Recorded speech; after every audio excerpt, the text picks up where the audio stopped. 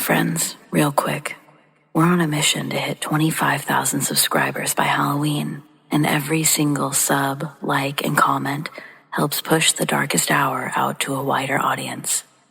So if you enjoy spooky stories and want to help this haunted little corner of YouTube grow, hit that subscribe button, because it truly makes a difference. Thank you. Now, on with the show.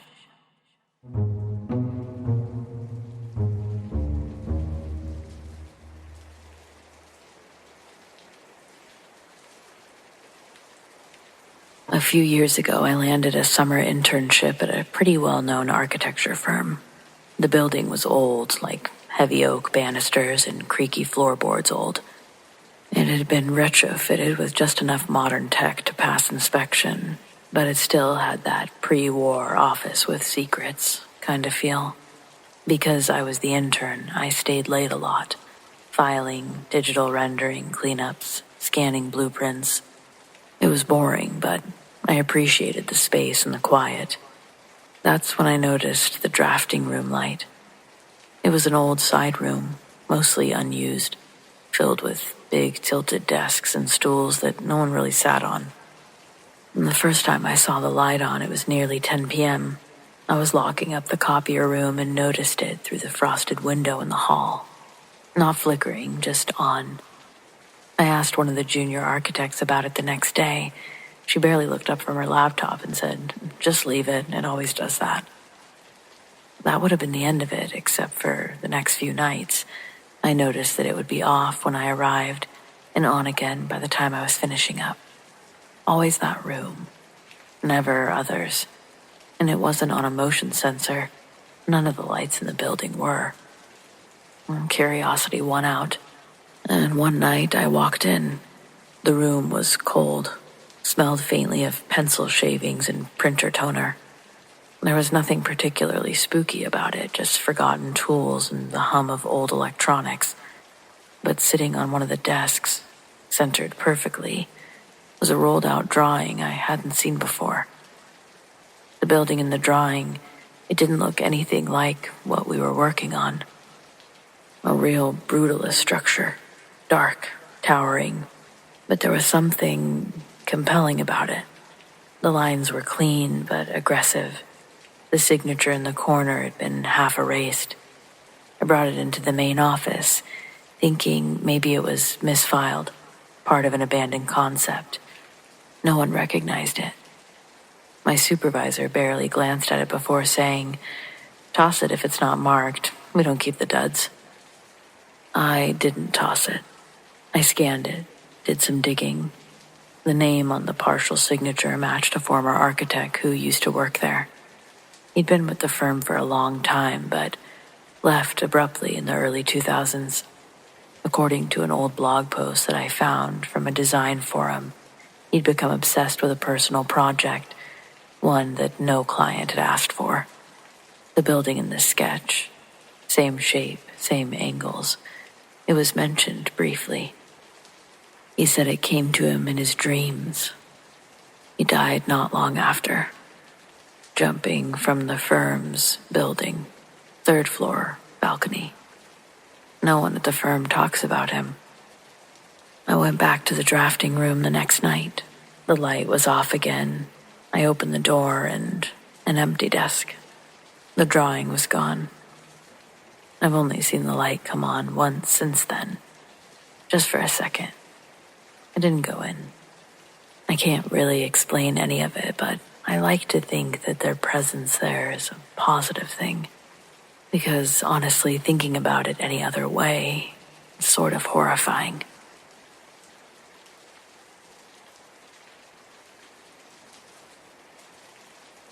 This happened about a year ago when I picked up a few overnight shifts at a hospital outside the city. I'm a float nurse. Basically, that means I go where I'm needed. Mostly short-staffed units, sometimes admin support. It's not glamorous, but I like the variety. The building itself was one of those older, multi-wing hospitals that's been expanded over and over. Some of the older floors aren't even used anymore, sealed off or partially converted into storage, depending on the budget that year, I'm sure. On my second night, around 2:30 a.m., I got a page for room 419. I was on the third floor, so I figured maybe the patient number was wrong. Most of our active rooms start with 3-something. I double-checked the system. There was a room 419, but it was listed under the 4th floor, which hasn't been in use for over a decade. Thinking it was a system glitch, I cleared the page and moved on. Half an hour later, it came through again. Same room, same tone. I flagged it to the charge nurse, just in case I missed something. She gave me a weird look and said flatly, "There's no one on the 4th floor, just ignore it." Okay, easy enough. But a little before 4 a.m., I went to grab something from the supply closet near the back stairwell. And then, standing at the far end of the hallway, near the fire door that leads to the 4th floor, I saw a woman, hospital gown, barefoot. She was facing the wall, completely still, like she was listening to something through the plaster. I took one step toward her and said, "Ma'am, are you all right?" She didn't move. I blinked, literally just blinked, and she was gone. I don't mean she walked away or turned, just gone. The hallway was empty. The fire door was closed. I checked the door out of sheer instinct. It wasn't just closed. It was locked, bolted from the other side. No way someone could have slipped through, much less barefoot and unnoticed. I didn't report it. I just stood there for a while trying to make sense of it. The next morning, I casually asked the day staff if they knew anything about room 419. One of the older nurses looked from her notes. She asked, "Why? It's not in use." When I pushed a little bit more, she paused and said, "A patient died in there, long time ago. There was a whole investigation. I think they shut the whole wing down after that." She didn't offer details. I didn't ask for any. I've worked a lot of hospitals. Weird things happen on nights. Alarms go off, lights flicker, and machines behave strangely. But I've never been paged to a sealed-off room before. I've never seen a woman who wasn't really there. And I've definitely never left a floor so fast in my life.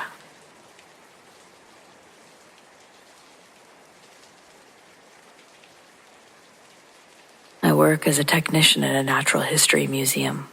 Lots of cataloging, temperature checks, making sure drawers full of rocks and bones don't get misplaced. Still, as dull as it is, I love it. It's quiet work, and the building has this odd, dignified kind of stillness to it. Anyway, about 8 months ago, we were preparing for a fossil rotation, basically swapping out some of our older pieces for newer ones from an off-site storage. One of the drawers I was assigned to inventory had no label. That's not unheard of, especially when interns handle storage. But the fossil inside was unusual. It looked like a partial skull, but not one I recognized. Almost bird-like. Sharp, rigid, but oddly smooth in places. No tags, no number, no notes in the digital system. Just sitting there in drawer 43B. I flagged it for review. Our curator, Jen, didn't know anything about it either. She assumed it had been misfiled or left behind from a loan return. I moved on. But a few weeks later, I got a message from night security. The guy on shift, Eli, said he noticed something odd on the camera feed. I figured it was another janitor walking through a restricted zone, but when I looked at the clip, the footage was glitched, just in one corner, right over drawer 43B. The timestamp would skip ahead like 40 seconds, and then the feed would resume as normal. It happened usually twice a week, always around 2 a.m., and that drawer would just curiously be open. Museums are old buildings. Wiring gets weird, cameras need replacing, stuff happens. But it kept happening. The same drawer, the same glitch, same time window. Eli didn't seem too rattled, just curious. He told me, half joking, that he did some digging, looked up our archives, loan logs, even old hard copies of the inventory list. Nothing matched the fossil in 43B. It essentially didn't exist on paper or digitally. One night he texted me a screenshot. The drawer was open, not wide, maybe a few inches, but no one had been in that room since closing. The cameras didn't show it opening. One frame closed, skip, next frame, slightly open. Eli said he walked by a few minutes later and it was shut again.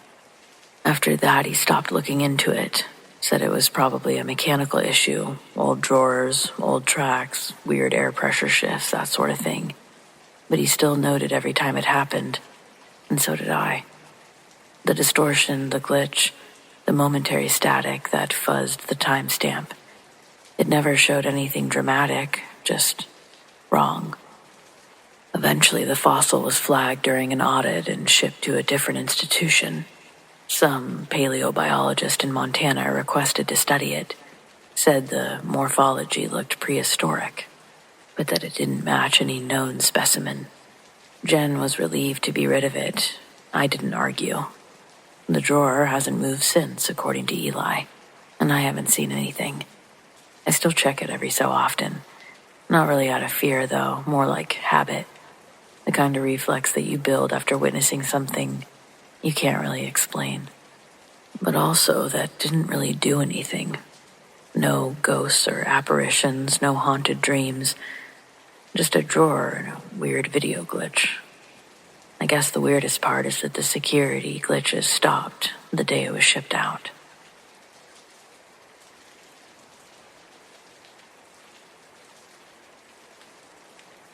I'm not someone who considered myself a paranormal believer.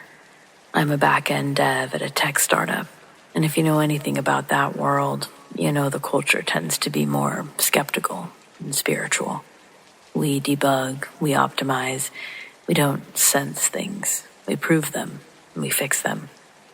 But I'm writing this because I don't know how else to explain what happened. I joined this company about 6 months ago. Small team, big ambitions. Your standard post-Series A grind. I was mostly tasked with cleaning up legacy code, deep, ugly stuff that's been patched over by too many hands.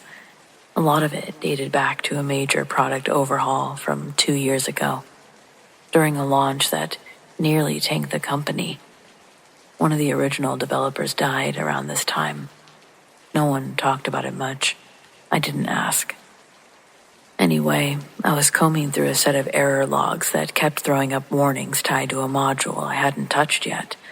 The logs referenced lines of code that didn't exist in our repo. I figured it was a misfire from a deprecated branch or a ghost file that someone forgot to kill during a migration. I know that all sounds like jargon, but basically, I thought it was something typical, something I could fix. But it was something different. Hidden deep in a shared folder, a ghost file. Like 4 levels deep. It was a script that hadn't been touched in over 2 years. At first it looked like test junk, but I opened it. I noticed something weird. The comments. Most developers leave shorthand notes, quick stuff like fix later, this is a mess, don't touch, that kind of thing. But these were personal. I love you, Anna. I miss you, Katie. Thank you, Taryn. At first I thought someone was messing with me, but no one knew that I'd be the one assigned to this module. My name, Taryn, wasn't anywhere in the system when these were written. I hadn't even applied to this company yet. I tried to delete the file. The second I did, the lights in the office started to flicker. My monitor cut to black for maybe 5 seconds, and I was sure that I'd just broken everything. It was just long enough to make my stomach flip. And then it came back on. The file was still there, untouched. I left for the day. That night, curiosity got the better of me. I looked up the guy who worked on the project during the original launch. His name was Michael Rain, had died suddenly. There's a memorial post buried in the company's blog archives, full of polite corporate language, but I found the real obituary in a local paper archive, survived by his wife, Anna, and their daughter, Katie. I don't know what made me do it, but I reached out. I tracked down an old email address listed under a freelance site that he used. It was still active, forwarding to his wife, I presumed. I sent a message, explained who I was, what I found, and included the lines. I told her that I knew how strange it sounded, and that it wasn't meant to be intrusive. I just thought she should see it, because it felt like it was meant for her. She never responded, and honestly, I didn't expect her to, nor do I know if she ever got the message. The file's still there. The comments haven't changed. No new messages. No more glitches. Just silence now.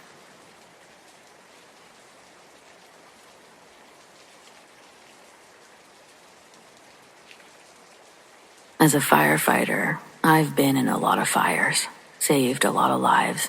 I've even had my own life saved while on the job. But one that sticks with me for different reasons is the one that I'm going to share today. It was a first alarm fire turned two-alarm blaze in the heart of downtown, a dilapidated apartment building, all dry wood and tight spaces. By the time we arrived, the top floors were fully engulfed. It was clear that this was a 3-alarm. We went in fast. People were screaming from their windows, still trapped on upper floors. The radios buzzed with chaos. My team and I worked methodically, clearing each unit in the apartments. And that's when I found him. He was slumped in a corner on a third-floor apartment, unconscious, smoke curling around him like a shroud. The heat was unbearable, the walls groaning under the strain of the fire. I didn't have time to think. I just grabbed him, hauled him over my shoulder, and carried him down 3 flights of stairs, barely making it out before the building collapsed. Outside, I laid him on the pavement, and the paramedics took over as I caught my breath. My adrenaline was still surging as I watched them work to stabilize him. I didn't think much of it at the time, just another life saved, another person who got lucky. A week later, though, I saw his face on the news. He wasn't just some unlucky tenant. He was a wanted man, a fugitive who'd been on the run for years. The news anchors called him a drifter killer. He'd been moving from town to town, targeting people who lived on the margins. Runaways, sex workers, the homeless. 12 victims confirmed. Maybe more. It hit me like a punch to the gut. I'd saved a killer. And that was a first for me. But just as far as I'd known, you know? You don't usually get to follow up with the people you save. It's just your job to save them. The arrest made headlines. The fire had forced him out of hiding, and my rescue brought him straight into the hands of the police. At first, I wrestled with the irony. The job I'd sworn to do, saving lives without judgment or hesitation, had also meant saving a man who'd stolen so many lives himself. The trial was a media circus.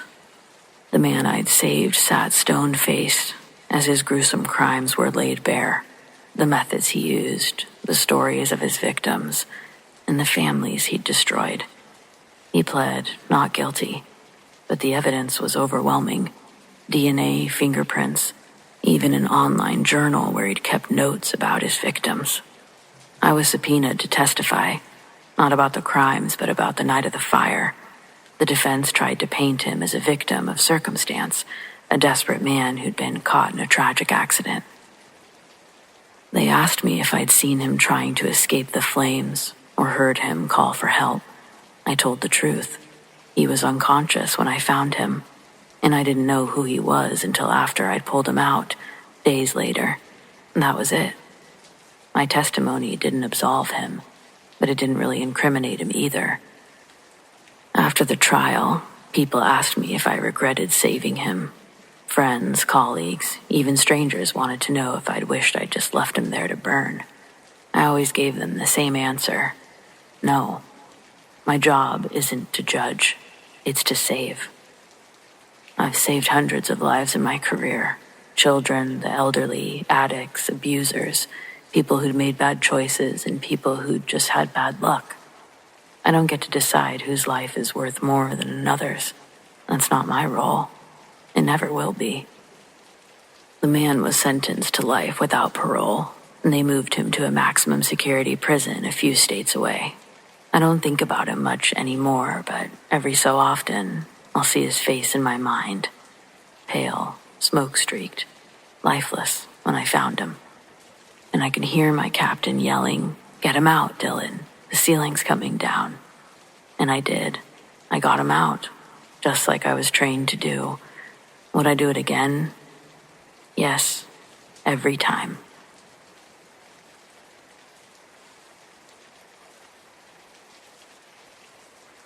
My cousin used to teach at the tribal school on our reservation. Her name's Dora. Dora has a story that she'd never tell publicly, but thankfully has a wonderful, loving, beautiful younger cousin willing to share it for her. I'm not on here trying to put Dora or our tribe in a bad light, and that's why I'm keeping our reservation name out. So, Dora was a 12th grade English teacher at the high school. It's the year 2000, and they're all on winter break. She attends a party at my house and decides to head home around 2 a.m. That night, a dense fog had blanketed the reservation, and already having a few drinks, Dora begins to have a change of heart about driving all the way home. Her house was only a few miles away, but from my house, the high school was just a bit closer.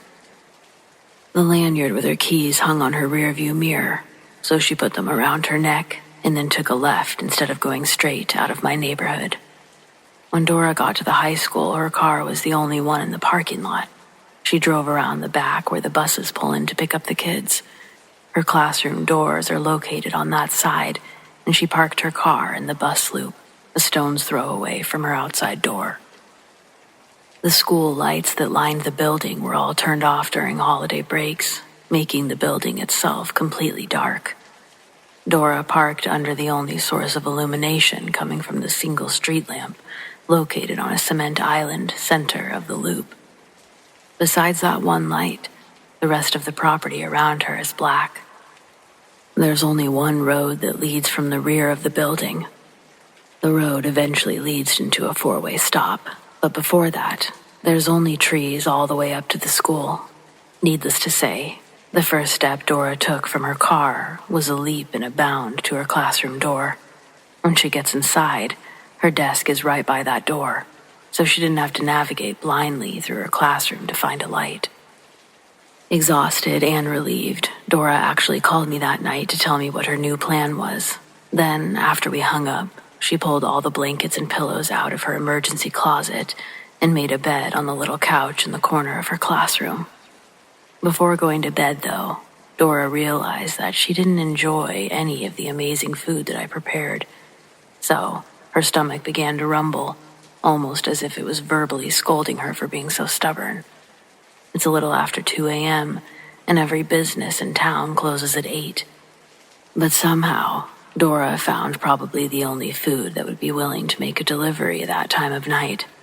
She found the phone number to a donut shop right outside reservation lines, and most likely taking pity on her desperate voice through the receiver, agreed to make a delivery to the high school. Taping an envelope with cash and a tip onto her door, Dora gave specific instructions on where to go and what to do. So the driver would go to the back of the school. The classroom's the only one with the lights on. Money's on the door. Leave the donuts outside. Nothing too crazy. Through the curtains, Dora eventually sees headlights pull in, and her confidence grows that her directions were accurate.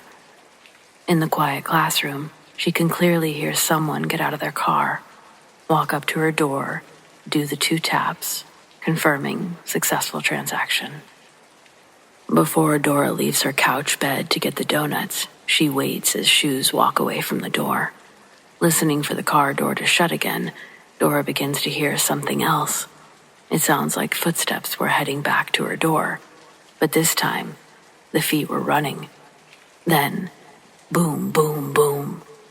Dora's jolted from her frozen position, practically jumping out of her skin when someone starts pounding on her outside door. For the quickest moment, Dora thinks that she may have shorted them on the total, but she knew that she gave more than a generous tip. Then, the person banging on the door begins to scream, "Please, let me in.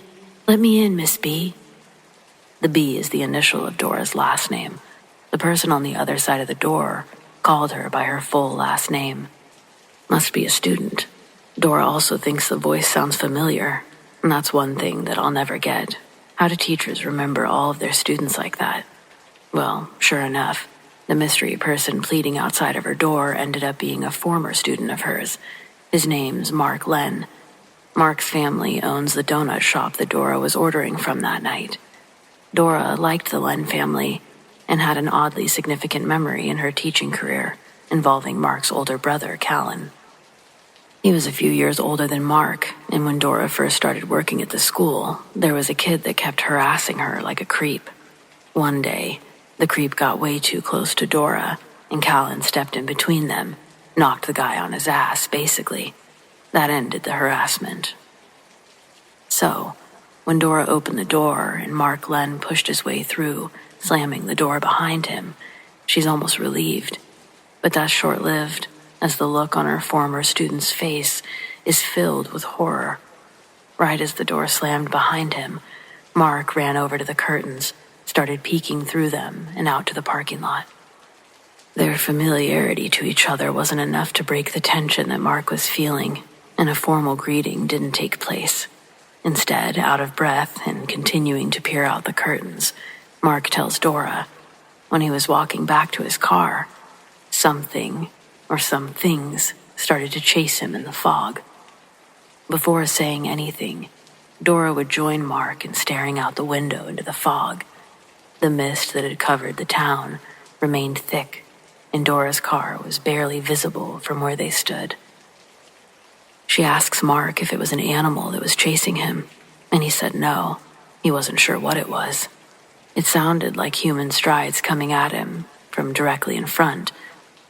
When Mark stopped his pace in the fog to listen, along with the first pair of legs approaching, he heard a second pair of running feet in pursuit, coming at him from the right.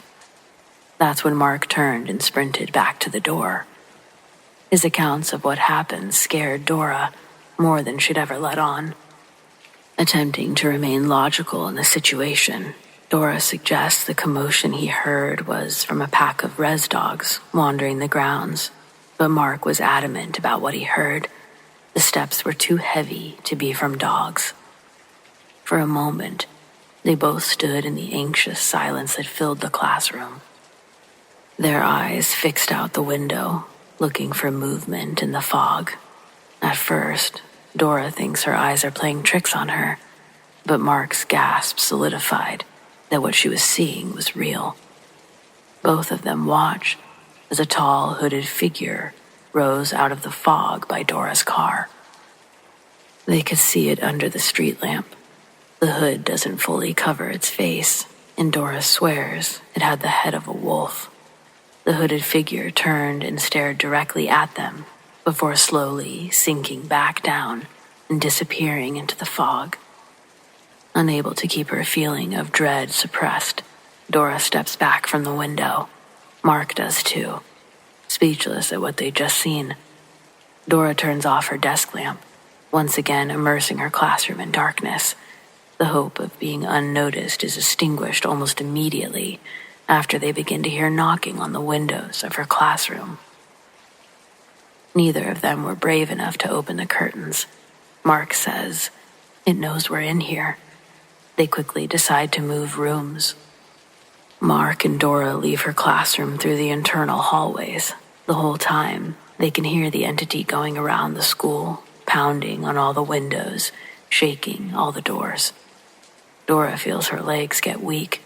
She's about to pass out from fear, and Mark sees her wobbling and catches her before she collapses. Still conscious, Mark assists her to the closest room, which was the kitchen. After setting Dora on the ground, Mark asks if all the doors are locked in the building. Dora doesn't know. Hearing this, Mark takes it upon himself to independently take off to check all the doors, as Dora sits trying to regain a stable breathing rhythm. It's almost pointless, because just as her heart rate begins to go down, she can hear Mark scream. It echoes through the hall, heading back towards the kitchen. He's screaming, "It's inside. Lock the door." She sees Mark fly past the kitchen doorway. She hears another set of footsteps running through the hallway behind Mark. And when he doesn't run into the kitchen, she has no other option but to close the door and listen to what's going on just outside. Mark screams, and the sound of the chase trail off to another part of the school.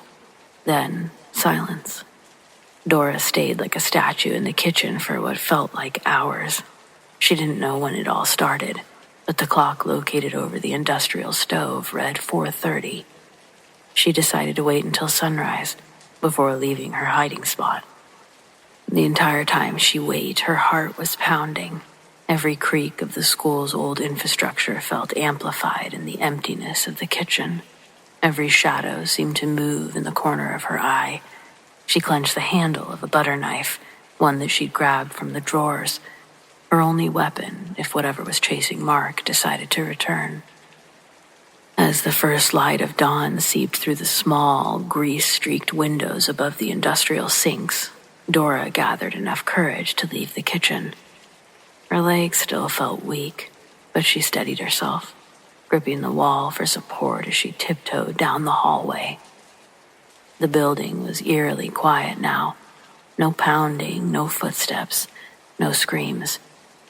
On her way back to her classroom, she passed the computer lab and froze in the doorway. The scene inside was not what she expected. Desks had been overturned, papers scattered everywhere. Most importantly, all of the computers were gone. She ran back to her classroom to see a similar scene.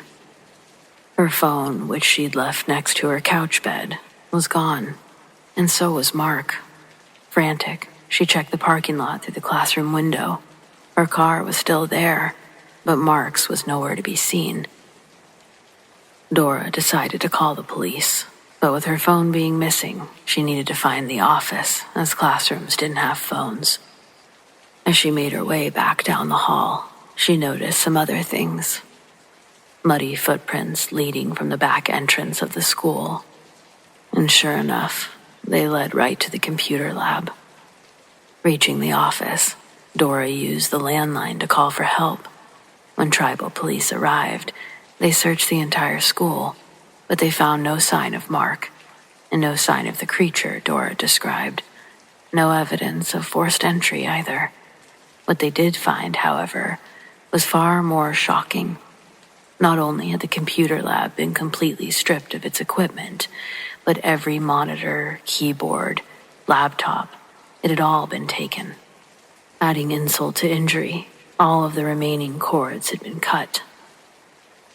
The officer questioning Dora seemed like he didn't quite believe her. "You're sure Mark Len was here last night?" he asked her. She insisted, yes, he was being chased. There was something out there, I swear. Dora insisted, recounting everything she'd seen, but as she spoke, she realized how absurd her story sounded. A hooded, wolf-headed figure, knocking and chasing them through the fog. The officer nodded politely, but still didn't seem convinced. He told Dora they would follow up with Mark's family and the donut shop, but for now, she needed to head home, get some rest. Dora knew what she saw, or thought she did. As the fog cleared, the reality of the situation began to sink in. It wasn't until the following day, when Mark and his older brother Callan were trying to sell some stolen computers, that the truth finally came out. That hooded figure and the eerie chase were all part of their elaborate plan to scare Dora away from the school, or essentially to let them in. They'd used the fog to their advantage, disguising themselves and creating chaos to cover their tracks, all so they could loot the computer lab. Callan, the mastermind, had even worn a wolf mask and a cloak to sell the illusion. As for Mark, his performance of terror had been convincing enough to manipulate Dora into hiding while they carried out the theft. The pounding on the windows, the running footsteps. It was all staged. When the police questioned Mark, he admitted everything, though he claimed that he had felt a twinge of guilt when Dora nearly passed out in the hallway. It was supposed to just scare her, he said. We didn't think she'd take it so hard. Dora, humiliated and furious, resigned from her position at the school. The administration didn't fire her outright, but the implication was clear. She'd let herself be duped, and the theft had happened on her watch. To this day, she avoids talking about what happened, but if you ever bring up that night, her face hardens and her lips tighten. The wolf-headed figure under the street lamp really creeped her out, but for it to all have been some way to take advantage of her kindness, well, that's just pissed her off for forever.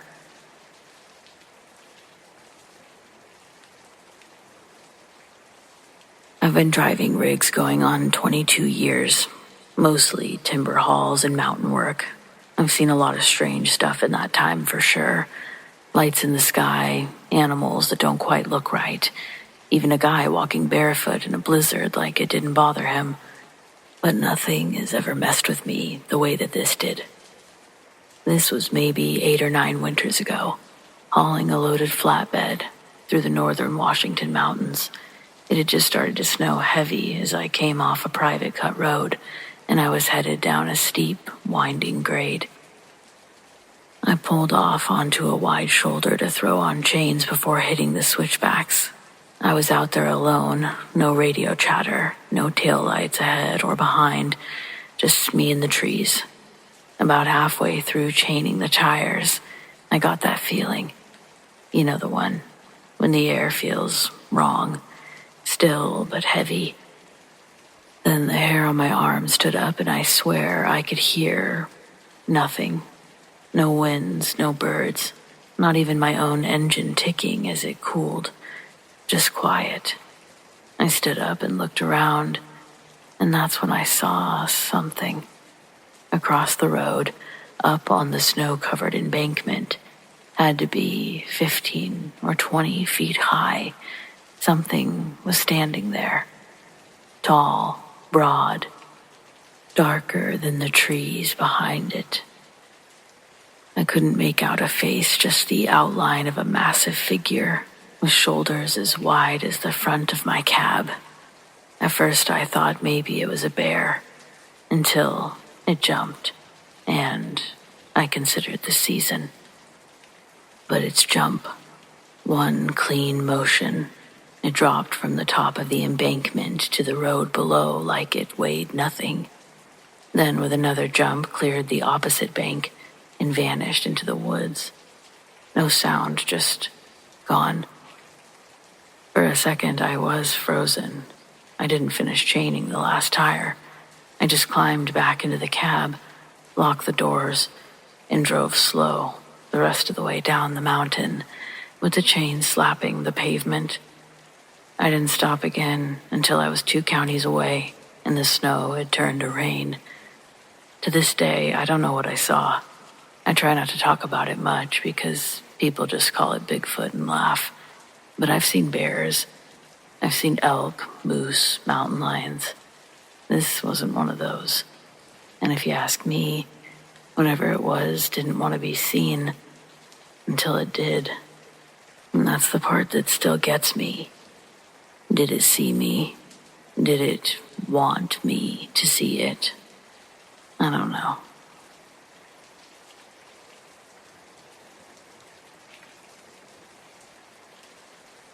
I'm not someone who jumps to paranormal conclusions.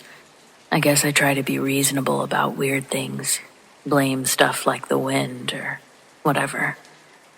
But there are a couple of things I've experienced that still sit with me, no matter how much I try to shrug them off. The first was years ago, when I worked at a bowling alley that everyone joked was haunted. And I mean everyone. Staff, regulars, even the regional manager. The stories usually centered around a former mechanic, one who passed away on the job years before I even started. Supposedly, he never really left. Most of the stories were harmless. Machines starting themselves, tools going missing and then reappearing in strange places. A bowling ball dropped in an empty lane with no one around. That sort of thing. Creepy, but I didn't pay it much mind until it happened to me. I was restocking the vending machines, totally alone. I had my hair up in a ponytail like always, and I felt this yank, a sharp little tug, like someone giving a playful pull just to mess with me. I spun around immediately, thinking a coworker had snuck up on me, but the room was empty. I even checked the security footage later, just to prove I wasn't losing it. Not a soul entered that room while I was in there. And there was nothing I could have snagged my hair on, nothing sticking out, no low-hanging wires or open cabinets, just a flat concrete wall and a vending machine. I'd been skeptical before, but after that, I started to believe that maybe the old mechanic really was still hanging around. He didn't seem malicious, just ever-present, like someone who didn't realize they'd clocked out for good. So that was strange for sure, but it was also a long time ago. What happened to my husband recently, that's unsettled me in a different way. We live way out in the swamp, real remote. It's peaceful during the day, but at night, it gets dark. Swallow you whole dark. No neighbors in sight, no lights but the stars. You get used to the quiet out here, and when something interrupts it, you notice. My husband told me this a couple days ago. He'd been asleep. I was still up in the den reading, and he jolted awake to a knock at the front door. Not a pounding, but a soft, familiar knock. He said it was my knock, the exact rhythm I use when my hands are full and I want him to come open the door. Then, clear as day, he heard my voice. "Honey." He sat up, a little groggy, but something about it didn't feel right. He looked over the headboard toward the front door, which we can see from our bedroom window. No one was there. Porch light was on. No shadows, no movement. Now, I should add, there's nowhere to hide out there. It's open land between the house and the tree line, and our porch doesn't exactly offer cover. If someone were messing with us, we would have seen them, especially with the way sound travels out here. He got up to double-check the locks anyway, but the door was still bolted. I hadn't knocked. I hadn't even left my chair. And the voice, he swears it wasn't muffled or distant. It was like I leaned up to the door and said it through the wood. Same tone, same inflection, like something wanted to make sure he thought it was me. We don't have an explanation. He hasn't brought it up again since, and I haven't pressed. But I know him. He's not the type to scare easy, and he wouldn't make something like that up. I do think about it often, now that he told me. When we go to bed, I always think about it. And I wonder how it knew my knock, my voice, how it stood there, pretending to be me. It's all too creepy.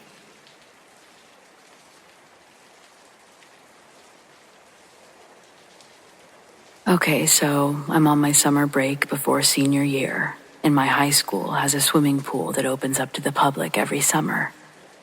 They also have a summer daycare for 1st through 6th grade, and those kids get to swim for 2 hours every morning. I'm one of the lifeguards. I started going in early so I could swim before the kids came. It was nice having the pool to myself. One morning, I dove in off the diving board and got out to jump again. When I came out of the pool and turned back toward the diving board, there was suddenly a little girl at the bottom of the deep end, laying there like a dead fish. She had a pink bathing suit on, long dark hair. I dove in before I could stop to think about the fact that her presence should have been impossible. She hadn't been there 5 seconds before, and the pool gate was locked. But when I opened my eyes underwater, I didn't see the kid anymore. I stayed down there for as long as I could, but there was nothing and no one on the bottom. I thought maybe they got out on their own because where else could they be? But I was still alone when I resurfaced. The gate was still locked. The kid had just disappeared. I didn't imagine it. I didn't mistake something else for a kid. She was there. When the daycare kids showed up, I talked to one of their teachers. She's an older woman who's been working at the school for something like 30 years. I told her what happened, and she got really upset. She flat out refused to listen to anything about it at all. Later that week, I ran into the vice principal in the office. He's worked there for a really long time. I tried telling him about the little girl, but he got mad and cut me off.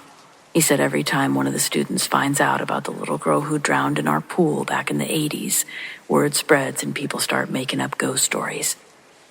He said one student even pretended that someone jumped on their back and pulled them underwater. A lifeguard had to pull them out, but the student was flailing so hard, they busted the lifeguard's nose in the process.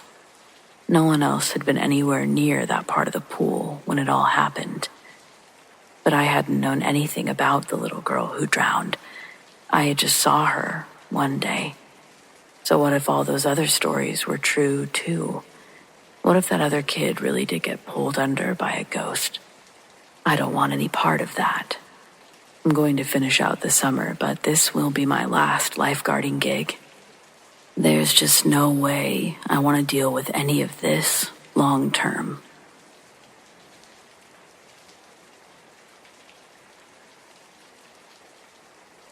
I was a 90s kid. My hometown is really small, and there wasn't a lot to do there.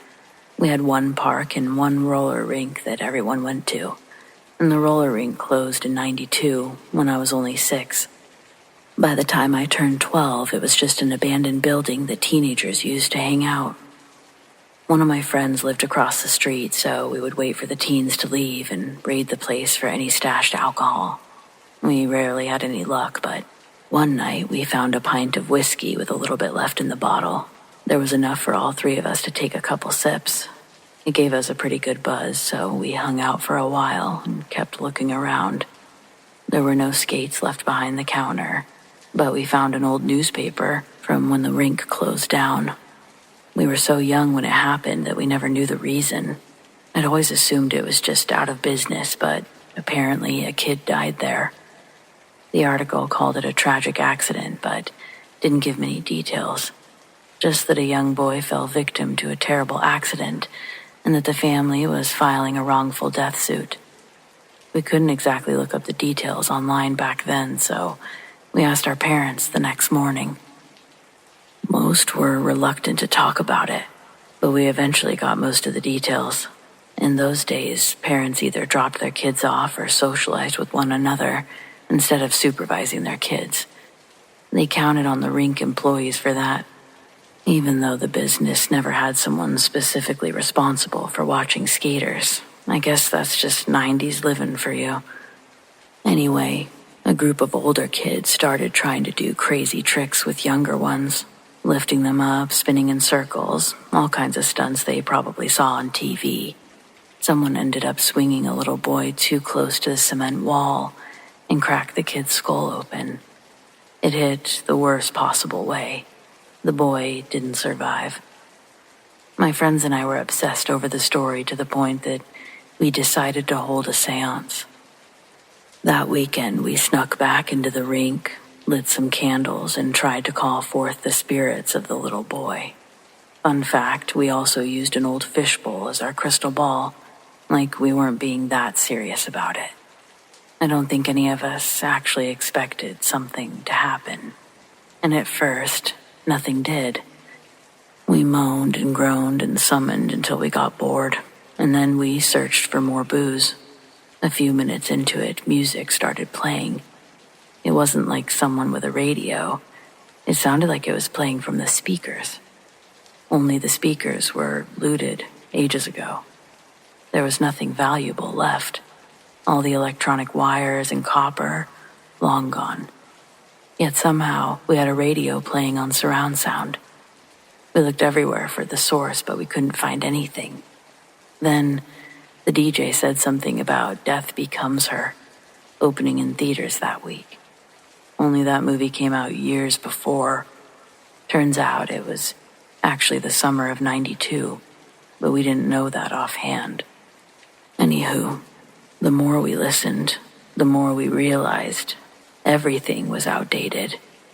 There was also an announcement for a Sears that opened back then too. If you want to talk logical explanation, someone would have needed to have a recording of that old broadcast and invisible speakers. So what the hell?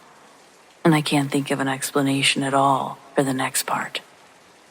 We were a little freaked out, but we didn't get really scared until the noises started. Like a bunch of people were skating. It wasn't playing through whatever the music was. This was coming from the actual rink. It was literally in the room with us. There was a hint of laughter in the air before a loud smack and a symphony of people screaming and panicking. To get out, we had to run straight through the chaos. One of my friends fell near the wall, said it felt like she tripped over something. Obviously, nothing was there, but she was sure that her foot kicked something. Once we got outside, all the noise stopped, including the music. It was like someone hit a switch. We lingered for a minute, trying to convince one another to go back inside, get the supplies, but none of us did. Eventually, we made our way back to my friend's house, and that was that. Over the following weeks, we watched the older kids come and go with no problem, but it was years before we went back inside ourselves. We never had another experience like that, but in 10th grade, one of my friends told me that her and a group of kids got scared out of there because of a sudden loud banging noise. They'd just been standing near that concrete wall when it happened. They thought someone had thrown something at them, but nothing was there. My senior year, they turned that place into a gym. After that, it was a restaurant, and today, it's an empty lot. My friend's family moved after COVID, so I don't know who lives in that house across the street anymore. I wish I did. I wouldn't mind asking if they hear strange noises at night.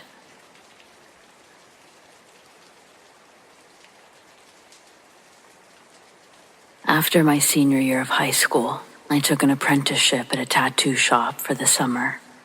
When I called to ask about it, a guy named Jolly answered the phone, though he didn't sound very jolly at all. Most of the apprenticeship involved cleaning the shop, answering the phones, and practicing pulling my lines on fake skin. I'm pretty sure I tattooed over 1 million roses of all different styles and sizes. Jolly also was a lot nicer in person. Besides customers, he was usually the only one opening and closing the shop every day, so he was pretty stoked to have someone helping him, keeping him company. And to the man's credit, he didn't once try to get creepy with me. Jolly was always respectful, even threatened some guy who was coming in to get a chest piece done. It was going to be a $2,000 tattoo, one that Jolly tossed out of his shop to protect me from his harassment. That's why I never felt unsafe when he and I would be the only ones at the shop, hanging out after hours. While he looked through the bills and separated little piles of cash for them, I'd either be picking up or practicing. On a few of those kinds of nights, though, something would happen that really filled the remaining nights that I'd spend there with anxiety. It sank in my soul every time the sun set. Jolly wasn't too happy about the circumstances either, but he was able to maintain his composure way better than I could back then.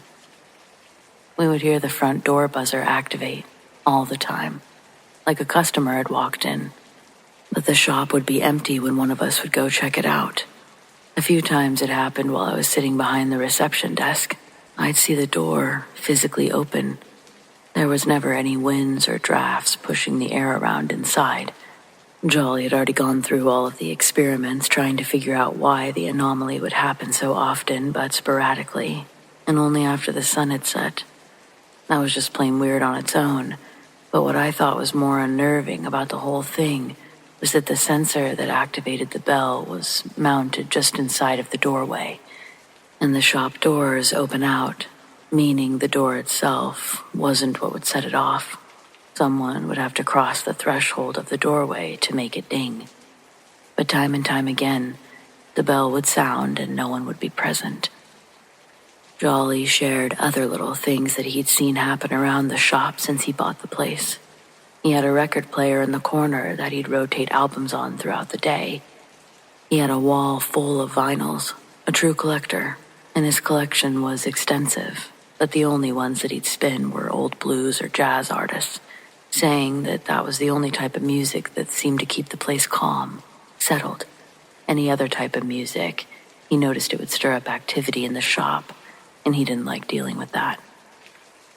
Jolly didn't outright say that the building was haunted, but he also thought that talking about it could make it act up. It was part superstition and part first-hand experience that he kept these rules in the shop. Ignore the oddities, clean up anything that may have spilled over, and return to the task at hand.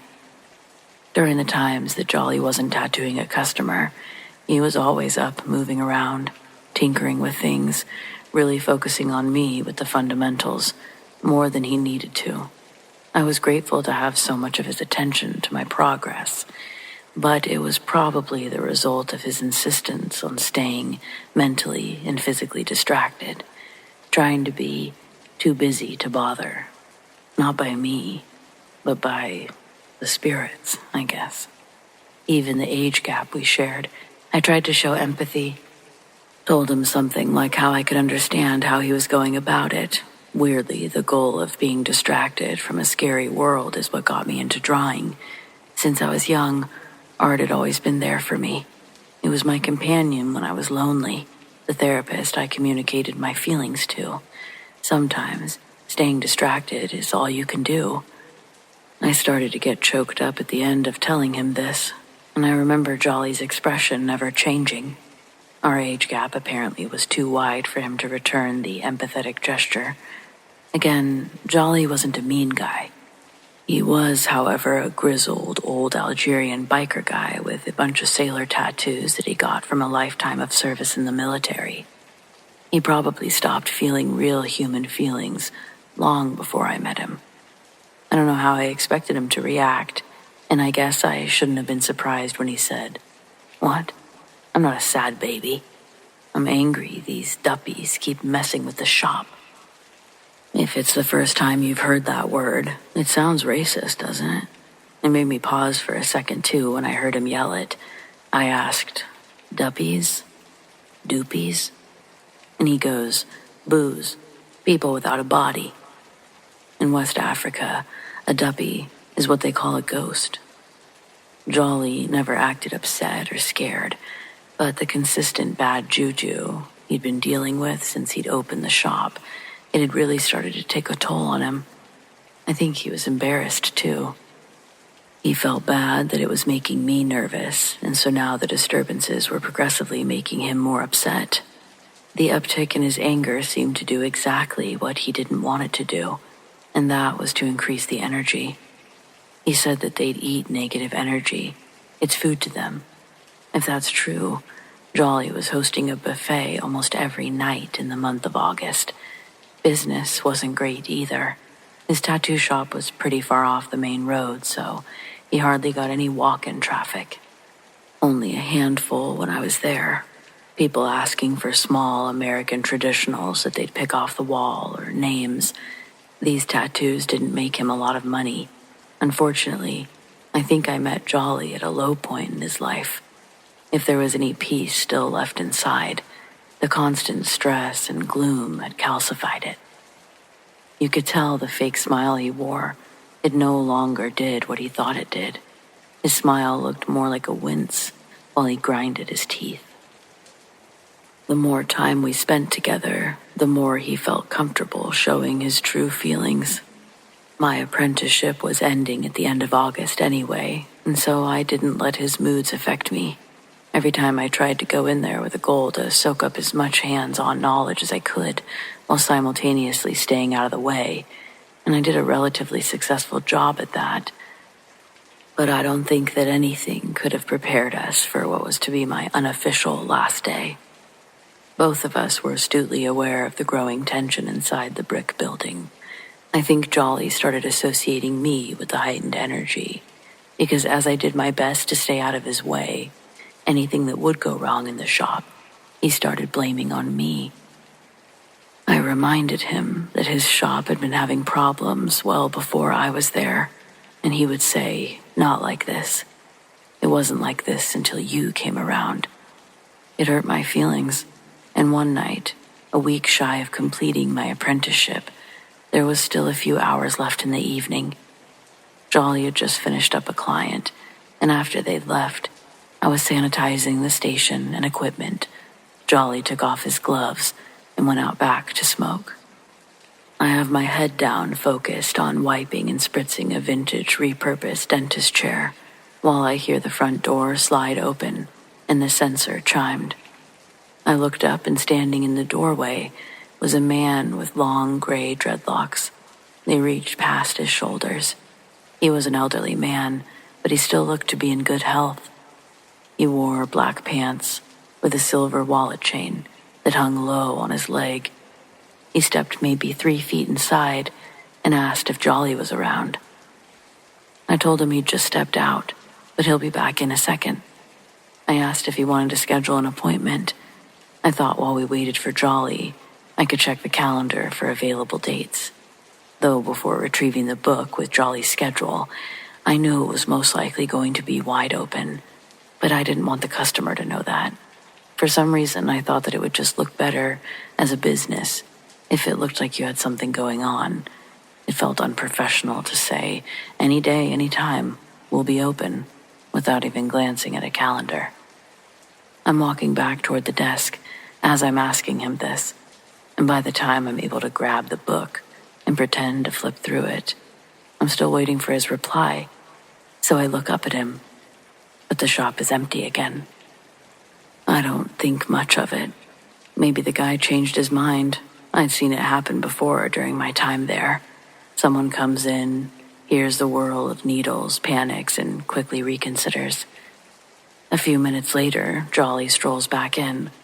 I tell him that someone came in asking for him, but I didn't get his name.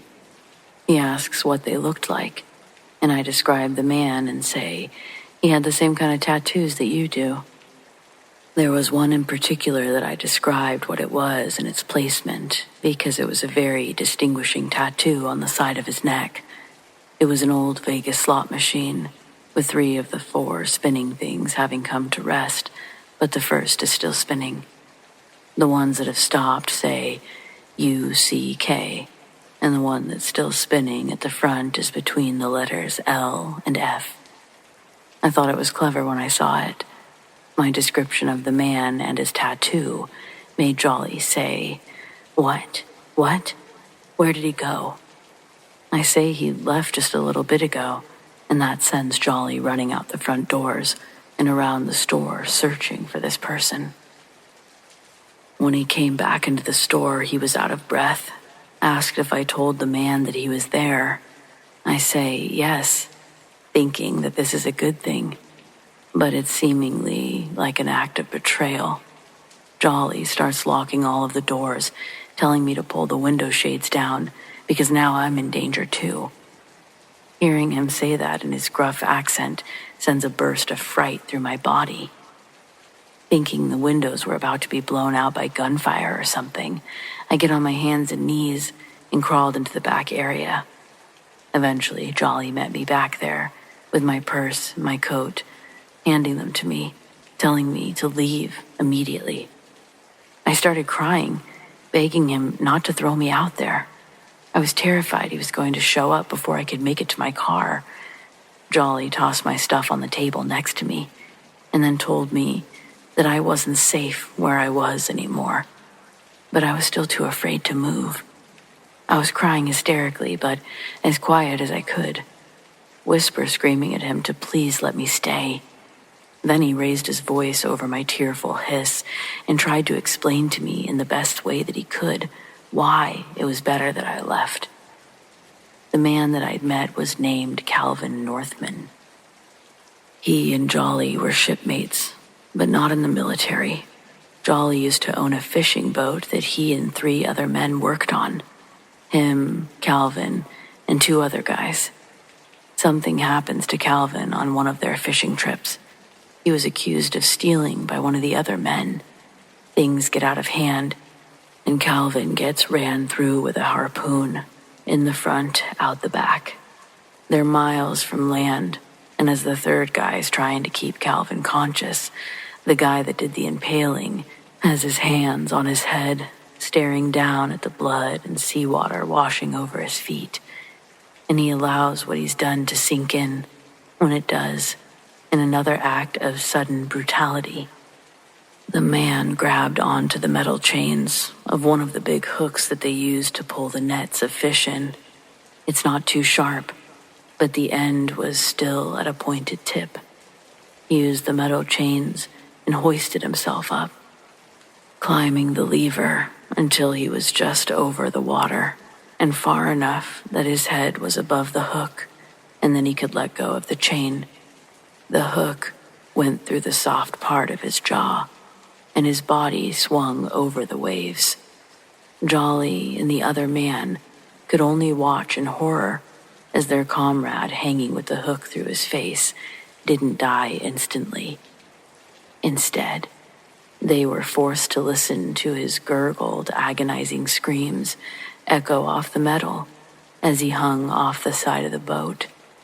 Then, Jolly described how the man used his hands to almost push the hook into his head, like he was pushing his body weight down until the hook went through enough skin for him to detach and fall into the ocean. With Calvin still barely alive, Jolly keeps the boat pushing forward, but Calvin dies before they can get there. I said, "Died?" "No, I swear he was right there," pointing at the entrance of the shop. He said that Calvin was angry that they couldn't save him, that they didn't protect him while he was alive. He came to Jolly in dreams. The night after his death was the first time he'd seen him, and ever since, Jolly had been living with a sense of unrest every day afterward, fearful that that would be the day Calvin took his vengeance. Adding, even the crewmate that was down there the whole time trying to save Calvin, he wasn't spared. He died a year later. A 34-year-old man, strong, healthy, died of a heart attack. Jolly said the only way a man like that could die that way is if he was scared to death. After saying all of this, Jolly again asks, demands, that I get my stuff and that I go. I could hear the sincerity in his voice. He really didn't want whatever was coming for him to also come after me. I did as he begged me to do, leave and never come back. When he'd said it, I thought, no way. Even if I do leave, I'm coming back. But I never went back to the shop. I didn't say goodbye.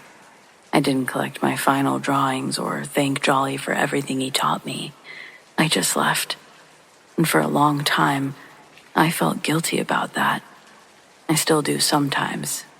But some things are bigger than closure. I don't know if Calvin ever came back again after that night, or if Jolly's still in that shop spinning records, waiting for the next door chime. I only know that when I think about that summer, I don't remember the flash of the machines or the smell of the green soap.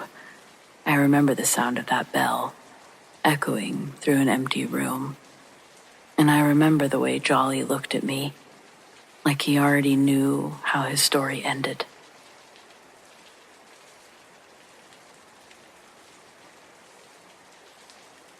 My friend used to be a janitor at a university.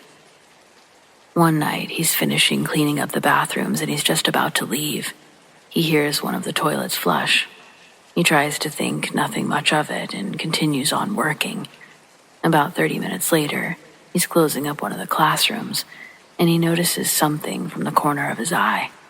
Looks like someone walking across the hall, going from one room quickly to another. He goes over and checks the rooms just to make sure nobody was breaking in. And of course, they're empty. He's been working there for years, so he just moves on. As he walks back past the bathroom again, he hears a loud slam coming from inside, like someone slamming the stall. He then hears the bathroom flush one more time. The brave guy goes back in there to see what's up, and of course, it's empty. Way later on, as his shift finishes, he walks to the lot where his car is. He feels like something's watching him. He turns around to check, and he swears he saw some sort of figure in the distance quickly hide away.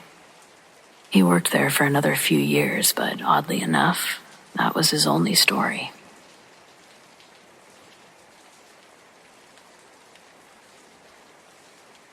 My dad worked in security. I got into it after he passed. One night, I was called on my night off. They needed someone to go fill in on another site. I'd never worked the site before, but hey, overtime. I accepted. It was one of my dad's old sites. So it's 0200. I'm doing my rounds.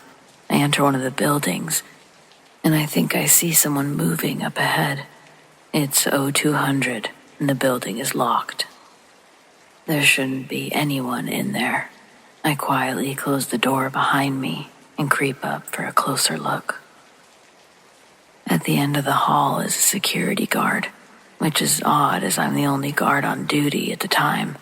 So I'm eyeing this guy, and I notice the uniform. It's for a company that doesn't exist anymore. In fact, it's for the company my dad worked for when he was at this site. So it hits me that this is my dad. I'm standing there, watching him. He's apparently doing a round of the building that I'm patrolling. I watch him. He looks directly at me, as if he could see me. He looks at me for about 30 seconds or so, and then he turns the corner. I ran to catch up with him, but he was gone. Almost 2 years later, I still swear I actually saw him that night. I don't know if it was a ghost, if I was hallucinating because it was one of his old posts and I was emotional, or if maybe somehow time loops exist and I actually saw him working the site in the past. I honestly don't know, but every time I have a night off and they can't find anyone to fill in, I jump at it, no longer for the overtime, but with the hope that whatever happened that first time happens again. I filled in over 20 times there since that encounter, and I haven't seen anything since.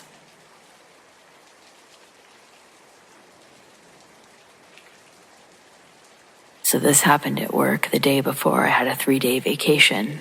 Now that I'm going back tonight, I've been trying to debunk what happened in any way I can, because I don't really believe in the paranormal.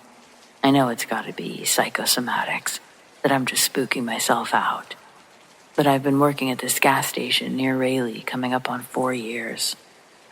There's a tavern across the street that used to be called Flips, and when I was a kid, it was known to be frequented by an MC of violent bikers.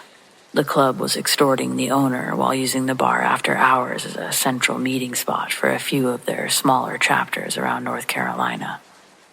All their Harleys used to be parked outside when my school bus drove by, and there were always 2 or 3 of the club's members standing outside, smoking and joking in their vests.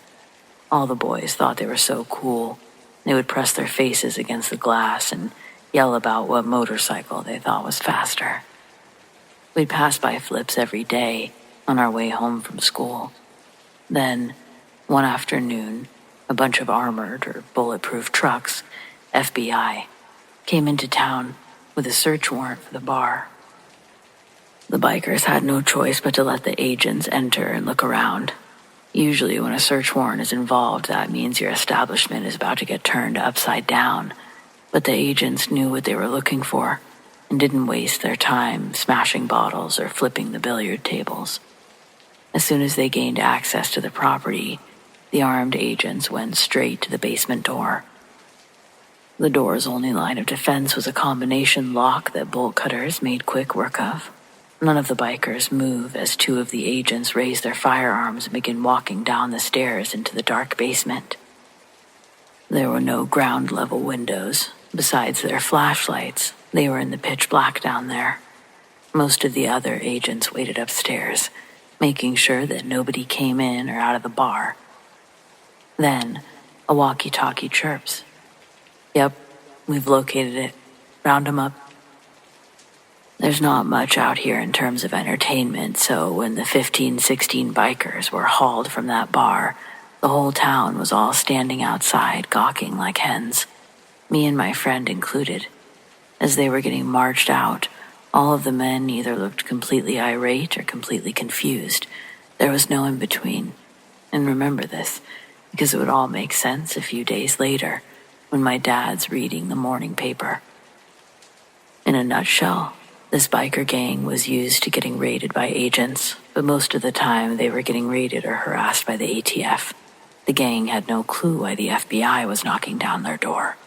They weren't faking their confusion. They really didn't know what the agents found in the basement until interrogation started. And that's when each of the men were pulled into separate rooms, accused of murdering 3 backpackers. Their remains, along with their backpacking equipment, were all found in a shallow pit, one that had been dug in the basement of the bar. It was hidden under thin wooden boards and a carpet.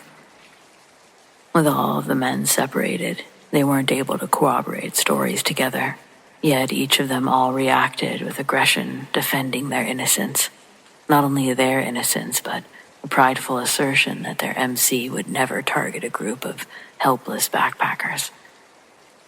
Besides the bodies having literally been discovered at their bar, they had no other evidence that they could pin any of the members to these murders with. So eventually, they had to let them all go. The bar remained closed while the investigation continued. After months go by and the FBI brings in someone else for questioning, this time it's the right guy. Come to find out that it was the owner of the bar that had murdered those backpackers. Because the MC had been extorting him, the FBI thought that he was part of the gang. When it somehow came up that they were just extorting him for the bar, the FBI decided to set up another group, specifically to investigate this guy. And not only did they link those backpackers to him, they were also able to link him to a few other open cases south of Highway 40. Yeah, apparently the owner of the bar was some sort of serial killer. So that's a thing. Decades pass, and after the deeds passed around to a few optimistic owners, the bar is eventually abandoned, left to decay while nature grows and slowly obstructs its view from the street and from the gas station I work at. Now, last Thursday I was scheduled to work 9 p.m. to 5 a.m. That night, my shift started as typical would be. This gas station is pretty tucked away from the highway. I'll see only a handful of people that night, most of which are just getting gas and don't even come into the store. Generally, to cure my boredom, I'm probably more attentive to the hot food rack than needs to be, but that's why our customers always get the freshest food. And I won't lie or give the name of my actual employer when I admit that I play a lot of games on my phone. The front of the building has 2 giant windows, and as I was leaning on the counter progressing through one of these games, from the corner of my eye, I saw someone walk by on their way towards the door. I quickly raced to wrap up the task that I was doing on my phone to a save point.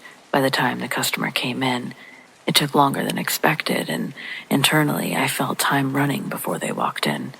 When I heard the door chime and automatic doors slide, I was going to have to drop my phone no matter what to greet the customer.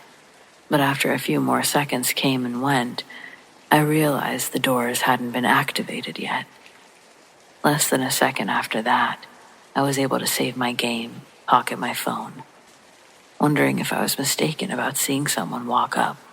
I look over to the door, and there is in fact a man standing there.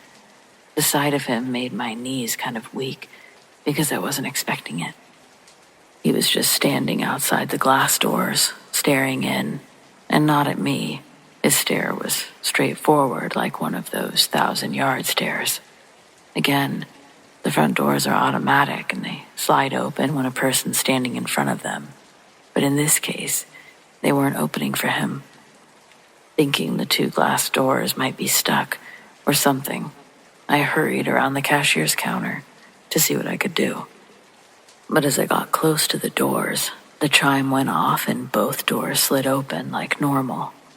Grateful the issue had resolved itself, I started to walk back to the counter, and then I'm like, wait, I'm right here. I should turn around and greet them or something. Say the door doesn't usually do that. I don't know. Anything would have been better than turning my back on them without a word or even a smile.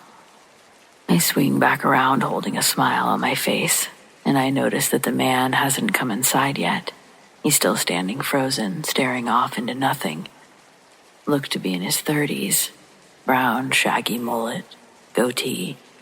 He was not dressed for the winter weather, by any means, but he didn't look dirty, malnourished, or hurt. Quite the contrary. He was actually quite good-looking. He was wearing a blue tank top and cargo shorts, with big brown hiking boots.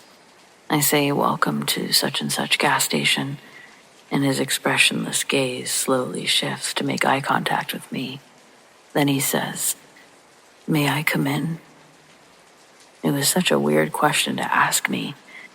I felt like an old merchant-time peddler when I responded something like, of course, what do ye travels require?" This guy walks past me into the store, ignoring my question, and I go back behind the counter with my head held in shame. What do ye travels require? Geez. I never had been smooth with the other gender, but that was a new low that I hadn't felt yet. So I'm organizing cigarette cartons, checking on the hot food, basically doing anything to keep my mind distracted. So I stopped replaying, "What do ye travels require?" over and over in my head. And soon, everything's organized. Not a vape is out of place. Not a hot dog is overcooked. I haven't seen this guy since he entered. The gas station isn't huge. I should be able to see most, if not all, of this guy's head while he's in the aisles. But there's no sign of him. The store is quiet, too, and the doors hadn't reactivated since I was standing there. It all starts to feel really sketchy, really fast. The hairs on my arm stand on end, and a gut feeling tells me to grab the bat from under the counter. We have a small TV next to the register. It cycles through our live security camera feed, and I closely examine them as each one pops up. This guy is nowhere to be found. With the bat firmly in my hand, I had no other choice but to do a few laps around the aisles myself. There were a few blind spots the cameras couldn't pick up. I checked those places first before doing a lap around the shelves. I couldn't believe it. There would have been no way that he could have snuck past me. Certainly not without triggering the front door.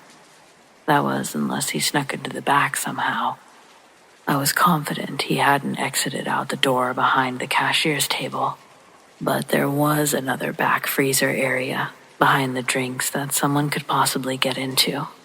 That would have taken them sliding the entire milk rack out of its case, then pulling it back manually, while standing completely undetected. It felt absurd, but there were no other places to check.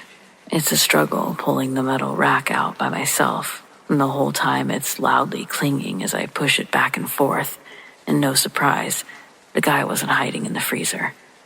I was in disbelief that I was once again alone in the gas station. I was determined to get to the bottom of it.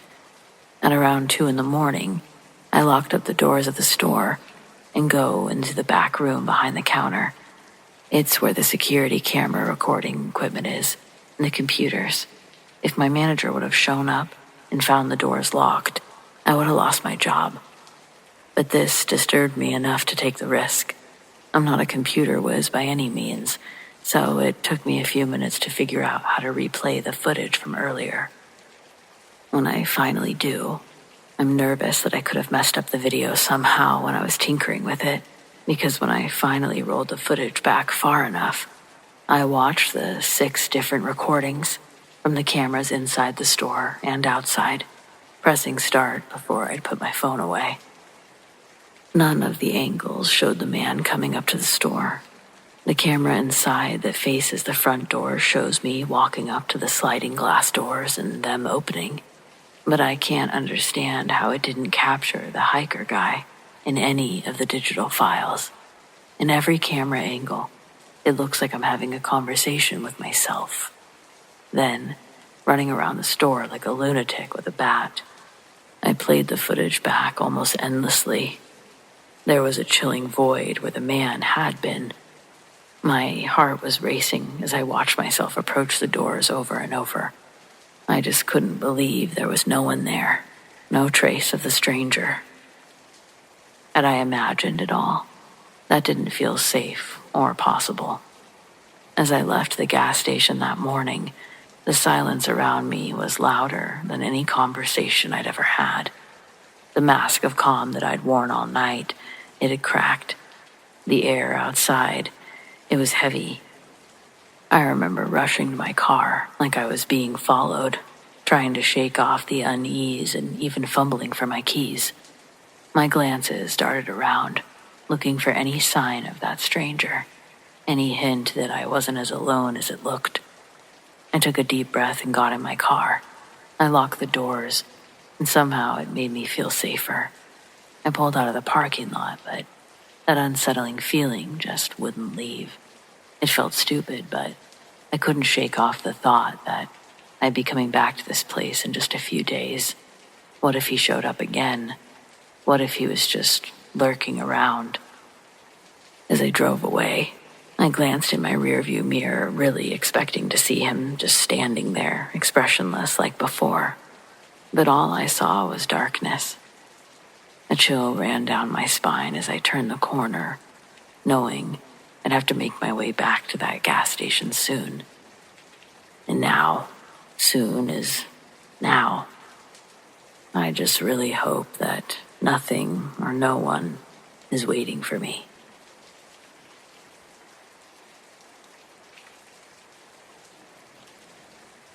I used to be the only person manning the overnight help desk for an IT company.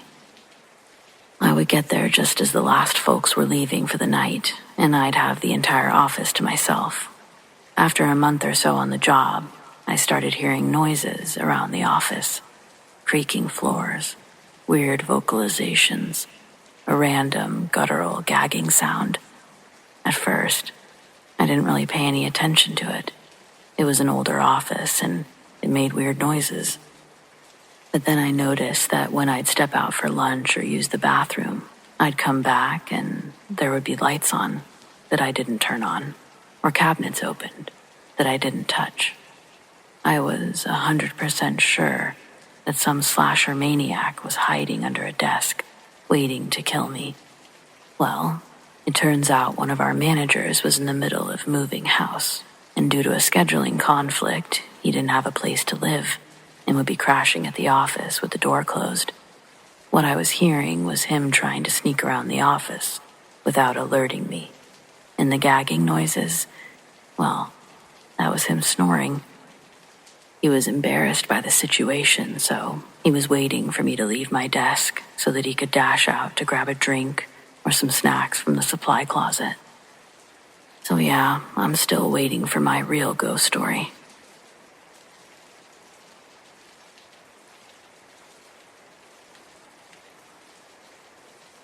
I worked overnight at a Subway inside of a 24-hour truck stop. One night around 3 a.m., a guy came in. Wasn't sure if he was drunk or intellectually disabled, but he seemed a bit off. He asked if I had a sandwich for him, and I thought that he meant he called in an order. I asked his name, and he took a few steps forward, and I saw that he was covered in blood. He told me I didn't need to know his name and to just make him a fucking sandwich. The truck stop hired off-duty state troopers to work security for part of the night, and we were all friendly. I asked the girl at the gas station counter to ask Hitchcock, the off-duty officer, to come help me with a customer. The officer was alerted to a problem without the guy realizing. The officer came out and saw a trail of blood leading up to the guy, and when he walked up, the guy tried to run. They arrested him and found out that he'd been stabbed, but that he'd also stabbed another man to death and was gassing up the car, getting food to go on the run. He was in shock, didn't realize he was covered in blood.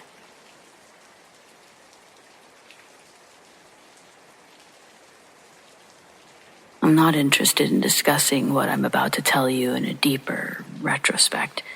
It is what it is, and I don't really care to think about how life could be different if I didn't know. My father was a medic in the war. When he came back, instead of furthering his medical education to become a doctor, he used his inheritance to purchase a bar in South Jersey. He was never affiliated with the mob, but he did on occasion associate with a few members that would go to his bar to drink. They were all on good terms. This was near Avalon in the late 60s. One night, when I was 16, I think it was a Tuesday, I know it was a school night, my father came home covered in blood. He looked over at me and said to go get him a towel and my mom, so I did what I was told. For some reason, when I saw him, I knew it wasn't his blood, that it belonged to one of my dad's associates. On typical nights, he got home around 4 a.m. after locking up the bar. But this night, he came home a few hours earlier. When my mom saw him, she almost fainted. My dad caught her and got blood all over her nightgown. I don't think he knew how bad he looked when he came in. He tells her, Pepper. Pepper's the name he called my mom. He goes, Pepper, calm down. It's not my blood. When she heard that, her demeanor switched from anguish to rage. When she knew my dad hadn't been hurt, that's when she got an attitude about the trail that he'd made that led from the front door to the kitchen. Both of us asking him what happened. Whose blood is that? But before my dad explains, he looked at me. I guess his parental signals were firing off because he tells me that I'm not missing school tomorrow, no matter what, no matter how tired I am, and I need to get my ass to bed. So I did as I was told. Right when I shut my door, I had my ear pressed against it, trying to listen to what my dad was telling my mom. I couldn't hear good enough, so I took the risk. I cracked my door, and I listened from the hallway atop the stairs. This is the story I heard. That night, my dad had just cleared everybody out of the bar. His bartender was sick that night, so it was only him taking out the trash and locking up. Somewhere in between those things, someone starts banging on the glass front door. My father ignored them, though, thinking it was just a couple of drunks who'd missed last call. Then, whoever was on the other side of the door addressed him by name. Along with the banging, someone was shouting, Marco, open up. It's an emergency. When he unlocked the door, 3 men entered his establishment. One of the men were being carried by the other 2. They told my dad to clear the pool table so they could lay the man down. All of them were dirty. He said it looked like they'd rolled down a dirty hill in tailored suits. The man laying on the pool table was the worse for wear. He was the one bleeding.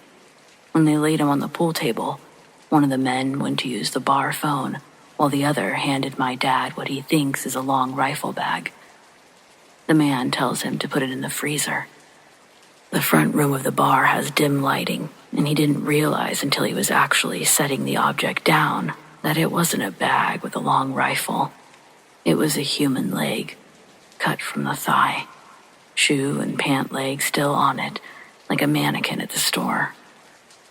When he was fighting overseas, my dad witnessed unspeakable carnage that probably changed the genetic makeup of his brain, because after he dropped the leg in the freezer, he immediately got materials to make a tourniquet.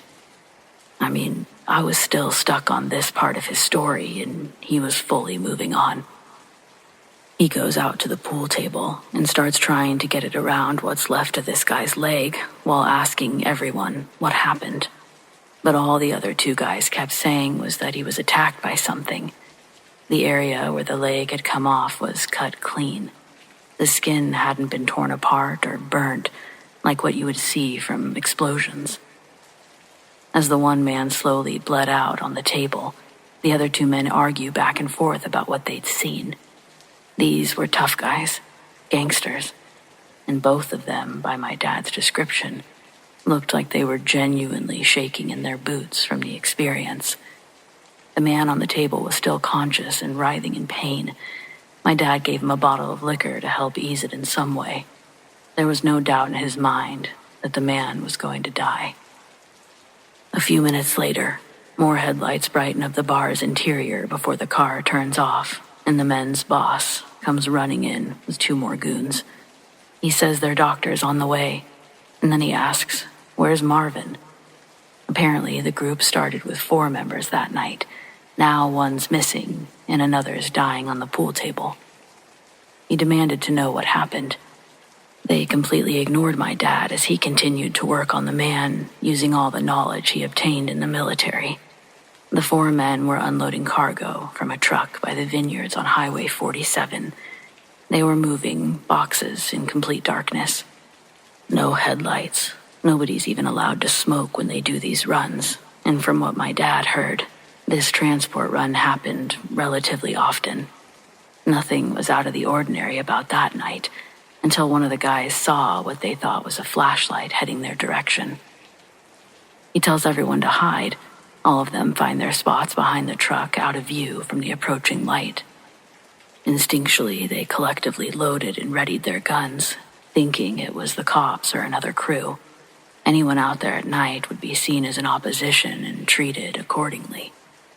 They're staring at this growing ball of light from their hidden spots, and what they've perceived as an approaching light was only growing in size, not distance. It was already much closer than they'd originally thought. What began the size of a firefly morphed and expanded to the size of a bowling ball. Then it opened, like a window sliding up. They didn't know what to do. All of them slowly abandoned their hiding spots to get a closer look. The air around it felt electrically charged. As it opened, it sizzled like a car battery. On the other side of the window, they could see a completely different landscape. There were no stars in its sky, and the trees that surrounded them didn't populate the area being shown. They scanned the ground on the other side as their point of view dilated, and what they saw was a partially eaten deer carcass. Then, one of the men said a woman appeared from the other side. She was beautiful, dressed in all white. It looked like the long, flowing robe she wore glowed like the electric window that had opened up.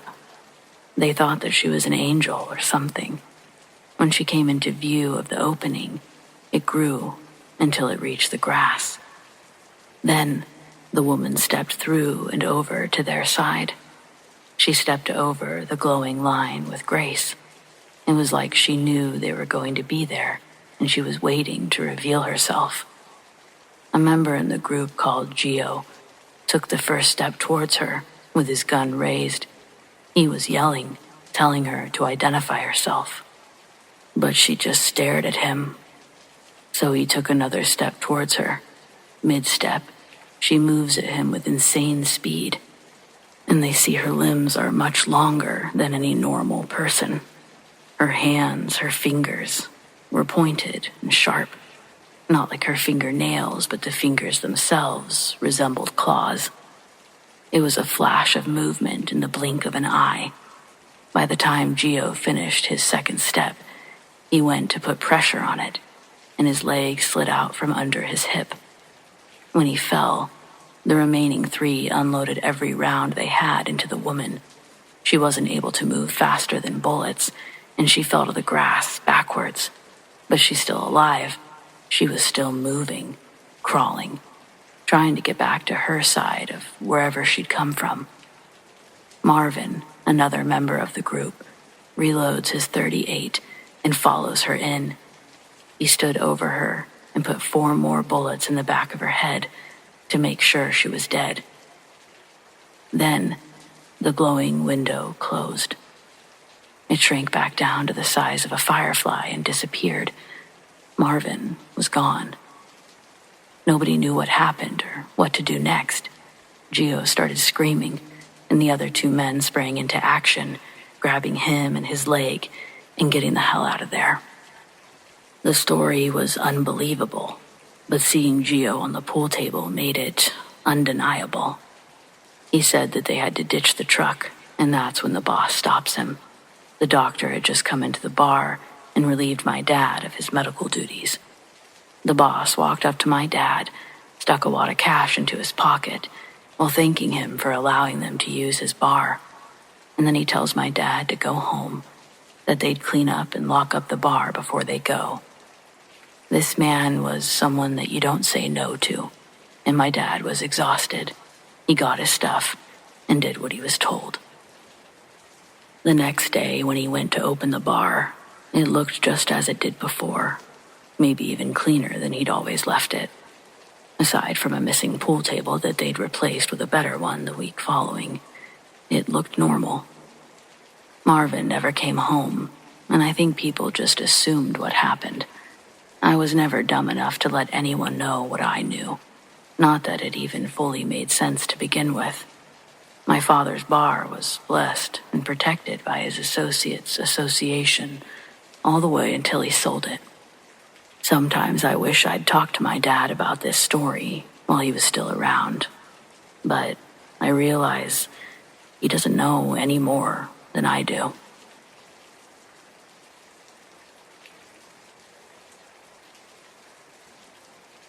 I worked nights at an office depot in the early 2000s.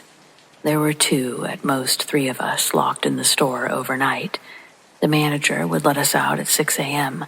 No one could come in or out without setting off the alarm. The weird things that happened started with footsteps down the hallway. My coworker and I would be in the back office printing signs, and all of a sudden you'd hear someone walking down the hallway towards us. One of us would peek out, and there would be no one there. One night we're working, and around 3 a.m., the store phone keeps ringing. My coworker finally picks it up, listens for a few seconds, and says, "Sorry, you have the wrong number," and hangs up. It rings again. Same girl. He hangs up. Calls again. This time he puts her on speaker. She's crying, sobbing. "Why won't you talk to me? What's wrong with you?" My coworker, "Ma'am, you have the wrong number. Please stop calling." He hangs up. He looks at me and he says, "This is fucking weird, man." I tell him it's just some crazy person calling. No big deal. The phone rings again. He puts it on speaker. "I'm not crazy." Click. She hangs up and never calls again. Scared the ever-loving shit out of us. One night I'm stocking the supply side of the store, envelopes and stuff like that. My coworker comes running over from tech and heads to the next aisle over. He says there's someone in the store. I think that he's messing with me, but he's clearly disturbed by it. We search the store, and no one's there. I asked what he saw, and he says that there was a man walking parallel to me on the next aisle. He was up on a ladder stocking printers and saw him. He was extremely spooked by this, almost falling off the ladder. One night, 3 of us were working together in one aisle, goofing off, really, and we hear a man's voice on the other side of the store yell out, "What the hell?" at the top of his lungs. It scared all of us so badly, we called the morning manager.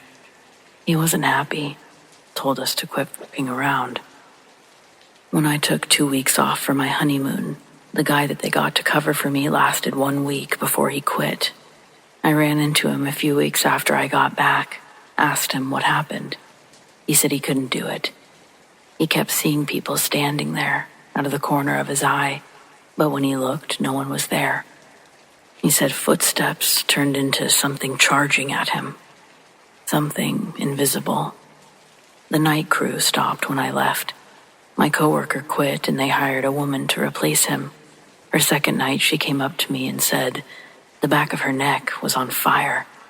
I looked, and she had these fresh, deep red scratches running from her neck to the middle of her back. They weren't bleeding, but they were obvious, and they looked painful. It scared the hell out of her, and me, to be quite honest. That was the last straw for me. I quit a few days later.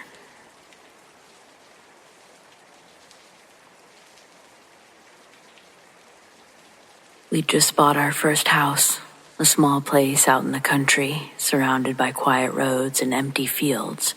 It felt like a fresh start. Our daughter was only a few months old, and I was still getting used to being home alone at night while my husband worked late. That particular night, I just put the baby down when I heard it. Someone fumbling with the front door, not knocking, not trying the handle gently. It sounded like someone trying keys that didn't fit. I figured maybe my husband had forgotten his, was having trouble, so I walked toward the door to help. And that's when I heard it. Clear as day, right behind me, like it had been spoken directly into my ear. Turn on the light. It wasn't my own thought. It wasn't imagination. It was a voice I'd heard before, just a handful of times in my life. And every time I had listened to it, and something bad had been avoided. So I flipped the porch light on without hesitation. Everything went still. The fumbling stopped. And then footsteps, fast retreating footsteps, pounding down the porch steps and into the dark. I couldn't see anyone through the glass, but I stood frozen. My heart was racing, but I wasn't even sure what had almost happened. My husband came home about 45 minutes later. I had his dinner waiting, but I couldn't hold it. Before asking him about his day or anything, I told him everything. He looked concerned, but tried to calm me down. Said maybe it was just someone at the wrong house. And then, just as we were settling in to watch the 11 o'clock news, the report came on. Breaking news. An inmate had escaped from the local correctional facility. Residents are advised to lock their doors and remain vigilant. The suspect is considered dangerous. That facility was less than 3 miles from our house. My husband picked up the phone and called the sheriff's department. They were already searching nearby. From what we heard later, the man had been spotted not far from our property, hiding in an abandoned shed. I still think about what would have happened if I hadn't turned on that light, if I hadn't listened. I don't know who or what that voice is, but I trust it.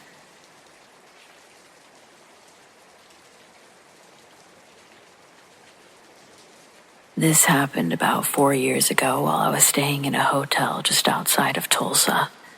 Nothing fancy, just one of those mid-range chains off the highway. Waffles in the morning, has free coffee 24/7 in the lobby. I was on a short work trip, just an overnight stay. I got in late, checked in.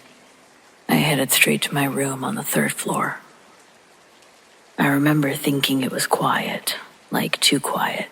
No TVs through the walls, no thumbs from above or below, and no one else in the hallway. That's rare for a hotel like this, but I figured I just got lucky. Around 2 a.m., I woke up feeling weird.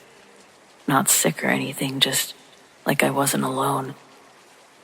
It wasn't something loud or anything banging or lights flickering, just a sensation. I sat up in bed and instinctively looked toward the armchair by the window. There was a woman sitting there, not moving, just sitting with her hands on her lap, looking straight ahead, but not at me, towards the TV, which wasn't even on. She was older, gray hair, long sweater, pale face. For half a second, I thought maybe I'd had a stroke or fallen asleep in the lobby or something. Then I blinked and she was gone. I don't mean she faded away or stood up. I mean she wasn't there. The chair was empty. I didn't scream. I didn't get up. I just sat there with my hands gripping the blanket like a little kid. Eventually, I turned on every light in the room, checked the closet, the bathroom, under the bed. Nothing. But I didn't sleep again that night. Just kept the TV on, waited for the sun. The kicker, when I mentioned it to the front desk on checkout, trying to laugh it off like, hey, y'all got any ghosts on the 3rd floor? The clerk just smiled too quickly and said, you're not the first to ask. I didn't push it. I just took my receipt and left, but I haven't stayed in that hotel chain since.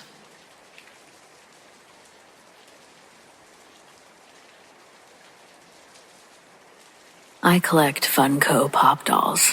It's a bit of an obsession. I have an entire room dedicated to displaying them. If I watch a show, I have Funkos for it. Most recently, I was trying to complete my Golden Girls collection, but I couldn't find a Betty White, so I turned to eBay. Now, Rose Funkos don't hold any special value. Most are under $10, but one listing stood out from the pack. It read, "This thing is evil. Pay the shipping and it's yours. No returns." Well, who could pass up a deal like that? I was thinking that it probably had some sort of defect, but I was willing to pay a few bucks just for the story. I tried asking the seller for specifics, but the only response they gave me was that the thing ruined my life and good luck. This only intrigued me more. There's no shortage of haunted items or cursed dolls on eBay, but they usually come with detailed claims of actual paranormal activity. Yet this person was either too lazy to come up with a good story or too traumatized to talk about it. And either way, I was going to get the doll. A few weeks later, Rose arrived and she looked perfect. The box was in mint condition. I was shocked, my curiosity only increasing. What was the seller's angle? They had a great rating, no complaints, no other haunted items. I couldn't figure it out, but their loss seemed like my gain. I put Rose on the shelf with the rest of my Golden Girls, and I went on with my day. When I woke up the next morning, I went into my office to discover that 3 shelves worth of Funkos had fallen onto the floor. It's safe to say that that had never happened before.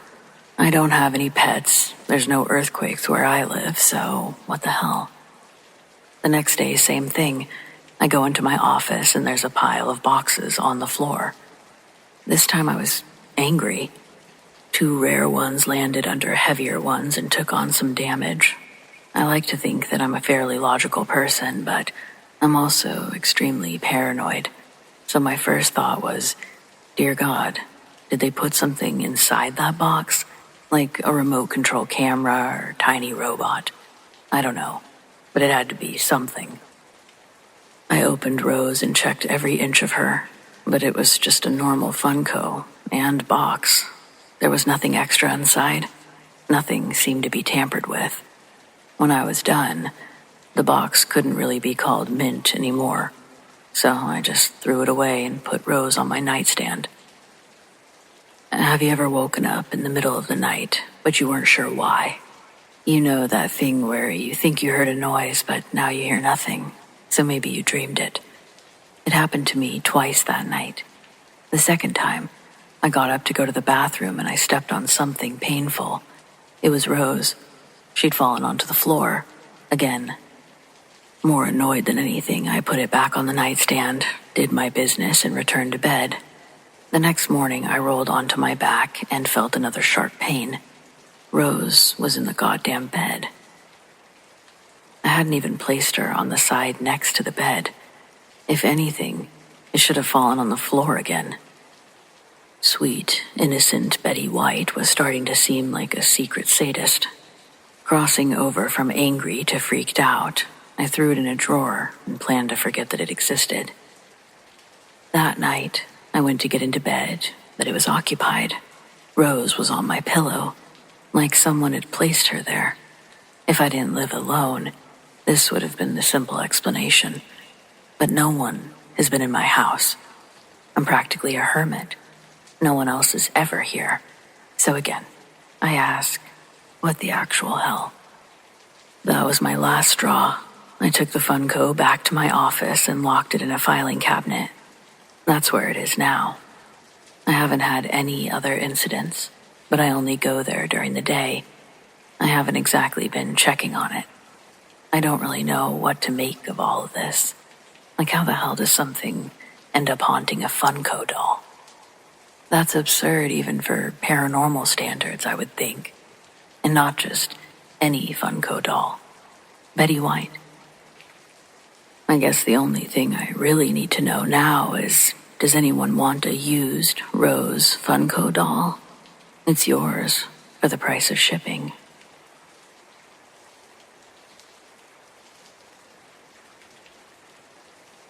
What made you quit your most recent job?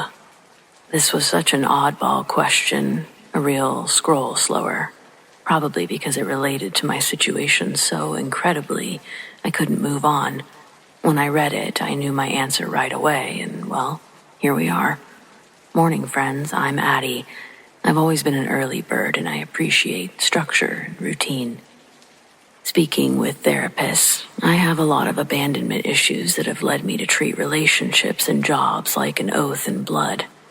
I've cut people off that probably didn't deserve it while keeping people close that were toxic from the start. It's the same for my employment history too, sort of. I've never had a meltdown at my place of work, but I have stayed in positions that made me want to ride the elevator to the top floor and jump from the roof. And yet, every morning I'd get up, get dressed, and go there, simply because I hated change. I hate feeling like the now will soon be something else. There's a story about King Solomon and his search for a ring, one that when he wore it and gazed upon it, if he was happy, the sight of it would make him sad. But when he feels the weight of the world on his shoulders and the sun forgets to rise, the ring will fill him with joy once again.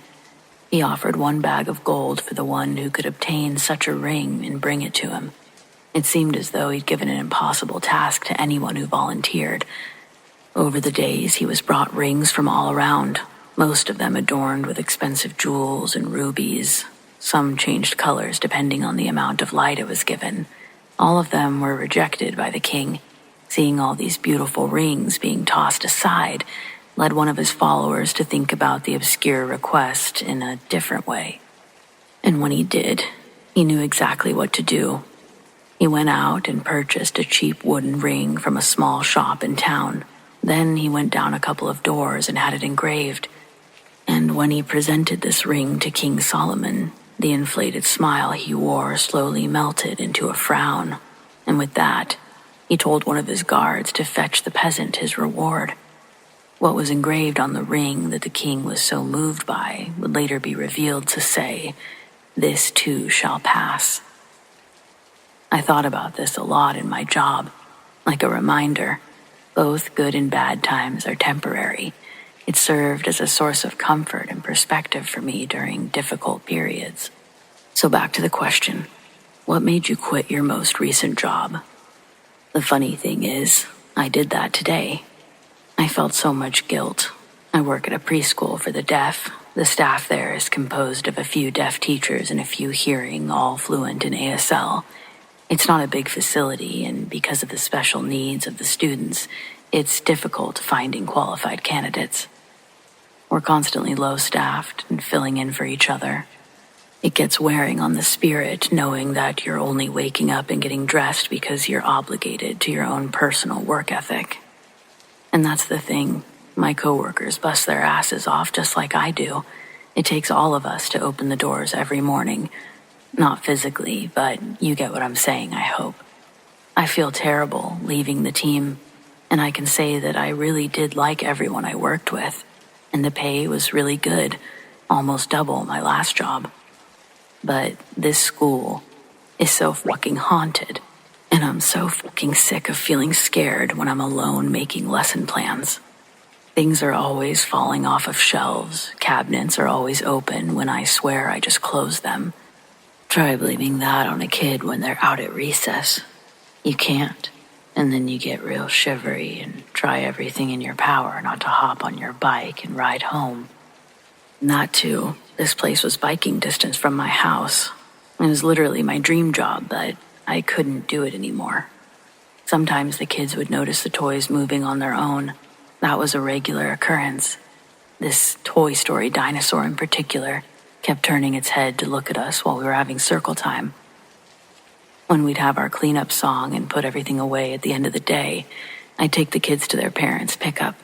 And when I'd go back to the classroom, that one T-Rex would always manage to find its way back to the middle of the carpet. None of the other teachers seem to have things happen, or at least they're not admitting it. Maybe it's just my classroom. This is or would have been my second year teaching there.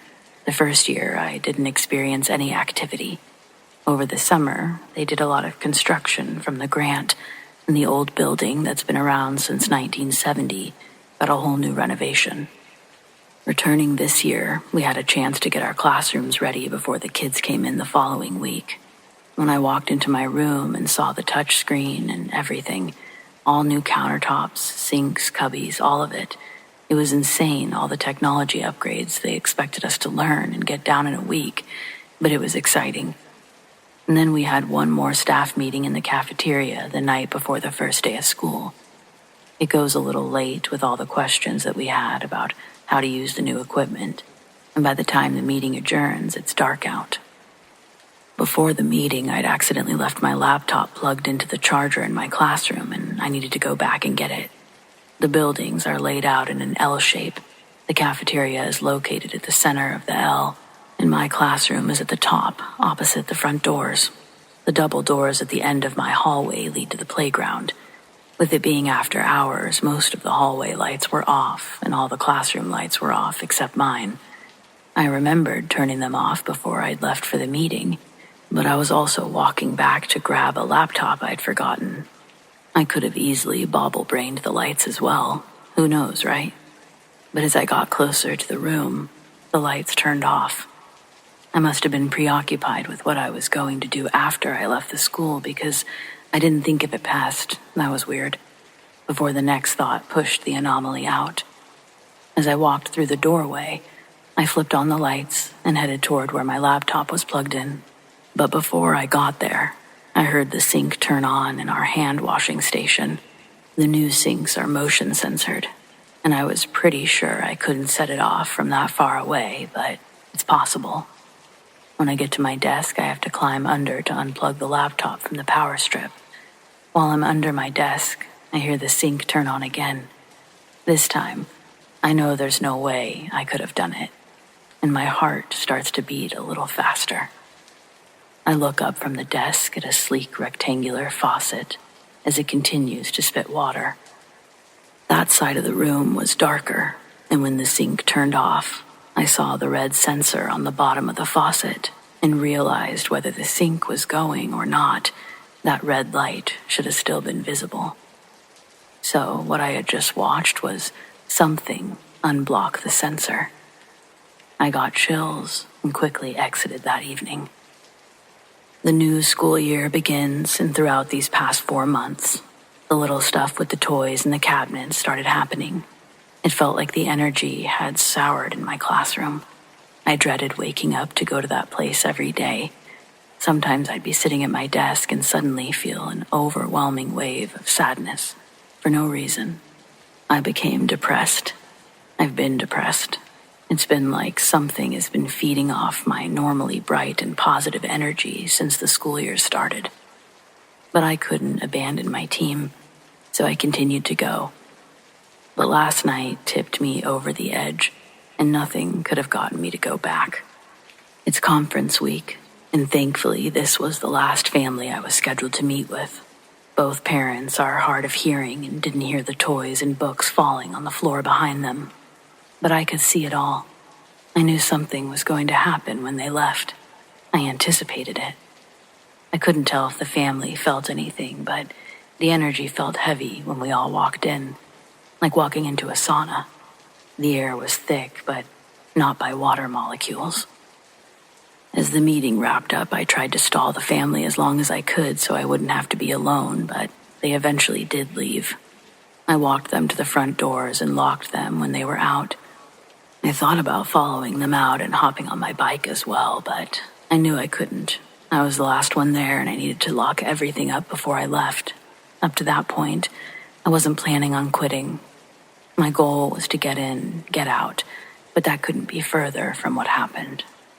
When I got back into the classroom, I hurried to pick up the toys that fell, and of course, the T-Rex was laying furthest away from the other toys. I felt it move in my hands when I picked it up. It was such a disturbing sensation, I reactively threw it away from me, and the plastic leg broke. I should have thrown it away long ago, but now it actually had a legitimate reason to meet the trash bin. Not wanting to touch it again, I laid the bin on its side and gave the dinosaur a kick in. Right after doing that, my classroom door slammed incredibly loud. You know how heavy those school doors are. It shook the walls and scared me enough to lose my balance. The shock of it put me on my ass and got me so mad, almost as mad as I was scared. But when I got to my feet, I didn't have time to fixate on the door, because the rocking chair I keep in our library area began rocking back and forth. Every interval, its speed increased until it fell forward with another loud crash. And that's when I said, fuck it. That mix of anger and fear was now just fear. Whatever this was enjoyed fucking with me, and I was all done. So I quit. Do I feel guilty? Absolutely. But do I feel better? 100%. Sometimes the toxic work environment is supernatural. But either way, don't stay at a place that makes you feel awful, regardless the reason. Life is too short, and then we're just a ghost haunting a school. So live your best one.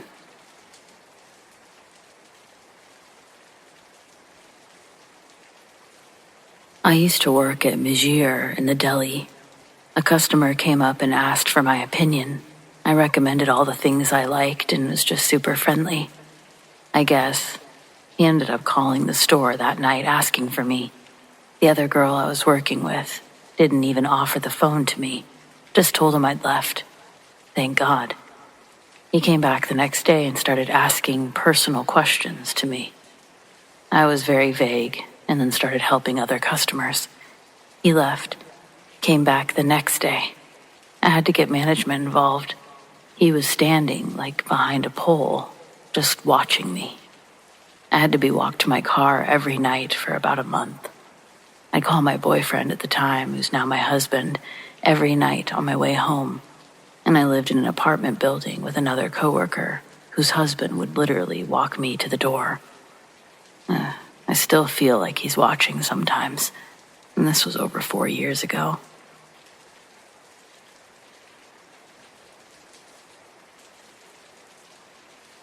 I knew there would be somewhere I could send my story. It's the only time I've dealt with someone like this. I didn't even know this condition existed until it was shown to me in all of its unhinged glory. I worked at a fast food restaurant, and as I'm bringing out an order from the kitchen, I have a tray full of nuggets and fries that I'm supposed to deliver to a table.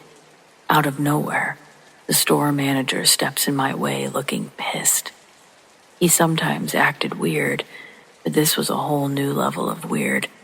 The veins in his neck were bulging while he sucked in air, towering over me. I almost dropped the tray of food, but find its balance before all of the food fell. I say something like, "Whoa, Garrett." Literally something that small. "Whoa, Garrett." And he totally flipped his lid in front of everyone. All of the customers saw it. Everyone working in the back came out to watch him go off on me. It was embarrassing to have him yell at me like that, and I had no idea what he was ranting about. He started by yelling, "Is it really you this time?" I reply, "Yep, it's me." None of us on staff were aware of his condition. We didn't know the signs to watch out for or what to do in a moment of crisis. He says, "Are you sure you weren't the bitch at the store following me around? How long have you been stalking me? I knew it was you dressed up yesterday too, riding my ass in the car behind me." I told him that I take the bus. I even went as far as setting the food on the table to pull my bus pass out of my pocket, but he refused to believe me. The cooks vouched for me that I'd been there all day, but he accused them of being in on it with me, in on whatever story he'd made up in his head about me. Meanwhile, people got out their phones and started recording it. I was thinking I was going to need one of those videos for a lawsuit if things escalated further. He paced back and forth, listing off other instances where he'd seen me, in disguise, following him around. He was threatening to kill me if I kept doing it. A couple of coworkers had to pull him out of the restaurant so he could cool off. He wasn't even scheduled to be working that day. He came in with the sole purpose of yelling at me. He didn't come back that day, or ever again, I think. I quit soon after that went down, but what I heard is that when he left the restaurant, he got into a minor fender bender and ended up beating a lady half to death. He was arrested but mentally unfit to stand trial. The guy had documented schizophrenia. While on his medication, he was able to function. He worked his way up to manager at our store. Nobody knew. But either he stopped taking his meds, or this new diagnosis was something unavoidable. But it's called Frigoli syndrome, and it's scary stuff. First and only person I've ever met with it.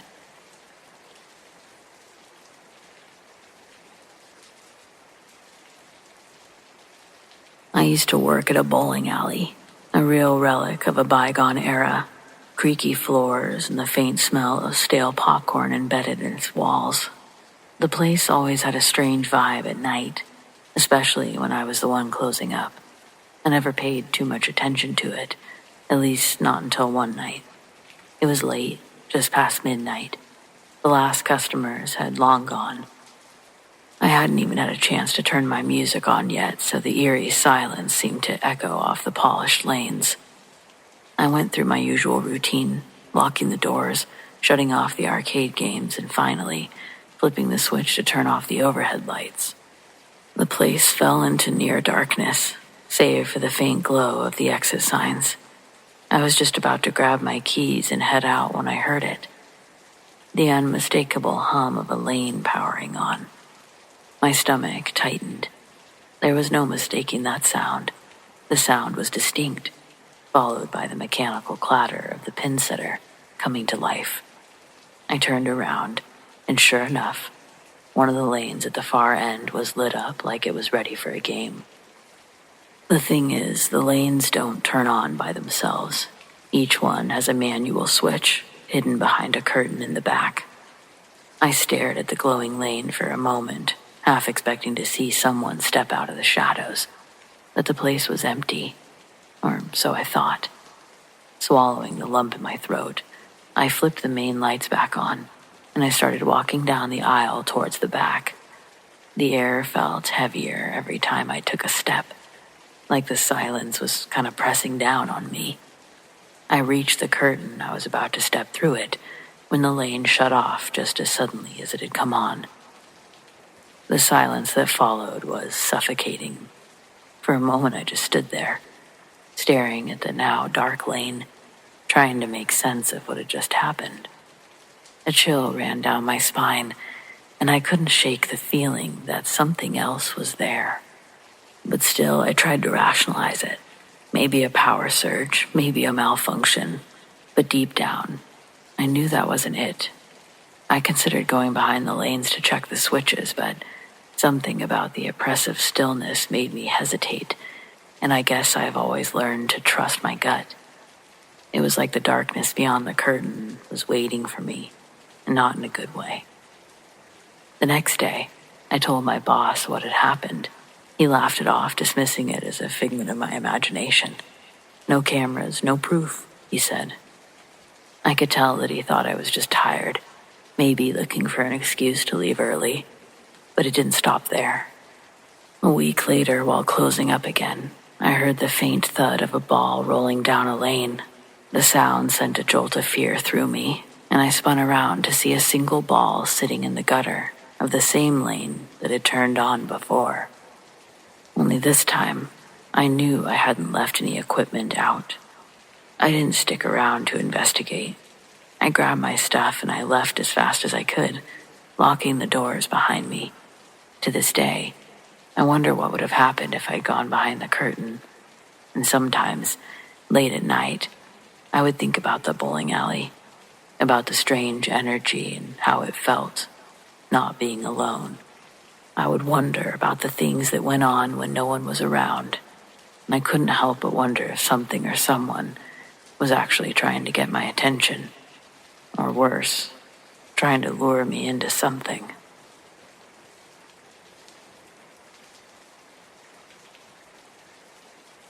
I'm a night janitor at a big city corporate office building. There are other janitors, but we're spread out on different floors, so we basically do our rounds completely alone. During my first week on the job, which started just after the COVID crisis started dying down, I noticed a lot of weird things. I think the first thing was the trash. I used to wear headphones and listen to music while I worked, but you'll see why I stopped in a minute. The main area is a bunch of cubicles crammed together, but they're in rows, so it's not like I can just miss one. I do them in order, and by the end, it's like I've made a circle. After I dump the trash, I make another loop with the vacuum. One day, I'm coming around with my vacuum, and one of the trash bins has quite a few empty chip bags, snack wrappers in it. I'm fairly certain that I had emptied it. But hey, we all have our moments. Or maybe they were just stuck to the bin, and I just didn't notice. Anything's possible. But then it kept happening. Not every night, but often enough to make me wonder. I also have to cut the lights off before I leave, so I turn them off as I finish each area, starting with the boss's office in the back. There were multiple occasions when I would be getting on the elevator, only to look back and see some of the lights were on again. This was enough to make me ask my coworkers had they had anything like this happen on their rounds, but they just made ghost jokes, looked at me like I was crazy, so I let it go. Then I heard a loud bang on window washing night, loud enough to hear over my music. It came from the big offices, and I had already cleaned and turned off the lights back there. When I went to investigate, I found more junk food trash in the bin, and one of the desk chairs was knocked over. Not where it had been sitting, mind you, no. It was now over by the window. That's when I went from, ha-ha, weirded out, to genuinely uneasy. I'll admit, I've always been pretty superstitious, so that's where my mind went. It's amazing what you can convince yourself of when you're alone in a dark, creepy space. The next day I told my supervisor everything, asked if someone had died in the building, made a proper fool of myself. The building is less than 10 years old. No one's ever died in it. And it wasn't built on some taboo burial ground or anything sketchy. All in all, it's just another cliche, boring high-rise. I won't lie, I was disappointed. I'd really built up this whole lovable Casper-like ghost character with a penchant for junk food and pranks. But sadly, there was no backstory to fuel this fantasy. The more I thought about it, the more I began to think, if it's not a ghost, it must be a person. The fear that comes from ghosts is kind of a novelty fear. You know what I mean? It's a fun kind of scary. Most people don't actually think it could hurt them. But shady characters lurking in empty office buildings, they instill an entirely different fear. The bad kind. And that's when I stopped listening to music at work. Things continued as normal for a few days, and then I got the scare of my life as I was trying to leave. All the lights were out, and I was just waiting for my elevator. That's when I heard a door to one of the offices open and close. Then a set of footsteps started making their way down the hall, and someone was whistling the tune from Kill Bill. My heart stopped at that moment. And I don't think it's beat quite the same since. I didn't have anywhere to run. It was basically a race between those footsteps and the elevator. Which would reach me first? Well, as I'm sure you can guess, the footsteps won. There was just enough light to make out a tall, scrawny man in his boxers. His hair was sticking up like he hadn't groomed himself in months. I couldn't see his face clearly, yet my brain branded him with wild madman eyes. I was frozen with fear. I didn't know why I didn't hide behind my cart or the reception desk.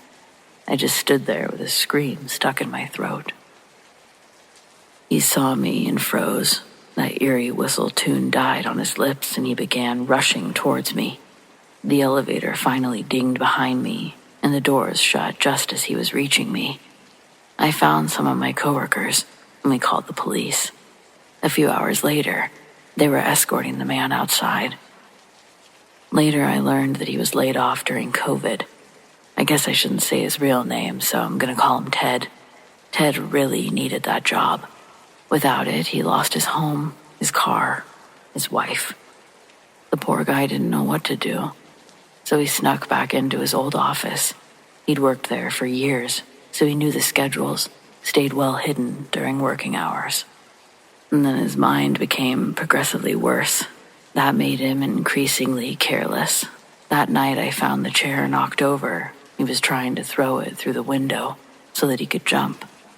But yeah, those kinds of buildings aren't made with regular glass, so he couldn't break it. I really don't know what he would have done to me if the elevator hadn't made it in time. He wasn't a violent man in his regular life, but his mind was so far gone, there's just no telling.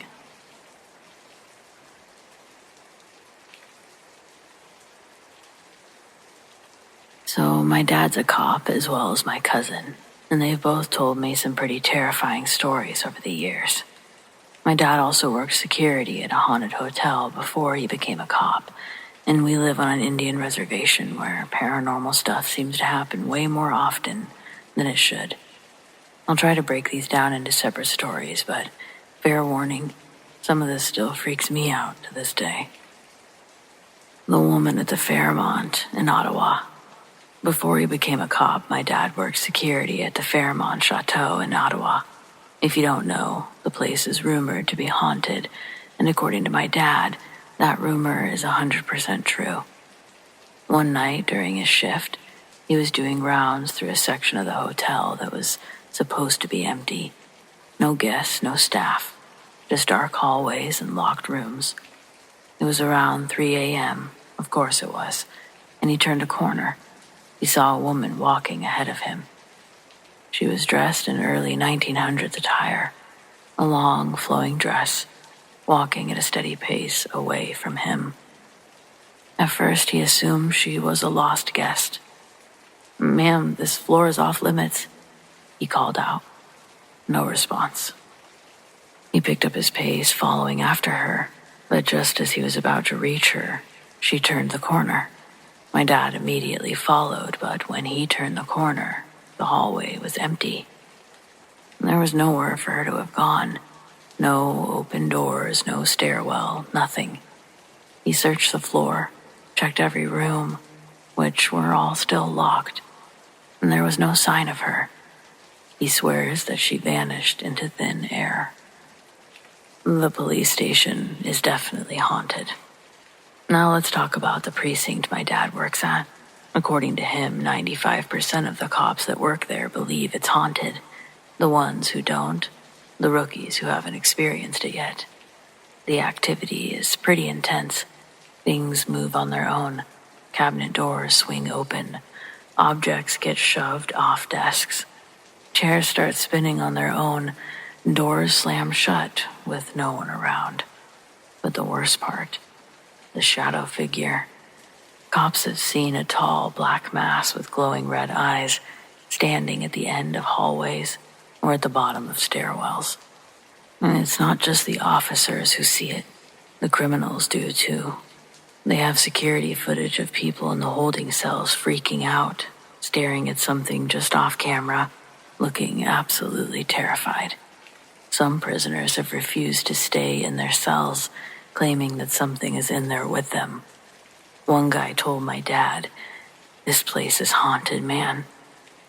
To which my dad just shrugged and said, "Yeah, it is." None of the cops like to be alone in the station anymore, because that's when the shadow figure likes to show itself. The demonic phone call. One of our close family friends had her own terrifying experience with whatever haunts the police station. She was at home when she got a call from a number she didn't recognize. When she looked at the screen, the number was 666 666 6666. She didn't answer. Just sat there staring at it, waiting for it to stop ringing. 5 minutes later, she got another call, this time from a friend of hers who's a cop. Her friend was panicked. "We need to do something about this thing. Let's smudge the precinct." At that point, she understood. Whatever was haunting the station knew that they were about to try to get rid of it. It was fighting back. The next day, they went to the police station to perform a cleansing ritual. They smudged the entire building, but the entity did not go quietly. It got angry. Doors slammed. The air was thick, making it hard to breathe. When they reached the holding cells, the lights went out. The sage kept trying to go out. And then, the shell holding the sage cracked in half. That's a bad sign. They knew they had to leave fast. They buried the shell outside, but the haunting never stopped. Later, they realized that they'd made a mistake. They didn't clear the building properly. They'd moved sporadically, instead of sweeping the spirit out through the front door. Now, the entity was stronger than ever. The thing in the woods. My cousin, who's also a cop, once saw something massive outside of the school in our town. The school's in the middle of nowhere, surrounded by dense forest. One night while patrolling, he saw 2 huge figures walking near the tree line. He swears they weren't human, covered in fur, walking upright, and moved silently into the woods. He tried to report it, but the other cops just laughed it off. No one believes him, but I think that they're just pretending they don't. The highway cryptid. Another time, my dad responded to a call about a guy sitting on the side of the road. It was near the highway that runs through our town. Turns out the guy was a long-distance cyclist who had just pulled over to rest. But when my dad got there, the cyclist looked terrified. He told my dad that earlier, while biking along Route 117 in Quebec, he had stopped at the top of a hill, saw something crossing the highway. It was huge, covered in fur, but walking on 2 legs. The cyclist froze. He didn't want it to see him. He just crouched down and watched it disappear into the woods. He refused to keep going for a full 30 minutes. He told my dad, "I don't know what I saw, but I know it wasn't human." The thing that knocks. One woman in our town kept calling the police 3 nights in a row. She swore someone was knocking on every window of her house. It happened all at once, like a group of kids was playing a prank. But whenever the cops got there, nothing. No footprints, no one in sight. On the 3rd night, her neighbor came over, pale as a ghost. He asked, "Is this about the knocking?" The cop said, "Yeah. Did you see something?" The neighbor nodded.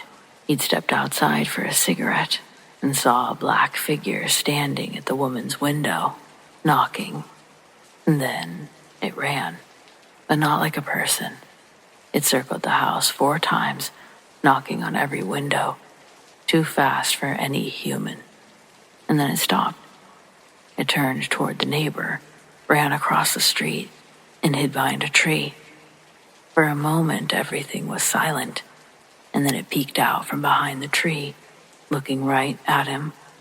Its eyes glowed yellow, like a cat's. And then it smiled. So yeah, that's just some of the weird stuff that's happened around here. We live on an Indian reservation, and honestly, I feel like we see way more paranormal shit than normal places. And I don't think it's stopping anytime soon.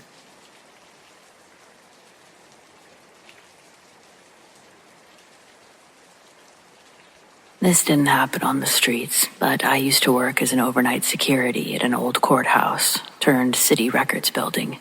The place was huge, mostly empty after 6 p.m., had this echoey silence that made your ears kind of ring.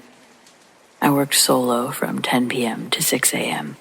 My job was mostly just to make rounds, check doors, and monitor the handful of cameras that were still functional. The basement was always the worst. It was like stepping into a time capsule. Low ceilings, peeling paint, boxes of files from the 1950s stacked to the ceiling. Anyway, for about a month straight, at 2:13 a.m. exactly, the alarm on the third floor fire door would beep like it had been opened. The camera covering the hallway had been broken since before I started, but the motion detector would go off too. Every time I went up to check it out, there was nobody there. Door still sealed, floor empty. I even propped open the stairwell door once just to try to catch whoever it was. Nothing. One night I tried just watching from the second floor stairwell window at about 2:13 a.m. I heard the fire door open, like the metal creaking, latch releasing, all of it. But when I went to check, nothing unusual, just the same old thing. I never saw anyone, and the logs never showed any keycard access. I told the day shift about it, and they just sort of laughed, said the building was probably adjusting overnight. But one guy pulled me aside. He told me, and was totally serious, that years ago, a man had jumped to his death at that stairwell. I didn't last much longer after that.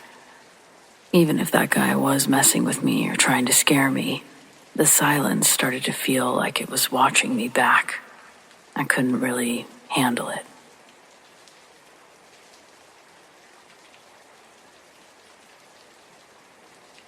Okay, I'm going to tell you about my night shift at the county morgue. We aren't a huge place, but we always have at least 5 or 10 bodies at any given time. I'm sure you've seen the cold storage cabinets on TV, those things. At first, it's kind of creepy, but you can adjust to anything. My first week, I didn't want to eat in that same room, but by the end of my first month, I was eating my sandwiches 5 feet away from bodies. It's just what happens. One night, we got a John Doe. The body was found in the woods, and animals had started feeding on him. The damage was extensive.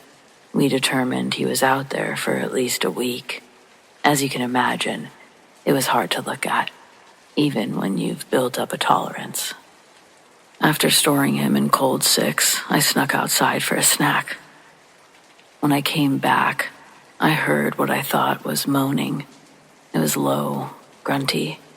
The storage cabinets were divided into 3 sections, and it was coming from where I put the John Doe.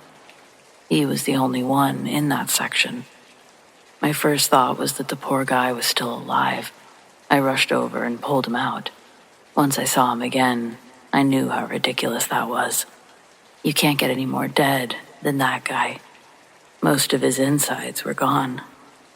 By then, the moaning had stopped, so I put him back. It didn't take long to convince myself that I was hearing things, but I was still spooked. There was a lot of paperwork stacking up on the desk, though, so I put in some headphones and stayed busy until the morning shift relieved me. That evening, a detective came to my house, asked me about my shift. He wanted to know every detail, if I left at any point, if I saw or heard anything unusual. I was so thrown off it didn't occur to me to mention the moaning. I thought that someone had tampered with evidence or leaked information. I was trying not to look crazy. Technically, I wasn't supposed to leave to get food, but everyone does it. After a while, I decided it would be better to admit leaving than risk looking complicit in evidence tampering, so I confessed everything, down to the silly moaning and listening to music for the rest of the night. Sure enough, that's what he wanted. The interrogation was finally over, and then I heard nothing else for almost 8 hours. I spent the rest of the evening before my shift wondering, was I going to get fired when I tried to go in? Then, my boss was waiting for me at the entrance, and I knew I was in trouble. She wanted to talk in the cafeteria, steered me away from the morgue. Now, it might be a little late to mention that this story is not for the faint of heart. When we sat down, my boss asked how well I knew a security guard, who we'll call Edgar. He was a nice guy, I said, early 40s, always said hey, asked how you were doing, but that's all I knew. We never spoken past basic pleasantries, so I told her that. She then went on to say that his body was found in our cold storage that afternoon. It was a crazy couple of days, and even if it was only for a moment, I was a murder suspect. Thankfully, the surveillance and autopsy cleared me pretty quickly. The cameras tracked me to the cafeteria while they showed Edgar entering the morgue. Certain evidence would suggest that he had crawled into our storage lockers for unsavory reasons. The leading assumption is that I came back sooner than he expected. When he heard me open John Doe's cabinet, he got quiet, so I wouldn't catch him. He was directly below John. Now, when I closed John back up, the doors are kind of hard to shut, so you gotta put some weight behind it. I remember feeling the one below his click, too. People left them partially open all the time, just because you don't realize you need that final click. Basically, I locked him in there. The doors can't be opened from inside. I did kill that man. Everyone said it wasn't my fault. I didn't get into trouble or anything, but I did put on those headphones because I've seen too many horror movies. I didn't want to think about a zombie apocalypse. I probably would have heard him struggling, if not for those headphones. He ripped his fingernails off trying to claw his way out, and I was listening to Taylor Swift.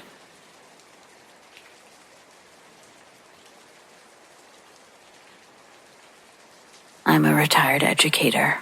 The last year of my teaching career was in 2011.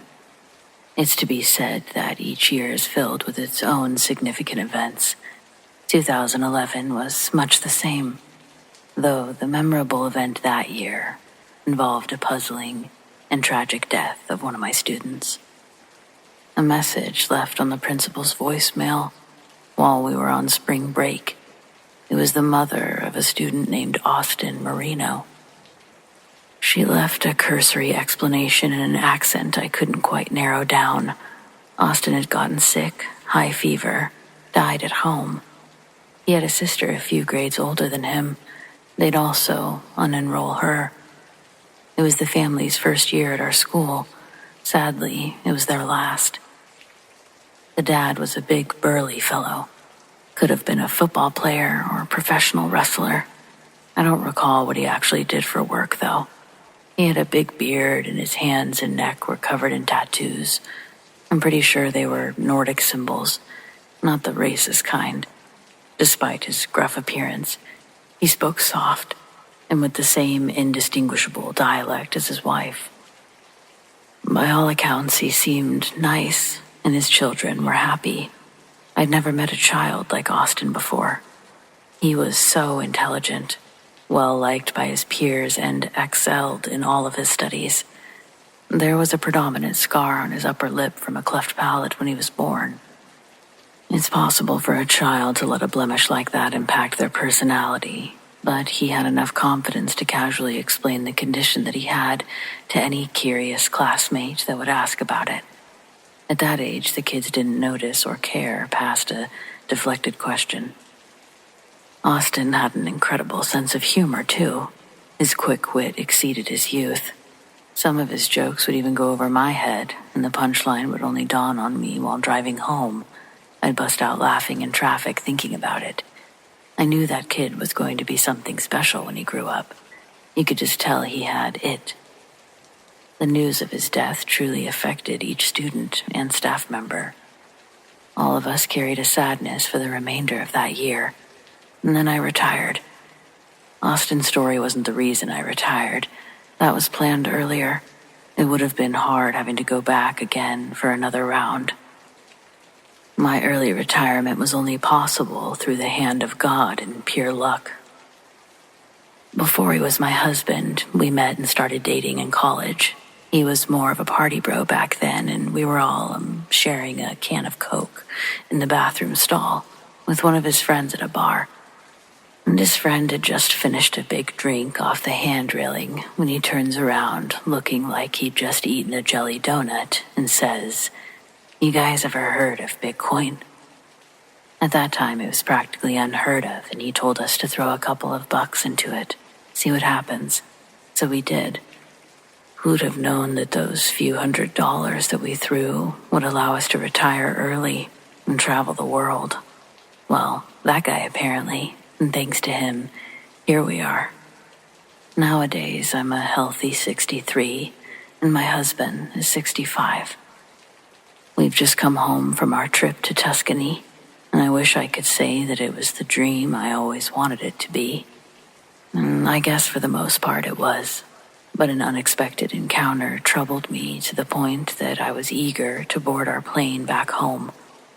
We spent a week in Tuscany, and our last 2 days were in Florence, and I was instantly swept up in the city's warm, golden light.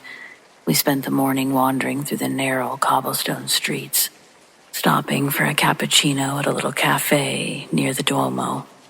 We sat outside at a small table for two and were making plans on where to go next. I happened to look up as a kid walked past our table, and with a passing glance, the child looked identical to that little boy Austin. Same scar above the lip, same eyes, same face shape. Granted, it's been over 12 years since I laid eyes on that kid. I still did a double take because the resemblance was so uncanny. When I turned around, there, standing a few feet away, I swear I saw the whole family. The boy that looked like Austin runs into the arms of the mom. Standing next to her is Austin's big tattooed father and his sister. Then I realized they're all looking back at me, like they recognize me too. It couldn't have been them, though. None of the family looked like they'd aged a bit. In my first time meeting this family, I remember the dad and I were close to the same age. The sister still looked like she was 12. And there Austin was. He was alive and looked exactly like he did all those years ago. If I'd had seen them individually, I may have been able to reason with myself that these random people looked similar to the family and nothing more. But when I saw them standing all together, it kind of knocked the wind out of me. They were smiling at me, and then, all at the same time, it's like they remembered where they knew me from and stopped smiling. The kids turned to the parents, and they all started darting their eyes in other directions, like I was a hallucination better ignored. It was a blatant act, intended to make me feel uncomfortable, and I ended up not going over there. When they did that, I looked away like maybe I was crazy, and when I glanced over again, they were jogging away. It was faster than a walk. I told my husband, but he rationally shut it down, with all the reasons I'd been telling myself since seeing them. But he didn't see Austin every day. He hadn't met the family. I know it was over a decade ago, but sitting at that cafe, I could no longer enjoy the atmosphere because I was fully convinced at what I'd seen.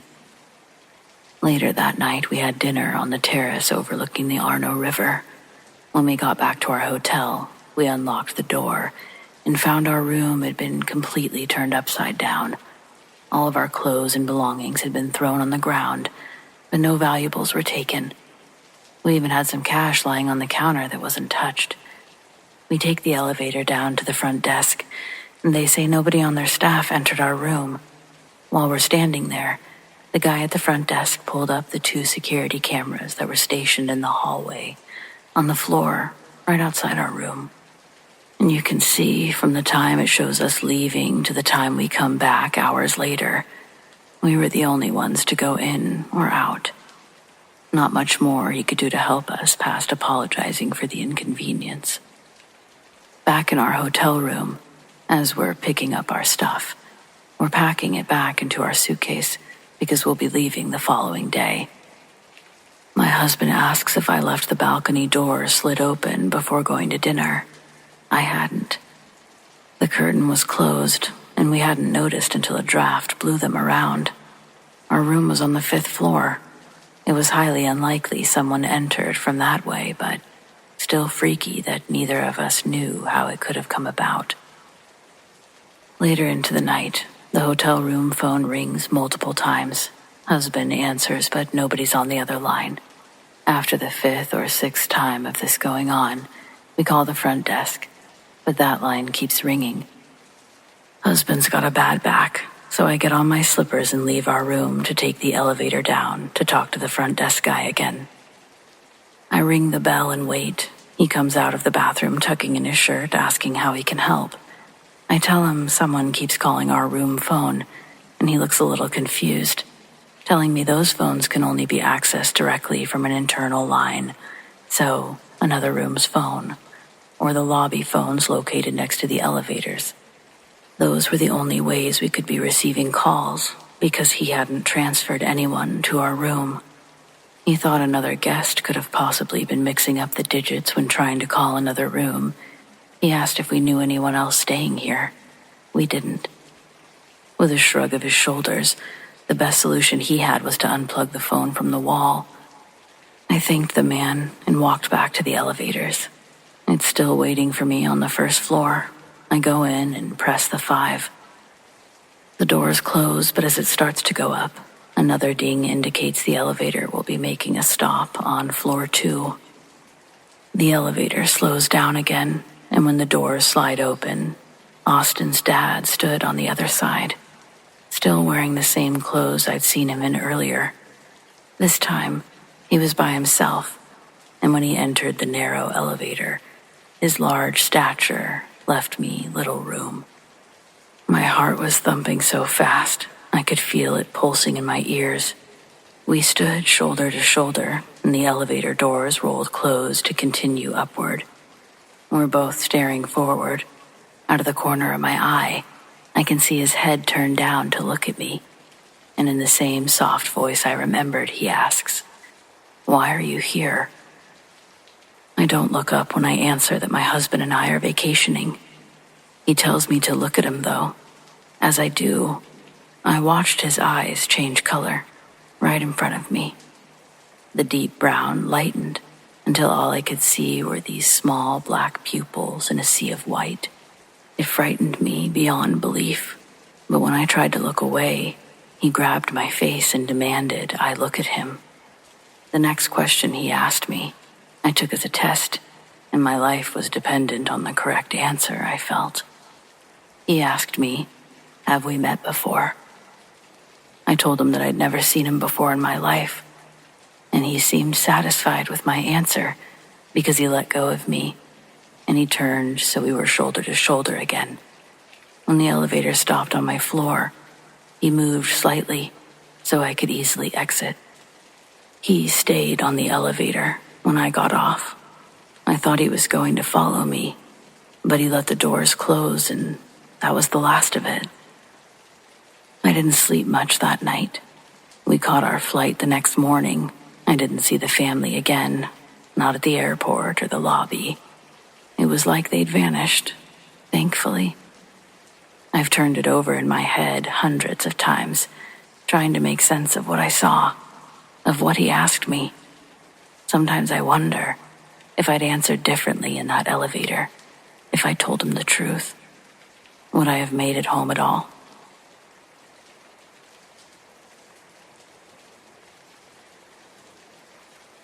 I grew up about 15 minutes from what used to be Overlook Hospital in Cedar Grove, New Jersey. Most people my age only know it from the creepy YouTube videos or TikToks, but where I'm from, the stories go back generations. My grandfather used to tell me, don't ever follow a whistle in the woods, especially near Overbrook.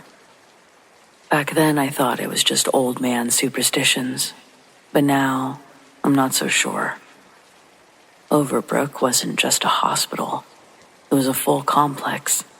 Asylum buildings, staff housing, tunnels. It looks like it was never supposed to be abandoned, just buried.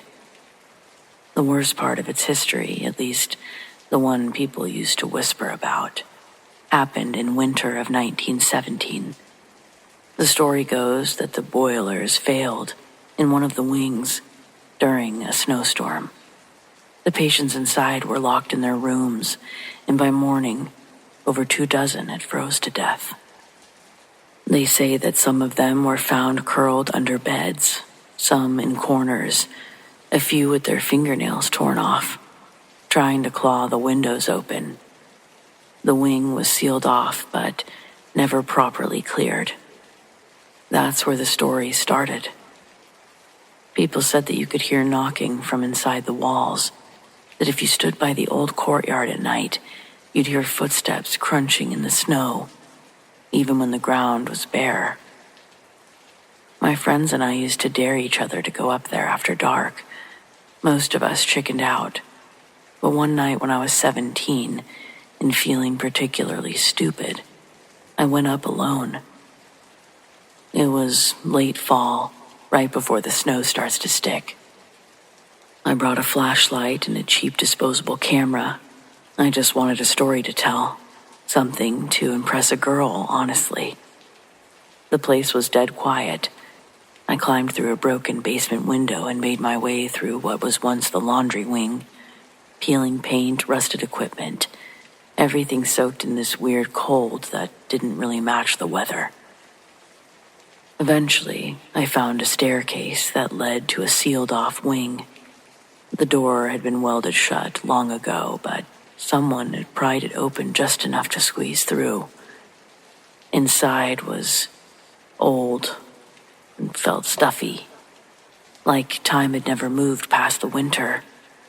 Beds still had mattresses, wheelchairs facing the walls. Frost crept along the inside of the windows, even though it wasn't below freezing outside. I stepped into one room and noticed claw marks on the frame, deep ones. And that's when I heard a whistle. 2 slow notes, low, rising just slightly, like someone calling a dog from far away. I froze. I swear I saw a figure at the end of the hallway. Thin, barefoot, skin pale.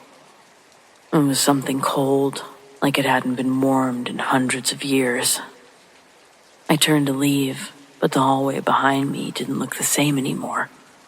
I swear on my life, it was longer or darker, or not the same one. And then the whistle started again, but from the other direction. So I ran in the opposite. I busted my shoulder trying to wedge through the stairwell gap, and I didn't stop until I was back at my car. I ended up not telling anyone. What could I say? I chickened out. I ran. I hurt myself. I think I saw a ghost.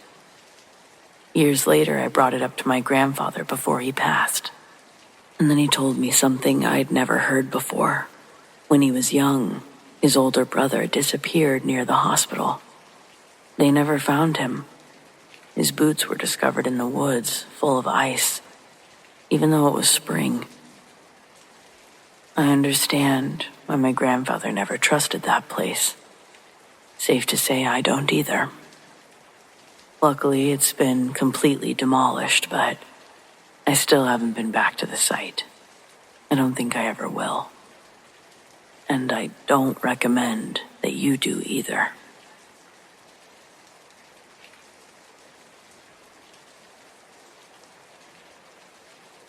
Many moons ago, I lived in this tiny apartment above a bar. It was a somewhat dingy place. The floor slopes just enough to mess with your head, so I had to position my bed in just the right spot, and the walls let in every inch of sound. Of course, on the flip side, it was cheap, close to work, which is all I cared about at the time. The bar downstairs wasn't bad, kind of a local dive feel to it. Sticky floors, old neon signs, the same 5 guys at the counter every single night. It was loud but manageable. I got used to the muffled music and barstool laughter through the floor, almost like my own version of white noise. But around 2 a.m. every night, like clockwork, the noise would cut off completely, and I'd hear footsteps, not from the bar, above me. Heavy, slow steps, like someone walking in boots, across the ceiling, from one end of the apartment to the other. Except there wasn't an apartment above me, just a roof, and not an easy one to access. When I'd first heard it, I assumed I was wrong about the layout. Maybe the building was weirder than I thought, so I asked the bartender one night if someone lived upstairs. He gave me this long look and said, "You hear it too." He told me they'd have tenants leave within a few months of moving in. One guy said that he woke up to footsteps circling his bed. Another said that he saw someone standing in the corner of the ceiling. Not the corner of the room, the ceiling. I laughed it off, but I started sleeping with the lights dimmed. One night, the footsteps came earlier, around 1:15. I was reading in bed when they started. They stopped directly above me. I didn't breathe. Then there was this sharp sound, like nails on a chalkboard, quickly, from one corner to the other. I got up. I grabbed my keys and I went downstairs to the bar. I didn't say anything, I just sat there. Well, I knew I couldn't stay there all night, and eventually I went back upstairs. I did move out 2 weeks later. When I came back to grab the last of my stuff, I asked that bartender if anyone new had taken the apartment yet. He just said, "Not yet, but it usually doesn't stay empty or occupied long."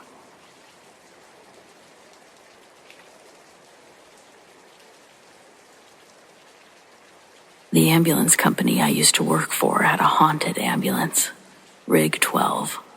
A lot of EMTs had their own stories about it, mostly involving weird noises coming from the patient compartment or the electronics going haywire. I never put much stock into paranormal stuff in general, but my experience was with my partner and I, and it was in Rig 12, posted in a rural community around 3 a.m. It was pitch dark and dead quiet. We were both dozing up in the cab. I was in the driver's seat and she was in the passenger seat. I woke up to a muffled voice. I initially thought my partner was trying to talk to me. I told her I was trying to sleep. I rolled over toward the window and closed my eyes again. Then I distinctly heard a male voice say, "Oh my God, am I dying?" Followed by what sounded like heavy breathing for a couple of seconds and then complete silence. My partner and I both sat straight up and looked back into the patient compartment where it sounded like it came from. It was quiet for a couple of seconds.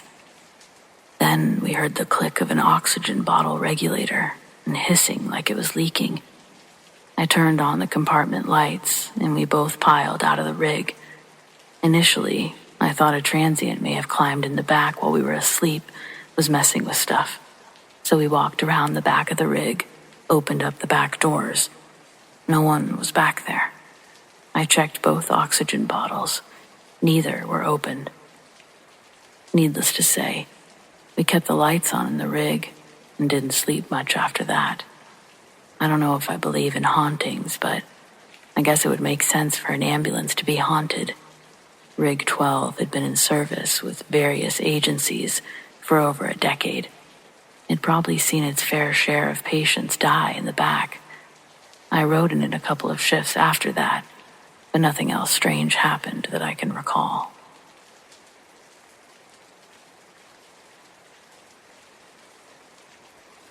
I used to work the night shift at a rehab center, mostly elderly patients recovering from surgery or managing long-term illnesses.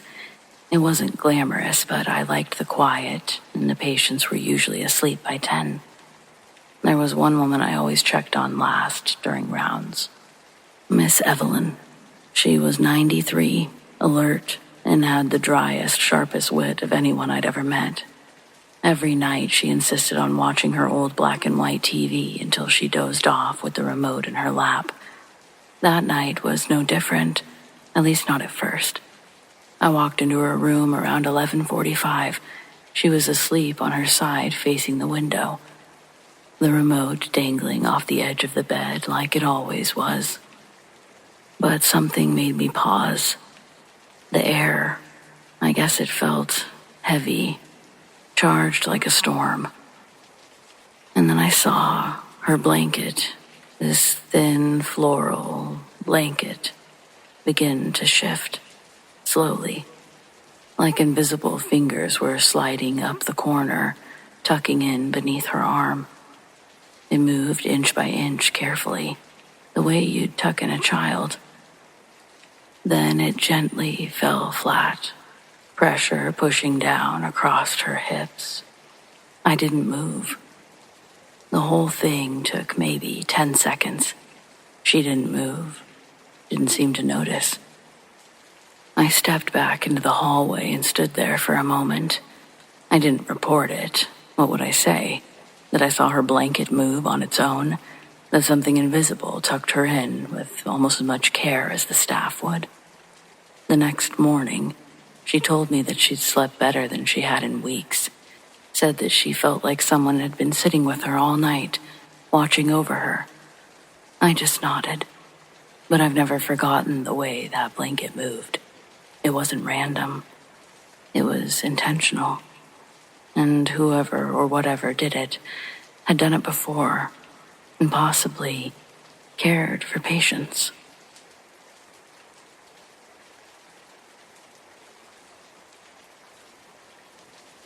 Former officer, years back. I was working the desk shift.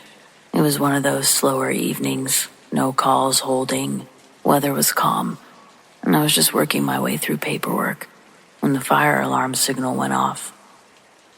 Now you've got to understand, this wasn't a modern digital system. Way back, our police department offered alarm monitoring services for local residents and businesses. By the time this happened, we only had maybe 10 or 12 properties still connected. The system was old, wired through a tangled mess of outdated panels. It would have been an entire project to dismantle, so we just left it in place and kept monitoring those few holdouts.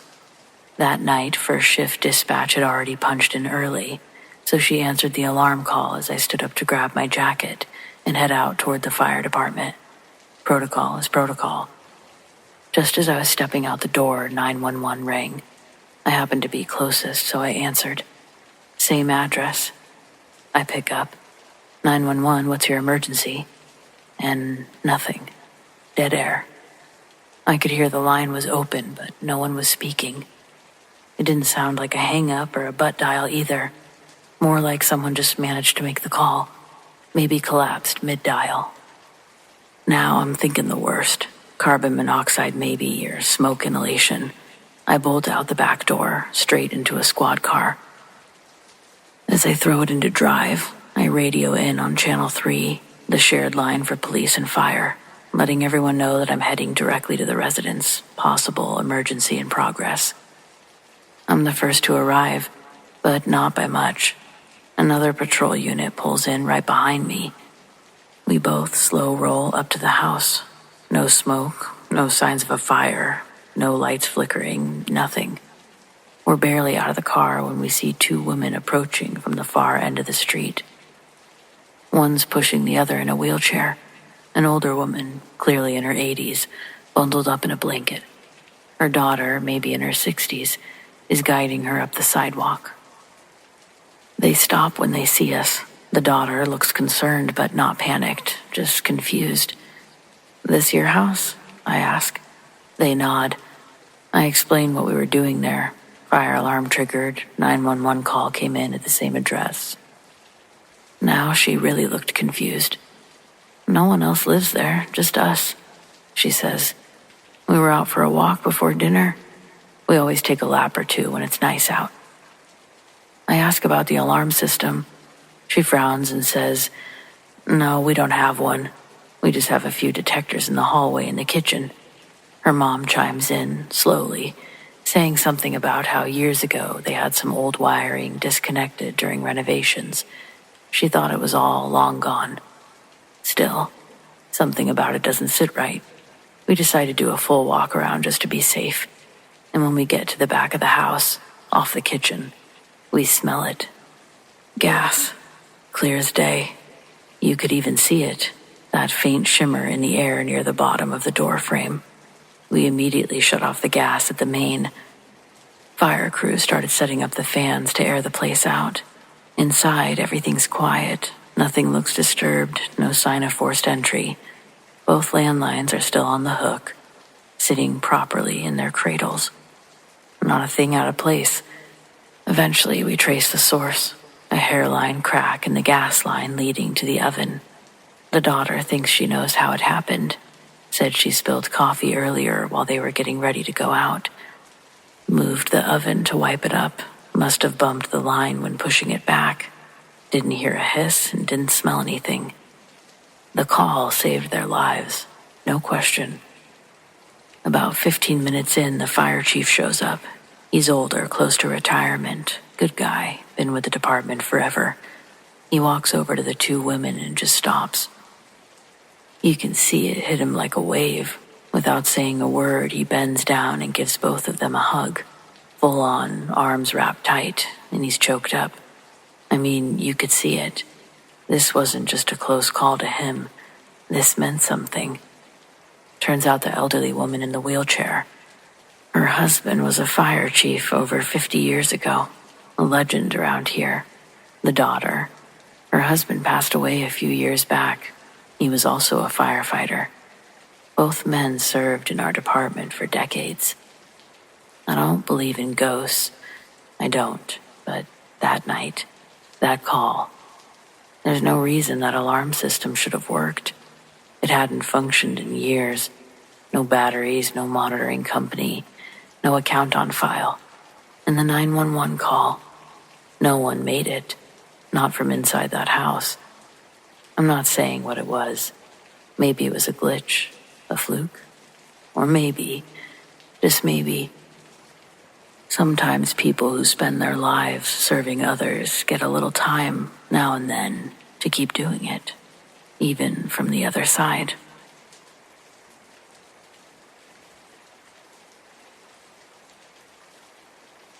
I was hauling steel out of Amarillo around midnight, cutting south on 287. It's long, flat, and empty out there. Just highway and dark sky. I'd made that drive 100 times, but that night, it was different. After about 30 minutes in, I noticed a light in the sky behind me. I figured it was a plane at first, but it was low, and getting lower. Before I could pull over, the truck started to slow, the engine still running, but the RPMs dropping like I'd taken my foot off the gas. Then, my dash lit up with every warning it had, like it was rebooting. I looked out my side mirror, and the light was hovering maybe 30 feet up, pacing me perfectly. Then, it vanished. The gauges flicked back to normal, and the truck picked up speed like nothing happened. When I finally stopped at a rest area, I checked the dash cam. It had frozen, just static, for exactly 7 minutes.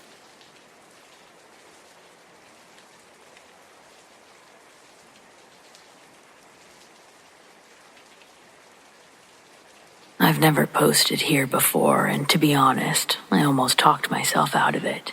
But I've seen enough stories lately that reminded me of it, and I just can't keep brushing it off like it didn't happen.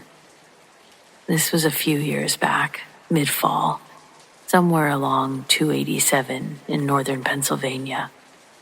I drive long haul, solo, mostly northeastern routes. And I usually pull over in small rest areas or turn out loops for a quick nap if I'm ahead of schedule. This night, I was doing just that.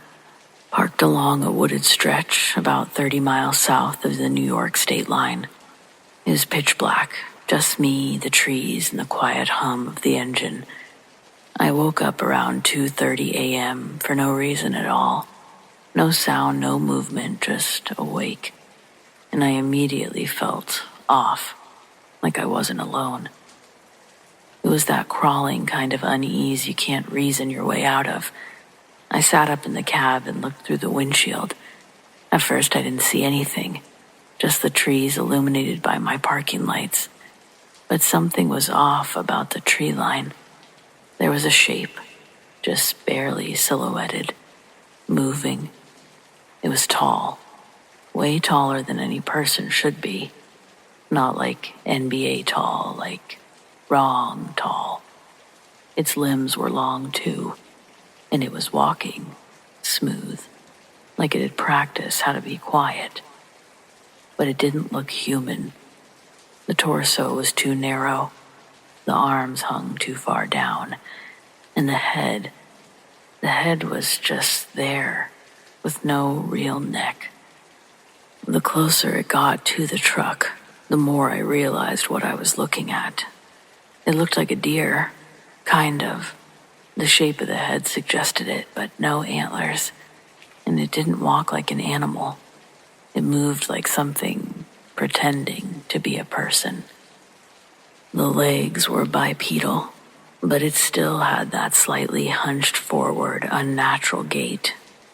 Its skin was light, like worn leather stretched too thin over a bad idea.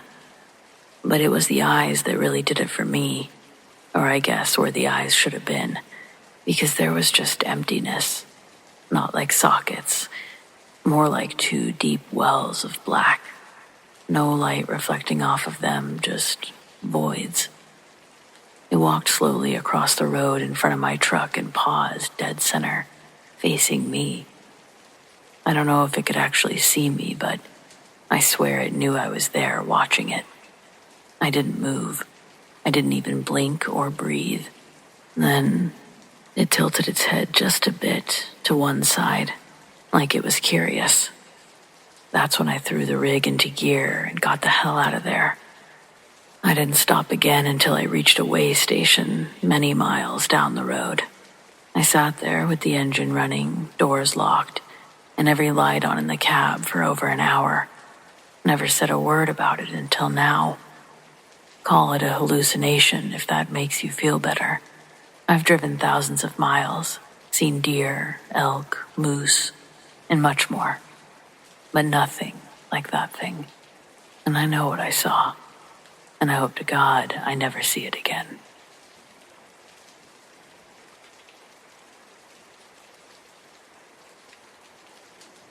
People think the scariest part of being an EMT is the blood, or the screaming, or walking into the worst day of someone's life and trying to keep your hands from shaking. And that stuff, it's bad, but you get used to it. What I never got used to was Unit 42. My name's Wes, and I've been running calls for over 9 years now. I work the overnight shift, 12 hours of darkness, drunk drivers and heart attacks.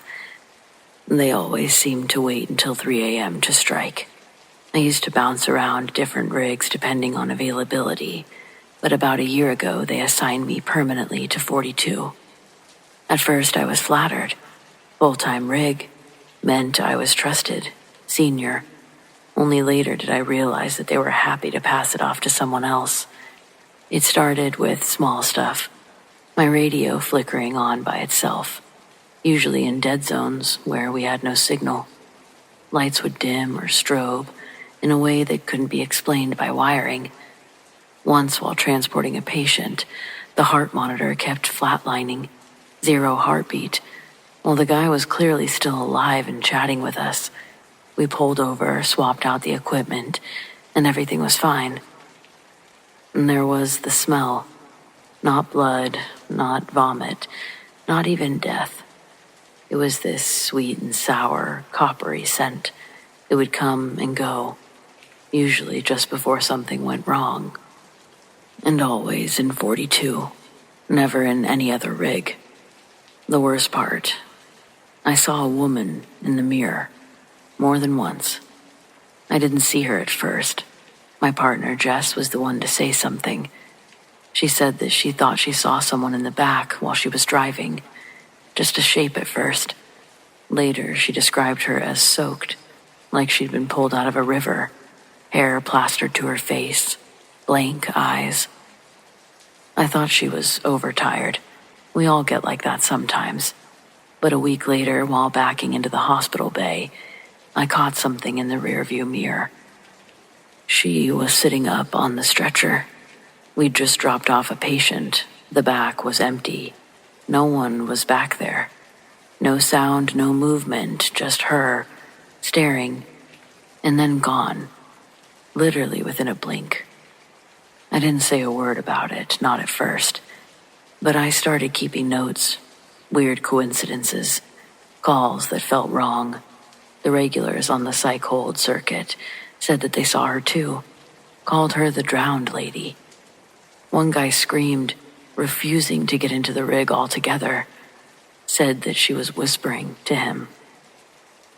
Several months ago, I found out Unit 42 was involved in a fatal accident 5 years ago. Rolled onto a wet highway while transporting a woman who'd attempted suicide. Drove straight into the river. Paramedics survived. She did not. I'm sure you can guess where she was sitting, being the patient and all. I've tried asking for a different rig, but there's always some sort of excuse. No spares, fleet rotation. You're great with 42, Wes. I am great with it. That's the messed up part. The calls are smoother now. The bad luck's faded. But every now and then, I do see her. In the mirror. Or the reflection of the side windows. She's always looking. Like she's not trying to scare me. Just making sure I'm paying attention. And I always am.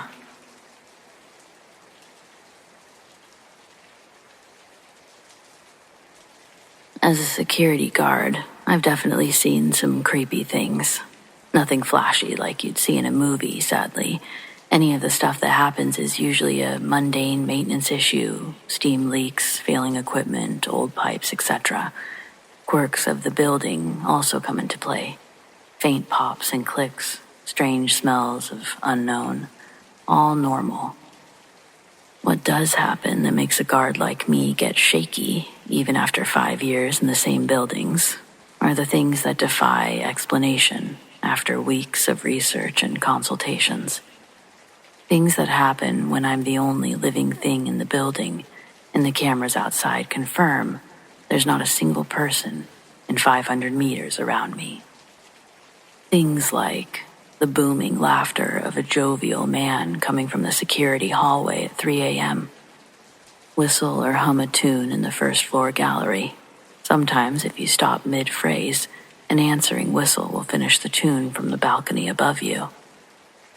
The distinctive scent of marijuana smoke filling a room like someone's been smoking in there for hours.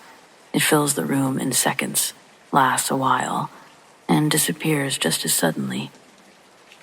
The cameras are set to record whenever they detect motion. A couple of corridors, including the one outside security, record the minimum 3 seconds constantly throughout both day and night. Like the hall is continuously traversed by unseen people. The facial recognition boxes were turned off by request of former guards years ago, because the system was trying to recognize faces of unseen persons going in and out of the security office. This would happen every couple of minutes. Shadows of people walking across cameras as you watch them, but never set off the recording software. At first, I thought these were pareidolia, effects brought on by fatigue or hallucination. Because yes, that does happen too. But this is specifically when fully awake and focusing on a single camera, and a shadow passes by. Like there's someone backlit, walking just out of frame. Conversations. The sound is clear, but the voices and what they're saying are muffled, and they're coming from a nearby room, taking place next to a catwalk 80 feet in the air. Some of these things happen regularly, while others were a one-time thing, or happen very infrequently. I notice them more when I'm awake and fully functional. The sleepier I am, or the less focused, the less disturbing my shift tends to be.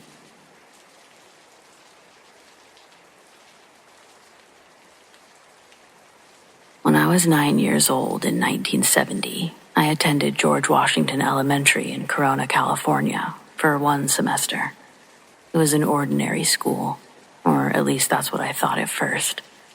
One day, I came down with a fever and ended up in the nurse's office, along with 2 other girls who were also sick. The nurse, busy taking our temperatures, told us we'd have to go home and stay out of school for a couple of weeks.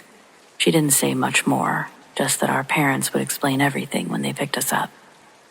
As we sat there in that small, sterile room, a strange, heavy silence seemed to settle over all of us.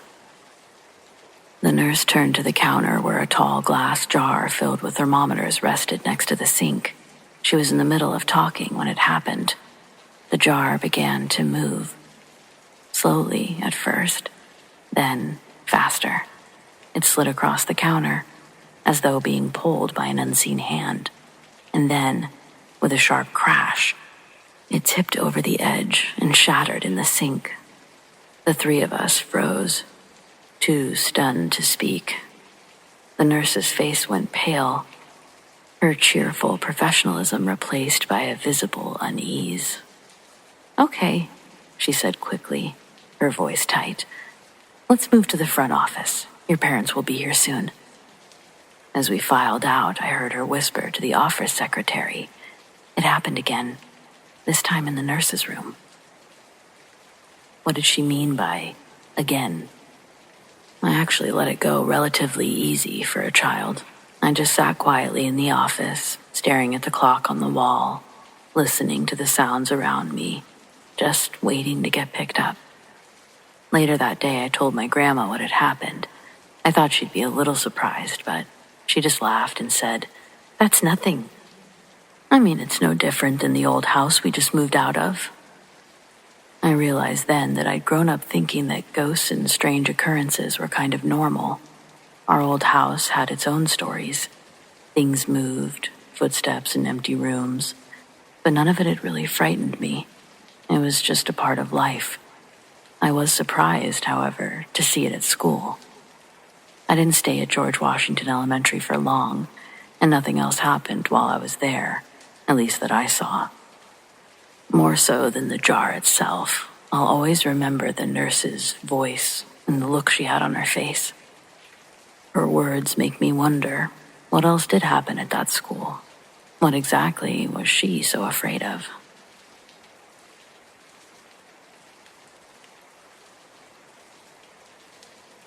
I work in corrections, and I've had a few experiences that have rubbed me the wrong way, the kind I can't really explain. I'm using a throwaway account, obviously, but I'm a CO in the Deep South, and I just entered my 7th year working in my facility. I've always been semi-religious, but nothing serious, just your typical small-town church kind of thing. However, I work in a big city jail, and I've had some minor things happen over the years that didn't really make me think ghosts. But I guess they're creepy nonetheless, unexplained. The kind of hours and the setting you're working in, it's easy to let your imagination run wild, so I always tried to chalk it up to being a little drowsy or stressed. Some of the small experiences that I've had there include random footsteps from around my control room when all the inmates are locked down. I've heard voices in places that are no longer in use. However, this isn't about any of the minor experiences. It's about this encounter or experience from around a week ago. I've talked to a couple of close friends about it, and some guys at work. We can't seem to figure it out. I've tried to wrap my head around this best I can, but I'm honestly at my wit's end. So I might as well post it on the internet, see what sticks, or if someone could perhaps help me reason with whatever happened. So for context, the floor I work is typically a floor reserved for mid-security violent inmates. This would include robbery suspects, domestic violence, assault. A typical night for me is to come in, lock down all the inmates for the night, and then conduct what we call a standing head count. Basically, I come in and put eyes on every single inmate on the floor. If my roster says I have 170 inmates, I have to physically count 170 inmates. Well, the facility is currently undergoing modernization upgrades. This includes new doors, locks, day space tables, furniture, and most importantly, cameras. On my floor, all pods are full to capacity, except for C block. This pod is currently locked out, meaning no inmates are to be housed in that pod until all the upgrades are done and in place. They've been working on it for about 3 weeks now. They've put all the new doors and locks and cameras. The camera feeds are shown on a small screen inside the control room of the floor, with their security number placed in the bottom right corner of each cell. So I shouldn't have to worry about counting in C block, as there's no inmates in C block. Well, about a week ago, after finishing my head count, I came back to the control room and did my usual routine, pulled up Chrome and just browsed the internet until I did my hourly check, making sure that nobody'd hurt themselves. Around midnight of 5/2/23, I finished doing another check. I sit down in the control room. As I sit down, I do a quick glance at the screen, one with all the cameras. In C block, cell 4, I swear I saw a person standing in the center of the cell, facing outward toward the door of the cell. I do a double take, of course, and nothing's there. Okay, maybe I saw someone in B standing in their cell, or the camera froze for a second. No big deal. About 30 minutes later, I sit up in my chair as I'm putting my phone down. This time again, I see someone standing in C block, cell 4. This time I know that it's that cell, because I'm looking at the number. The cell door is wide open, as are all the doors in C block, so it's for sure that block and that cell. I full sprint into the block. I look up into cell 4. No one. I begin to think that I'm seeing things or the camera is somehow fucking up. I put in a report to our electronic maintenance department, and they say they'll look into it. I come back the next night, and the report states that all wiring is fine, that the camera feed is in fact linked to C block cell 4. After going home and thinking about it, I convinced myself that I was wrong somehow, that it was just me being tired. Again, same process comes and goes, lockdown, head count, back to control room to wait. I'm now glancing every once in a while at C block, cell 4. Nothing appears. Midnight comes and goes. I think, okay, yeah, it was me, no big deal. Well, then it's time for me to do my checks again. So I do all of them, sit down in the control room. Again, all the doors in C block are all the way open. These doors are not light, by the way. They're big, metal, heavy doors, 60, 70 pounds. And that's when C block, cell 4, slams shut. Then after it's shut, and now locked, it sounds like it's now starting to be kicked in by a horse. Like someone slammed it shut on the back end of a full-grown horse. I look on the camera screen, and all the cameras in the pod are just blinking on and off. I go to the block, and I'm going up the stairs towards that door. More doors start to shut. From 6, 5, 3, 2, 1. At this point, I'm done. I ran out the block, shut the door, called for a supervisor and maintenance. We checked the footage of the event on the supervisor's computer in his office, and of course, none of them show anything. At around the 1 a.m. mark, they just all go to no connection with our local server at the headquarter building across the street. Maintenance did say that it was definitely not the lock, but also said it did look like someone had tried to kick that door off of its hinges, because the door frame itself had chipped paint, and having just freshly been painted, this was obvious.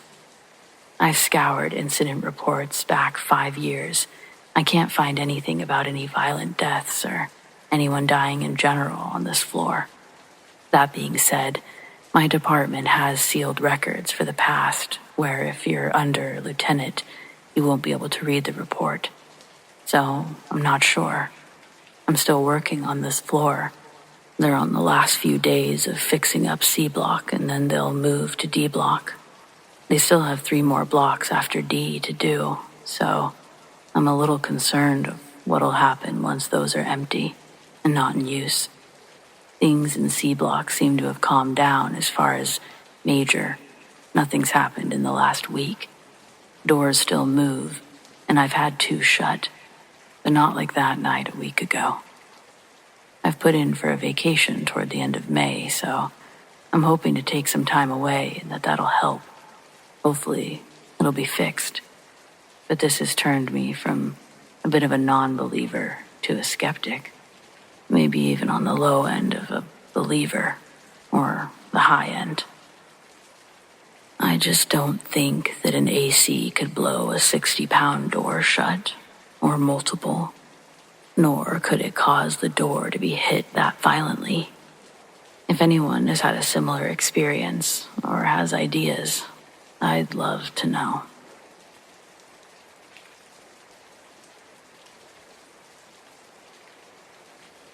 Something happened to me and my sister back in 2016, something that I haven't been able to make sense of. And the older I get, the worse it sits with me. We were driving across country to visit some family in California. Somewhere in Arizona, we got off the interstate to take a back route. We'd read somewhere online that it was more scenic. It was, and also a mistake. It was late afternoon when we realized we were getting low on gas. No towns in sight. GPS kept cutting out. Finally, like a mirage, we saw a little station up ahead. Old school looking place with a faded red awning, plastic dinosaur out front. We pulled in, relieved, and got out to stretch. The air was hot, like standing inside an oven, and it was quiet. No bugs or wind. The only sound was the buzzing from one of the flickering lights above the pumps. That was the first weird thing. The second was the price, $1.09 per gallon. That caught my eye immediately. This was 2016. That price hadn't been real in decades. I figured maybe it was broken. Just an old sign they never updated. Whatever. I went inside to pay. The guy behind the counter looked straight out of a movie. Greased back hair, yellowed undershirt, skin like leather. He didn't say hello, just watched me. Didn't blink much. When I asked if the pumps were working, he nodded and said, "Pump 4. We were at pump 2. I corrected him. He said again, slower, "Pump 4. So I nodded, backed out, moved the car to pump 4. While I was filling up, my sister went inside to use the bathroom. 5 minutes passed, then 10. I went to check on her. The guy behind the counter was still, just standing there. Same position, same expression. I asked if my sister was still in the bathroom. He didn't answer, just smiled. I started pounding on the bathroom door and yelling her name. After a minute, it creaked open. Empty. No window, no other door. I was about to panic when I turned around and saw her standing by the car, totally calm, like nothing had happened. "I've been out here," she said. "You're the one that disappeared." I wanted to leave immediately. We got in the car and drove off fast. But 20 minutes later, we passed the same dinosaur sign, same red awning, same pump 4. We hadn't turned around. We'd looped back. We tried to keep driving. Every time it seemed like we'd pass it again. Daylight didn't even change. GPS was frozen. My phone clock was at 5:32 p.m. Stuck that way for at least an hour. Finally, we pulled over. Both of us just sat there. We didn't speak. We didn't even feel scared anymore. Just tired. I closed my eyes for what felt like a second. When I opened them, it was dark. My sister was asleep. The gas station was gone. We were parked on the side of the road, with nothing around us but open desert. My phone appeared to be working again. 2:13 a.m. We didn't talk the rest of the way to California. Still don't really talk about it now, but sometimes I dream about that place, the flickering light, the dinosaur. the man behind the counter who never blinked. And in the dream, I always go to pump 4, and I never leave. Just stuck there for what feels like forever.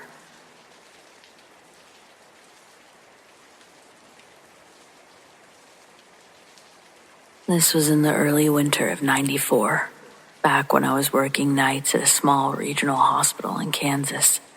I was in my late 20s then, still new enough to the job that I hadn't grown numb to it. The building was older, cinder block walls, linoleum floors that echoed even soft footsteps. Like I said, it was a pretty small hospital, so things stayed quiet unless something went wrong. We were understaffed that month. Flu season had slammed us hard, and I was picking up shifts wherever I could. Sometimes I would be working 20 or 24 hours straight. It was the kind of fatigue that settled into your bones. You start to forget if something happened yesterday or last week. There was a patient in recovery, Mr. Holbrook, older man, maybe late 60s, 70s. He'd come out of a minor surgery just fine, but they were keeping him overnight due to his age and blood pressure. I'd only met him once during intake. Gentle guy. Liked crossword puzzles, wore thick glasses, and called everyone kiddo. The night after his procedure, I wasn't even on his floor. I was 2 levels down in postnatal, helping with a colicky baby whose mother was too weak to sit up. I never left that floor, except for a break around 1:30 a.m., and even then, I just stepped outside for some cold air. The next morning, when I came back for a swing shift, a coworker stopped in the break room and said, "Hey, Holbrook was asking for you." I blinked. "Why?" She shrugged. "He said you sat with him, that you sang with him." I actually laughed at that. Sang? I can't carry a tune. She looked serious. He was so sure. Said you came in around 3 in the morning, pulled a chair up next to his bed and hummed something. Some lullaby his mother used to sing. Called it the nicest thing anyone's ever done for him. It was sweet, if weird, but people under medication remember things strangely all the time. I would have left it at that if it hadn't come up again. A few nights later, I was back in surgical recovery. Just after I clocked in, another nurse, Danielle, asked if I'd already made my rounds. "Nope," I said, "just walked in." She gave me this strange look and said, "You were just standing in Holbrook's doorway. I saw you. You looked distracted." I thought she was messing with me, but she looked spooked. "I actually said your name and you didn't even turn." I brushed it off as stress. Maybe someone else in scrubs looks like me from behind. We all wore similar uniforms. But then Janet, one of the older nurses, even chimed in. "I heard the humming the other night. That was nice." Later in that shift, I finally saw Holbrook. He was sitting up reading a tattered mystery novel. When I came in to check his vitals, he smiled. "Same song last night," he said softly. "You've got a voice like my mother's. Thank you." I didn't correct him. I didn't know what to say. I'd been charting all night. I hadn't stepped foot in that room until just then. A week later, he was discharged and sent home. I don't know what became of Mr. Holbrook, but that room, I tended to avoid it as much as possible. And when I had to go in, I'd leave the light on, even during the day. I never did hear that humming for myself. Not really. But once or twice during long nights when the hallways were still and every monitor had settled into that steady rhythm, I thought I caught something low and familiar drifting down the corridor, like a tune that I should know but I couldn't place. And just once, I turned a corner and caught a glimpse of someone, a shape that for a moment looked like mine, and then it was gone. I think about this a lot. I know that I wasn't sitting with Holbrook, but something kind did sit with him those nights.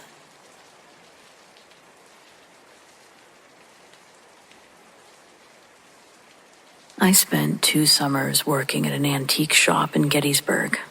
It was an old brick building just off the main drag. It kinda creaked even when nobody was moving.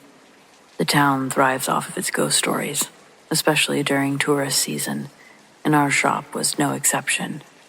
We had more than a few customers come in just to feel the energy, especially in the back corner, where the floorboards always seemed colder than the rest of the place. That's what people said. By my second summer, the owners had decided to close up and relocate. Business was better online, and the new space didn't come with the maintenance issues or the rumors. It was my last week there, and one of the owners asked if I could come in on a Monday to help pack. The store was already mostly empty, shelves stripped, lights dim. There was something kind of eerie about seeing it that way, like the soul of the place had already moved. We were boxing up the last of the smaller stuff when he asked if I could grab an old framed photo from the basement. I hesitated. That basement had always creeped me out. It wasn't finished, just exposed stone, a dirt floor in parts, and piles of old furniture, mannequins, dusty mirrors stacked. Basically the set of a horror film. There was also a child-sized wicker coffin in the corner, which the owner once casually mentioned had been used for Victorian-era viewings. Supposedly, it had belonged to a local family that had donated a bunch of their heirlooms. I didn't want to seem like a wimp, so I nodded and made my way toward the basement. As I got closer to the basement door, I felt this pressure, change in the air, like a moment before a thunderclap. I put my hand on the doorknob and paused, and that's when I heard 2 distinct thumps echo up the stairwell, like someone was stepping heavily on the bottom step. I froze. It was probably something shifting, boxes settling, the building being old. That's what I told myself. But as I reached for the railing to start down, I heard something else, running. This was no casual footsteps, no creaking floorboards. This was fast, pounding, heavy footfalls, like someone sprinting up the stairs, straight towards me. I didn't wait to see what it was. I turned and ran. My legs were barely working. I didn't stop until I hit the front of the store, where the owner was taping a box shut. I was out of breath, borderline panicking, and when I told him what had just happened, he didn't even flinch. Just kind of smirked and said, "Oh yeah, that happens sometimes. They didn't tell you about that basement when you started?" And that was it. No explanation, no warning, just, "That happens sometimes." I never went back down there. Never got that frame that day. When they officially closed the shop a few days later, I didn't stick around to see what they packed last. Gettysburg is full of ghosts, sure, but the basement? That one felt personal.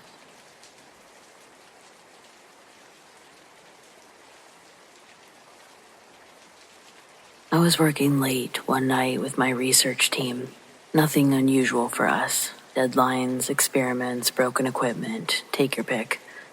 Around 1 a.m., we realized that we were missing a key piece of gear, one that we'd left in our lab across campus. Someone had to go grab it.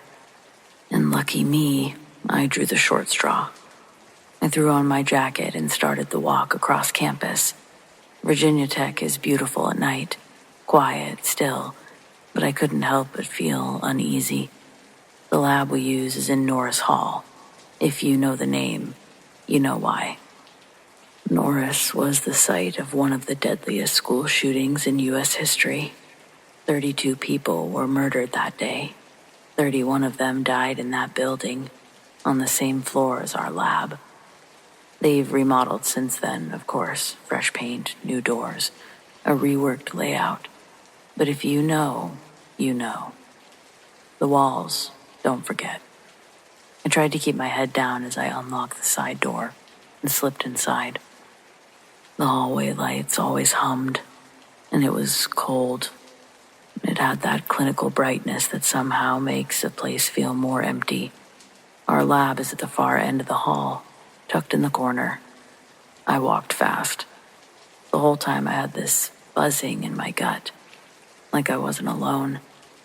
I told myself it was just nerves, the hour, the history. Get in, grab the equipment, get out. I just turned to leave when the door to the lab swung shut behind me, hard. At first, I figured that it was just the old building playing games, a faulty hinge, air pressure. I jiggled the handle, nothing, locked, dead stuck. And that's when the panic started to creep in. Not full-blown, but just enough to set your teeth on edge. I reached for my phone, flipped on the flashlight, and texted the group. Doors jammed. Can someone come back and let me out? Before they could respond, the lights cut out. And I mean all of them. Overhead, emergency, everything. One second I was standing in a sterile white lab. The next, total darkness.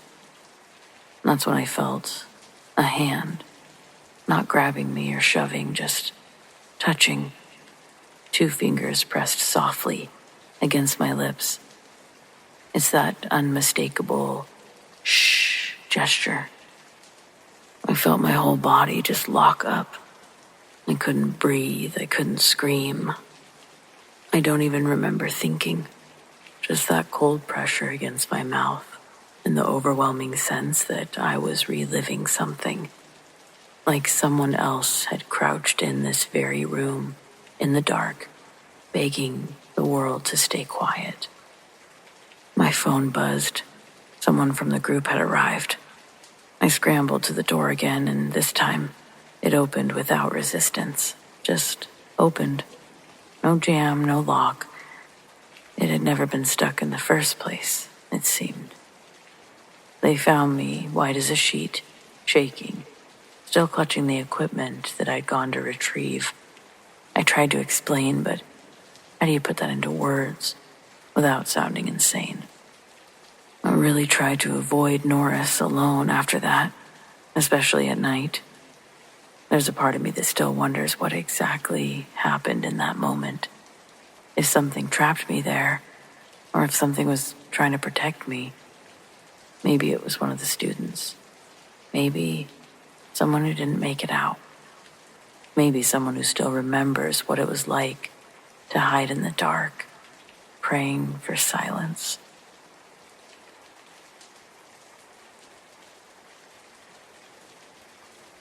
So my son is 8 and has been seeing these energy shadow beings. He called them demons at first because they were ugly. No one looking exactly the same. But they're not harming him, more so helping him. He says they watch him when he sleeps, 2 in the same place every night. He explains them as having a cold rush of air when they pass by him, and when many are around, it makes the room very cold. He'll have constant, vivid dreams where they communicate with him, not with words. They make a noise, he said, that sounds like when you spin a stick fast in the air. Sometimes they whisper. His dreams often have pyramids, the moon, and the all-seeing eye in them. These experiences of his seem to be getting stronger and stronger. Sometimes they lead him places particularly dark or shady, as they don't like bright lights, most of them, he says, and they're very active at night. The thing is, he's blind, and when he feels their energy, he can focus and tell what they look like in his head. These beings don't like bad energy. They hate his brother, apparently, who yells and is aggressive. Not fond of his father either. Most of them leave if you yell or are mean. He started to place crystals around the house, and they're attracted to them. He says it keeps them from following him, which he doesn't like sometimes, especially when this one in particular stares at him at night. A few years ago, he was in a freak shooting, and he actually got shot through the head. I think these things protected him through this situation, as he should have died, but was just blinded. which is probably why his third eye is so strong.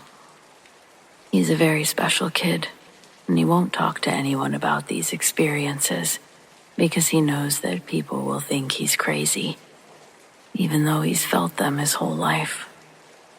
I have many videos of him speaking in great detail about them. Has anyone had similar experiences happen to them? Or do you have any info on this type of thing? What to do with it, if anything? Thanks.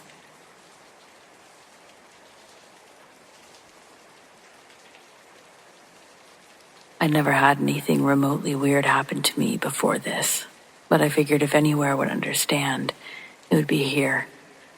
This happened just outside of Ville Platte, Louisiana.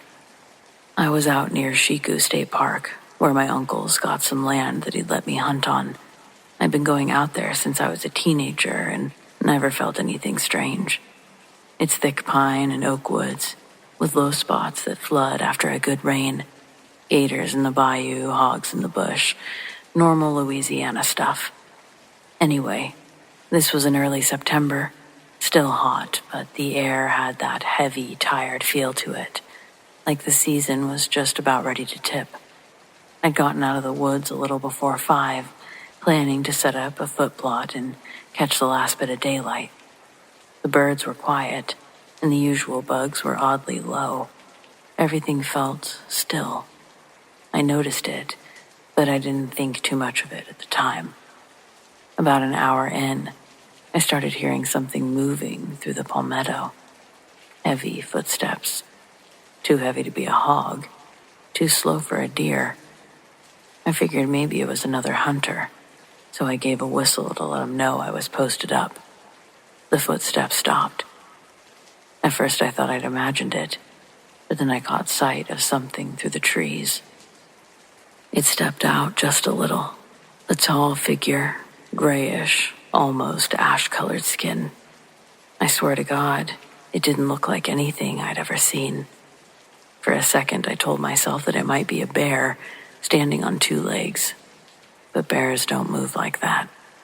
It stood upright, arms incredibly long. Its movements were smooth but kind of delayed, like it was unsure of the body it was in. And it was watching me.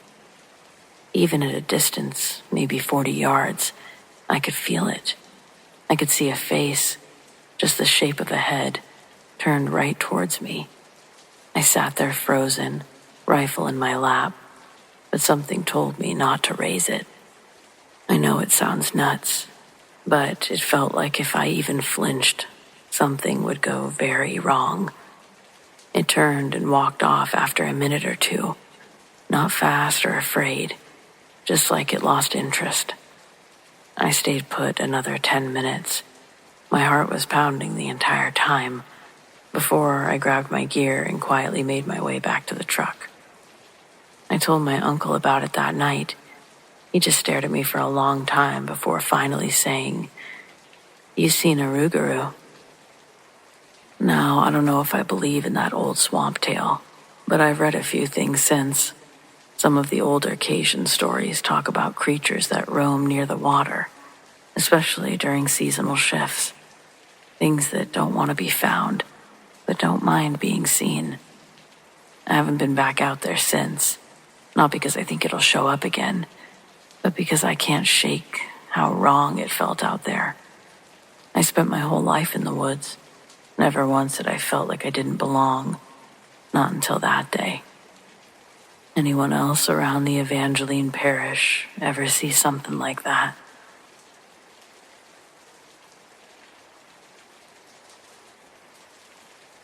I don't even know where to post this, and I wasn't going to, but I saw someone else mention a winged figure, and I guess I'm not the only one who's seen something like this. This was late November 2009. I was driving from Columbus to a friend's cabin near Wayne National Forest in Ohio. It's not the most exciting stretch of road, just trees and hills and the occasional deer if you're lucky. But that night, I didn't see any animals, not even roadkill. It felt oddly empty. About 20 minutes out from the cabin, I hit a patch of fog, dense, cold, and sudden, like it rolled in just for me. I slowed way down, probably doing 20 tops, when I saw something on the road up ahead. At first I thought it was a person, tall, standing dead in the center of my lane, but as I got closer, the headlights hit it, and I realized it wasn't standing. It was hovering, maybe a foot off the ground. Its body was black, not like a color, more like the absence of one, almost like it absorbed the light instead of reflecting it. Wings, huge wings, folded in tight behind, and its eyes, they were glowing red. Not glowing like headlights, but like embers, dull but steady. I slammed the brakes and skidded to a stop, maybe 20 feet from it. It didn't move, didn't flinch, just stared. I couldn't see a face, just those two red eyes floating in that black silhouette. And then it opened its wings, a massive wingspan. Had to have been more than 10 feet across. Leathery. It flapped once and was gone, just shot straight up into the sky, like a missile. Not a single sound. The fog cleared 5 seconds later, like nothing had ever happened. I made it to the cabin and didn't sleep that night. My friend joked that it was the Mothman when I told her, and I laughed it off, but I never went back that way again. Every time something bad happens, accidents, deaths, whatever, I remember those eyes. For some reason, I don't think it was trying to hurt me. Maybe warn me.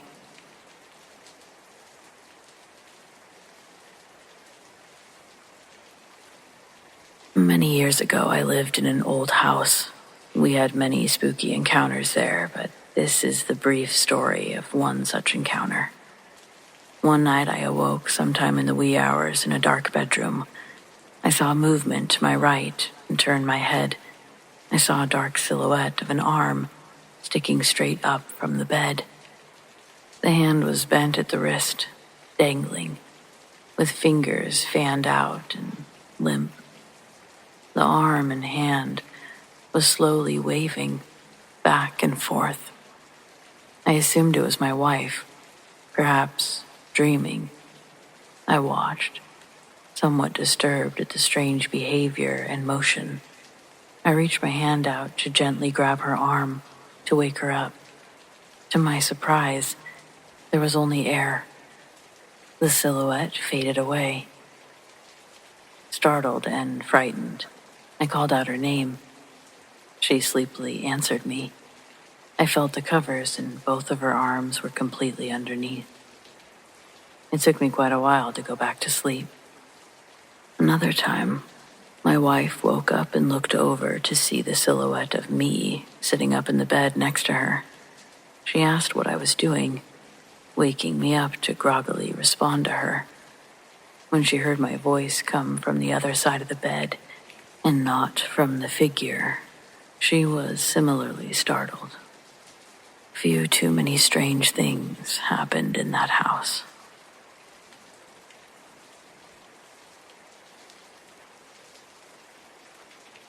About 25 years ago, when I was only 7, my family and I visited my cousin and her family in Sacramento on a Saturday. They lived in an apartment right next to a cemetery, with an elementary school right behind the apartment complex. This was definitely located in a rough neighborhood. My cousin, who was about the same age as me, brought me and my older brother to the school's playground. My brother brought a basketball and played at the courts by himself, and I was playing on the structure with my cousin. Randomly, my cousin said that she had to run home, with no explanation whatsoever. She just took off. For some reason, I didn't question her or decide to follow her. I just sat on the structure next to the slide. Then I heard what sounded like 2 voices, one on each side of my ears, grunting at me. I felt the presence, almost like the voices came from 2 people standing on either side of me. My heart dropped. I wanted to faint. I screamed for my brother who was playing on the courts, and before I can even tell him what's going on, he started sprinting off. I ran after him with my shoes halfway on. When we ran back to my cousin's house, my brother said he started running because he heard constant banging against the school bungalow and angry grunting voices chasing after him. We went upstairs to look for my cousin, and when we entered her room, she was sitting on her bed, legs crossed, staring off into space. We screamed her name, and she just slowly turned her head to look at us. She looked like she'd been drugged and just mumbled something to us. We couldn't figure out what she was saying, so we just left her room. My brother and I then told our parents and aunts and uncles what happened to us. They just laughed it off. When it was around dinner time, we all gathered around the dinner table, and my cousin came out of her room from upstairs, acting normal again, like nothing happened. My brother and I remember everything to this day. We've reminded our cousin of that day numerous times, and she cannot remember anything. We brought it up to her a couple months ago, and still, she didn't recall ever taking us to that school. I don't know if she was just so scared that she tried to shut that part out of her memory. She always seemed slightly annoyed every time we'd bring it up, or if she truly cannot remember. It was definitely one of the scariest moments I've ever experienced.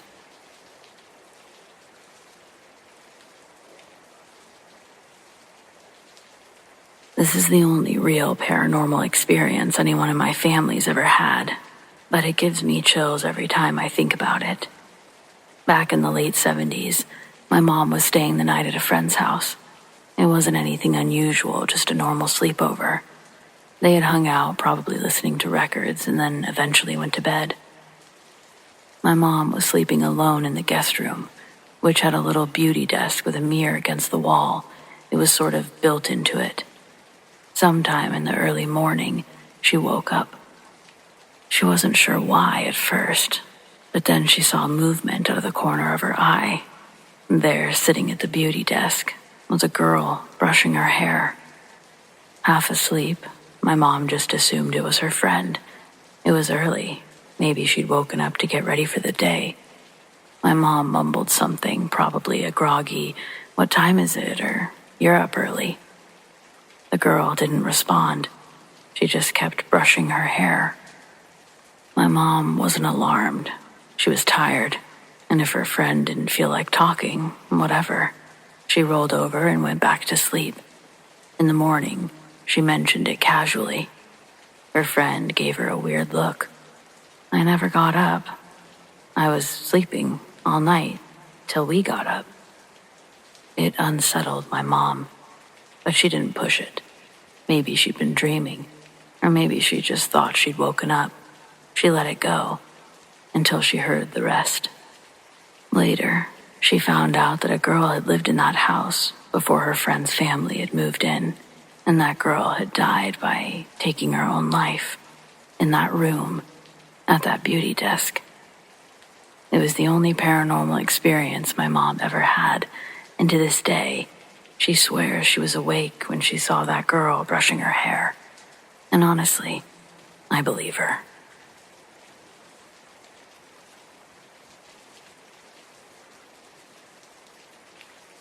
Hello, my name is Heidi. I'm a stay-at-home mother in Larchmont, New York, 23 years old. My son Malachi is 3 years old, and as his vocabulary grows, he's been able to describe more complex things in his environment and express his emotions with more context. His pediatrician says Malachi is advanced for his age.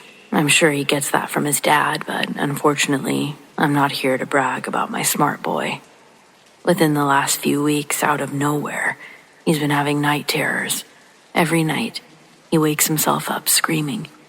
I've rushed into his room on multiple occasions to find him sitting up in bed, still asleep, screaming so loud, I've worried that his vocal cords might be permanently damaged. I have to shake him awake. He's having the same dream multiple times a week, and I don't know what to do about it, because Mommy can't protect him in dreamland. When Malachi wakes up, he tells me about how he died in a fire. He says that he's always in an office building, wearing clothes like Daddy, which I think means business attire. He says there are other people in the room, all of them sad. Some are gathered around a TV, while others are looking out the window. Malachi says he's been able to walk to both parts of the room in different dreams, and what they're watching on the TV is the same thing happening outside. There's another building next to his, and it's on fire. He sees people waving things and jumping from the windows. He can't see where they land, but he knows they're really high up. People from the floors above him are jumping too. Before the fire reaches them, the people in his room are crying. Then, an explosion shatters all the windows, injuring those who had been looking outside.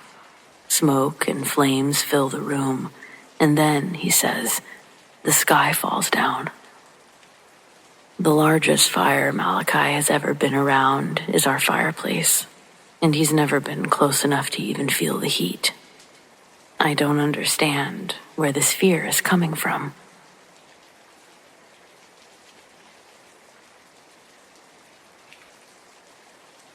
They tell you to leave the job at the station. Don't bring it home. Don't let it fester. I used to think that I was good at that, compartmentalizing, shutting the door on the flames once the hoses were rolled up and the sirens were silent. But lately, the door feels like it's been left ajar. Several months ago, I started having dreams, always the same. Me running through a maze of fire, heat pressing in from all sides, and this screaming.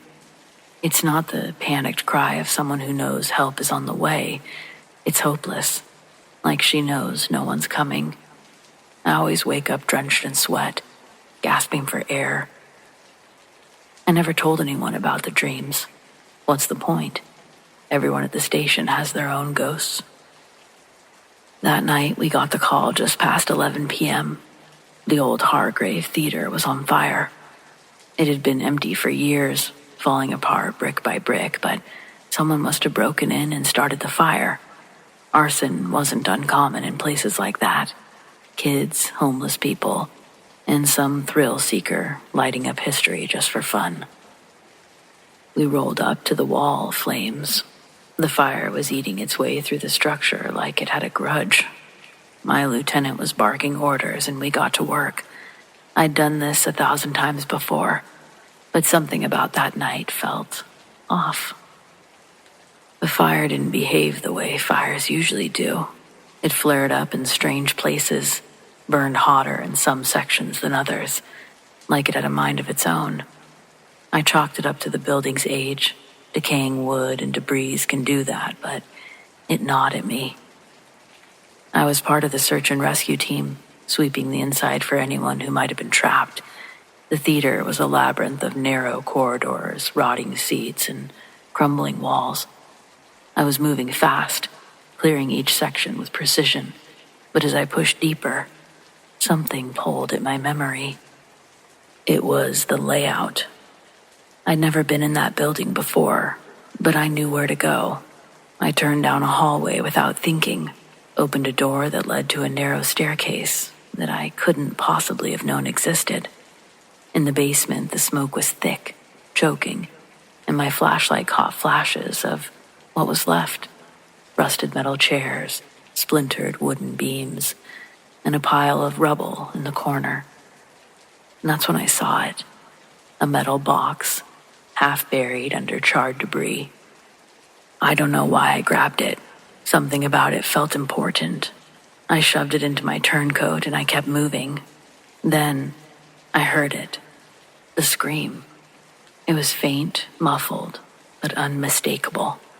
A woman's voice full of terror, coming from somewhere within the basement. I froze. I'd heard the screams before, but this one cut through me like a knife. I shouted, "Fire department, call out!" But there was no answer. I should have stayed and searched. God knows I wanted to, but the ceiling groaned above me. My radio crackled with an order to pull out. The fire was spreading too fast. I ran, the scream echoing in my ears as the floor gave way behind me. We lost one of ours that night, Scott. He'd been on the roof when it collapsed. A good man, gone in an instant. We all took it hard, but I just still couldn't shake the scream. Back at the station, I pulled out the metal box. Inside was a charred journal, its edges brittle and blackened, the handwriting faded but legible enough. It belonged to William Hargrave, the theater's original owner. The entries started innocently, grand plans for the theater, dreams of stardom. But as I read on, the tone darkened. He wrote about an actress, young and ambitious, who threatened to expose him for something he'd done. He didn't name her, but it was clear she had leverage. The final entries were frantic, almost incoherent. He talked about fire as if it were alive, a punishment he couldn't escape. Then the entries stopped. I couldn't stop thinking about her, the actress, the one who disappeared. I started digging into the theater's history, asking questions that seemed to make people uncomfortable. The fire in 1947 that killed several performers was ruled an accident, but there were whispers. Witnesses said that they heard screams in the basement that night, but no bodies were found down there. One night, I visited the ruins. The building was standing just barely. I found the basement again. The air was heavy and stifling, even though the fire was long gone. You know the smell. I stared at the rubble in the corner, and I felt it. Pressure in my chest like someone was screaming without making a sound. I reported everything I found to the authorities. I told them to check the basement for remains, for evidence of what really happened. They said they'd look into it. They didn't. A week later, the theater was torn down. The dreams, they haven't exactly stopped. In fact, sometimes they're worse. The screams are louder, and I can't help but wonder if I left her behind, whoever she was. Maybe she was just a figment of my imagination or a trick of the smoke and my own exhaustion. Maybe she was real, and I'll just never know her name. They tell you to leave the job at the station, but some fires follow you home.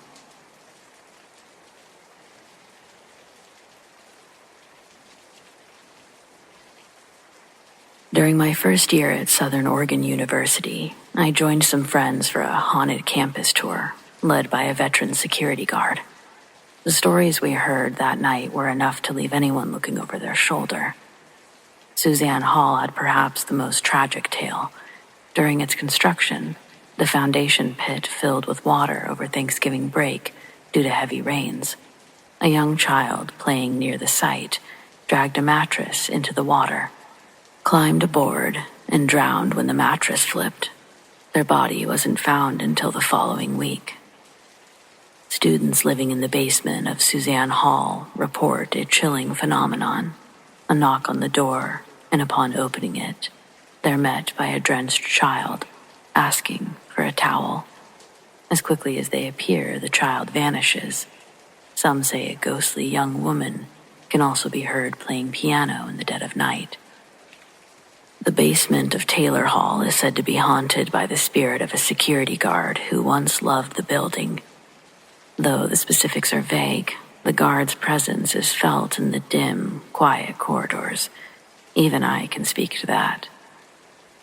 Where Stevenson Union now stands once housed an infirmary. The guard leading our tour shared a chilling personal encounter during its construction. One night, he and a colleague noticed figures in white coats running near the foundation pit. Thinking it was students playing a prank, they gave chase.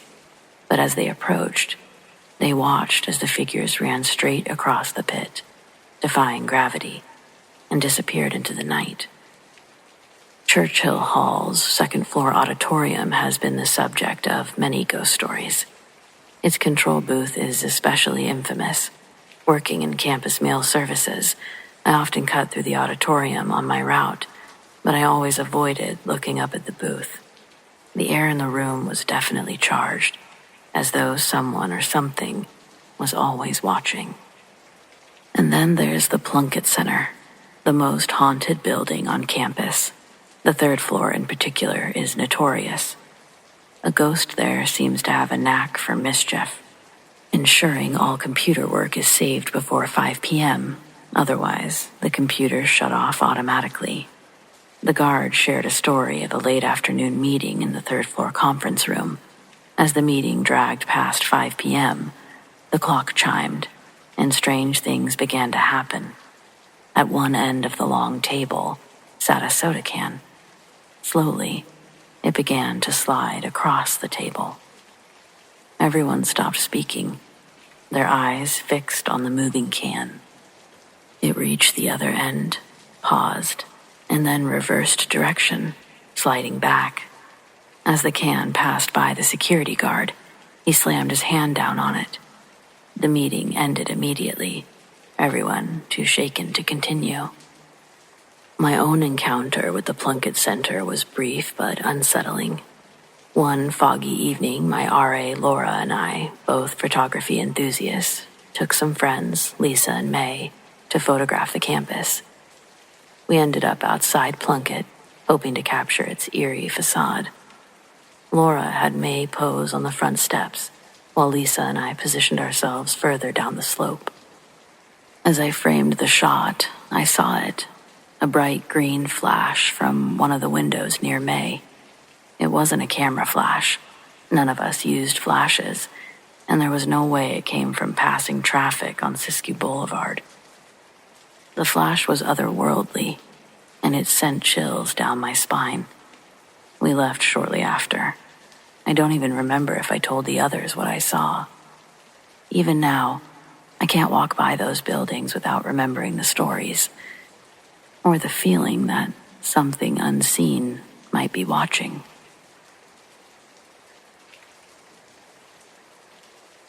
I was a home health nurse for many years.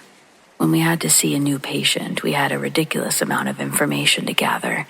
Thankfully, the company gave us new laptops, so it wasn't so bad. This particular patient needed wound care on his foot and IV therapy. When I finally found his house, I pulled into his driveway, sat there for a few minutes. I had that feeling like someone was watching me. I sat there for a couple minutes thinking that I didn't want to go into his house. But I gathered my stuff and went to the door. My patient answered the door and let me in. It was a ranch home with an open concept kitchen, living room, and dining room. My patient was barefoot except his wound dressing. He went into the kitchen to wash his hands as I set up my computer and things at the dining table. I sat with my back to the living room. As I was starting up my laptop, I heard someone in heavy shoes walk down the hallway across the hardwood floors from the bedroom and then stop behind me. I had the feeling that they were standing directly behind me. I turned around to introduce myself, but no one was there. I turned around the other way and still saw no one. I looked around to see if there was a doorway that I hadn't seen. I started to feel like, what the fuck? I know someone was there. I could feel it. My patient was watching me and chuckling. He said, "What's the matter?" I said, "Oh, nothing. I thought I heard someone walk up behind me." He still had a grin on his face and he asked me, "Are you a sensitive?" I said, "Well, kind of. Why?" He said, "Do ghosts bother you? If they do, you don't have to do this." I politely said, "No, I'm okay. Why?" All the while, my patient is still grinning. He said, "We have a ghost. You don't have to be scared. He's friendly, but he does like to screw with people." He also was into computers, so he might be wanting to see what you're doing. He's kind of protective, but I think he'll be okay with you. He's a friend of mine. I rented this place off of him and his wife. He was into construction, and was always over here fixing things and hanging out with me. We had a problem with the roof. He was up there 2 years ago fixing it. He'd been up and down ladders all of his life. We don't know what happened, but he lost his balance, getting off the roof onto the ladder, and fell headfirst onto the driveway. We called 911 and did what we could. They life-flighted him, but they said he was gone when they landed. They kept him on life support until family came into town. I don't think he knows he's dead because he never left. He's still here. We hear him walking around on the roof, in the basement, or in the house. Things move. Tools go missing. He had his heavy work boots on. You can hear him walking real easy. He always said that he wanted to die with his boots on, and he did. While he was talking, I had the strongest feeling of someone in my face, like looking over my shoulder at my computer. I told him this, and he said he was probably just wanting to check out the laptop, see what I was doing. I shrugged my shoulders and said, "Okay, well, let's do this." I was kind of intrigued, so I figured that I would just treat him like any other family member. I could feel him next to me, so strongly. I turned to where I could feel him and introduced myself, explained my laptop, and what I was going to do. As soon as I turned my attention to my patient, it felt like someone kicked my chair on the leg, so hard that it shifted a few inches. My patient laughed and said, "I told you he screws with people." This continued through the whole visit. I never felt threatened during this, but it's not something I wanted to do again. That was the last time I saw that patient.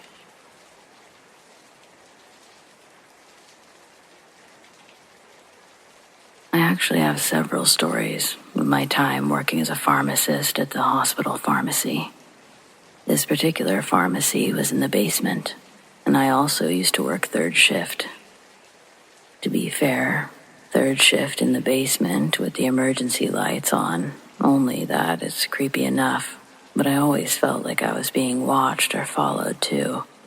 It started one night when I was gathering IV supplies to take back to the pharmacy for preparation of the next day. Something kept kicking my cart, knocking the supplies off. So I started brick stacking them so that they were more stable and bringing the bins with me so that the supplies wouldn't fall off the cart. This one night I gathered up the supplies, brought them back to our IV room and started putting them away when the cart goes flying across the room, scattering everything. Then, from the bins where I was placing the new supplies, things start just flying straight out of there, at me. Not from the top, not from the middle of the stacks. From the bottom, 1-liter bags of NS flying at my head. After about the 10th bag, I just yelled, "Enough," and it stopped. I picked up what had fell and I started rearranging things when I saw that the cart that I was working from was rolling back towards me. It stopped right at my waist, and I swear on my life, the bags still on the cart moved so slowly and deliberately back into their brick pattern. I was stunned. So after this event and several weeks of similar encounters, one night I finally just said, "Look, I don't care that you follow me, but I'm super busy, and I can't handle your shenanigans. If you're going to be my shadow, at least help me out." For the rest of the night, every time I went to push the elevator button, it illuminated in front of me. These were service elevators, not the kind in the lobby with multiple buttons. After that, anytime I lost something, be it a pen, marker, stamp with my initials, bag of medicines, it always reappeared on this certain spot on a shelf in our compounding area. I rarely used that area on third shift, but I swear, all I had to do was ask where it was, and within 10 minutes it would be in the exact same spot, every time. I left that hospital after 2 years, and on my way home after my last shift, something that happened that to this day I think saved my life. I was leaving as the sun was coming up. I was driving home. My radio shut off unexpectedly. It was a 2013 Focus, and this had never happened. So as I'm messing with the controls, in a split second, the sun hit me in the face. The radio came on blaring, which scared me, and I slammed on my brakes. When I looked up, I was inches away from this SUV, stopped in the middle of the road, hazards flashing. I immediately look up in my rearview mirror, expecting someone to almost be hitting me, and I caught the slightest glimpse of this boy in my back seat, who then vanished on a double take. Though I only saw him for a second, his image is forever in my memory. He was dusty looking. He had sandy hair and an old bowl-cut style, button-up shirt, cloth pants, biggest grin on his face, sitting perfectly in the middle of my back seat. That was the last time I ever saw or felt his presence.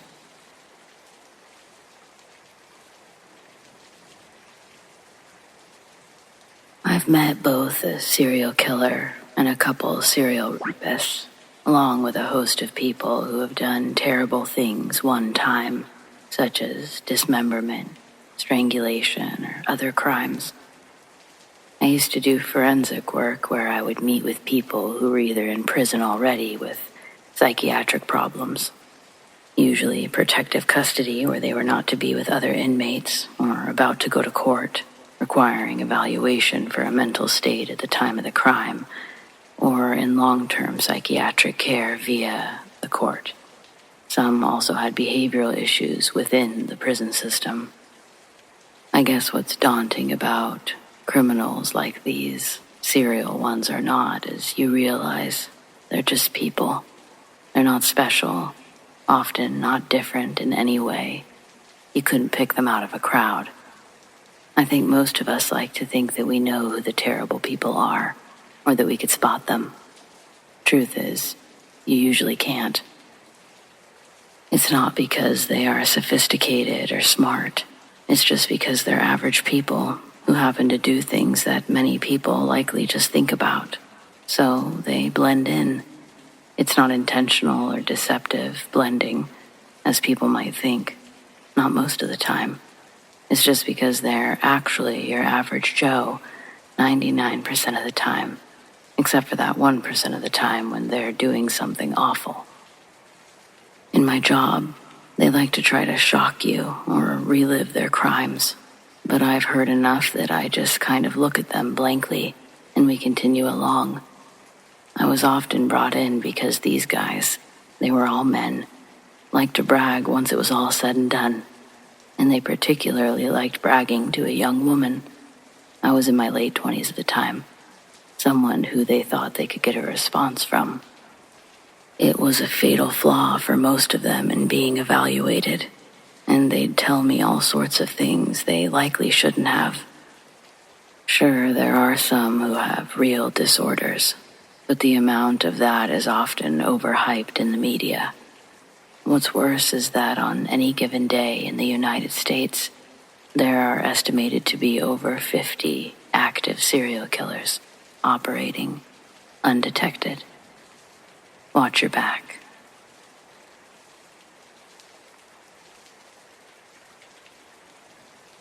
This is probably my spookiest story from the road, and to this day I still have no idea what the fuck I saw.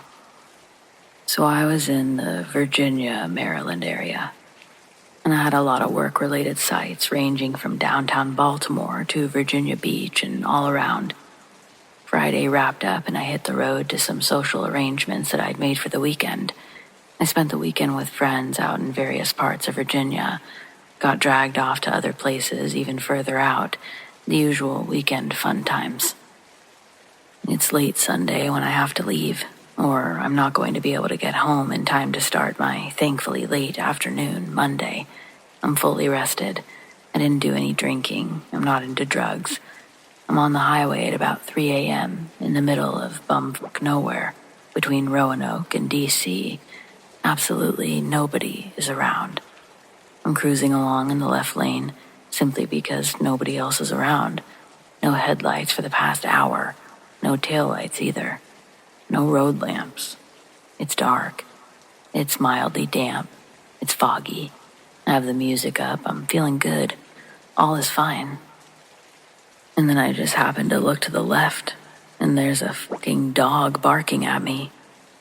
A German Shepherd in a car passenger seat, somewhat blue glow from the instruments inside the car, and it's got its face to the window, and it's barking its head off at me. I got a good hard look at it too, because at first my brain is not registering cop car dummy. I'm doing 90 in a 75.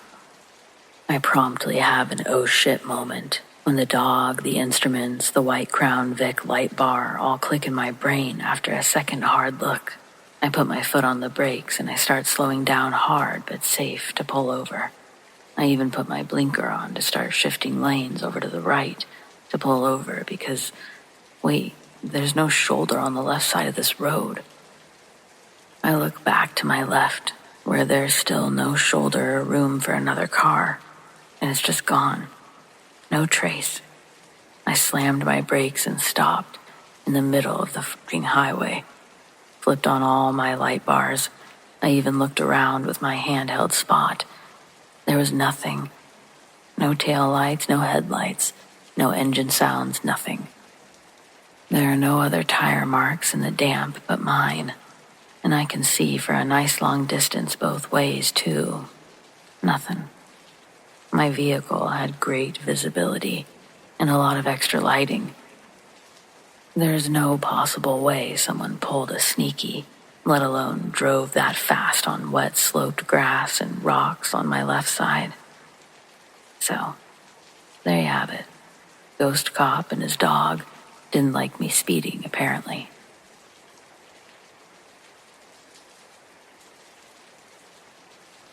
My first job was in a small 35-bed psych hospital in California.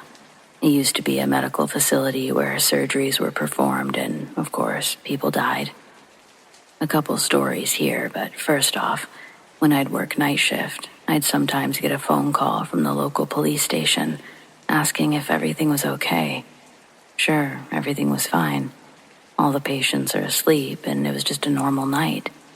The police then said that they received a 911 call from our hospital, and the extension from where the call was being made was the arts and craft room. Nobody goes in there at night, not even staff. It's always had a creepy vibe. It used to be where surgeries were performed. The caller, identifying herself as Satana, was asking for help. This would happen about once a month or so. Night shift didn't have much staff, so as supervisor, I knew where all my staff was because I would be the one to help relieve them during breaks. I know with 100% certainty that no staff or patients were the ones calling 911. I know it wasn't a patient because psych hospital doors are locked, and to get to that room, a patient would have to cross 3 barriers of passcode-protected doors. Creepy. I thought so. At other times, our PA would turn on randomly, usually after 10 p.m., and you'd hear breathing and beeping machines. None of our equipment beeped. One time in particular, the PA turned on, and you could hear what sounded like a kid speaking, but the content of what he was saying, it couldn't be made out. Then it stopped. Then started again, and then you could hear what sounded like outgoing calls playing through the PA. This was impossible to do, because to activate the PA, you pick up the phone and dial 77. Once you do that, you lose a dial tone and cannot make an outbound call. So anywho, the PA played an outgoing call for hours, yet not a single phone was ringing in the hospital, so we weren't sure what was happening, let alone how. It finally stopped around 6 a.m., and our patients were pissed. Imagine trying to fall asleep to that. To this day, nobody knew how that happened, and the technician we called out at the time thought that we were pranking him. And that's all I've got. I left in 2014, a year prior to leaving. A patient had successfully taken their life, died right in front of me while we tried CPR. He had hung himself in his bedroom. and I wonder if his ghost still roams the halls. Thanks for listening to my stories.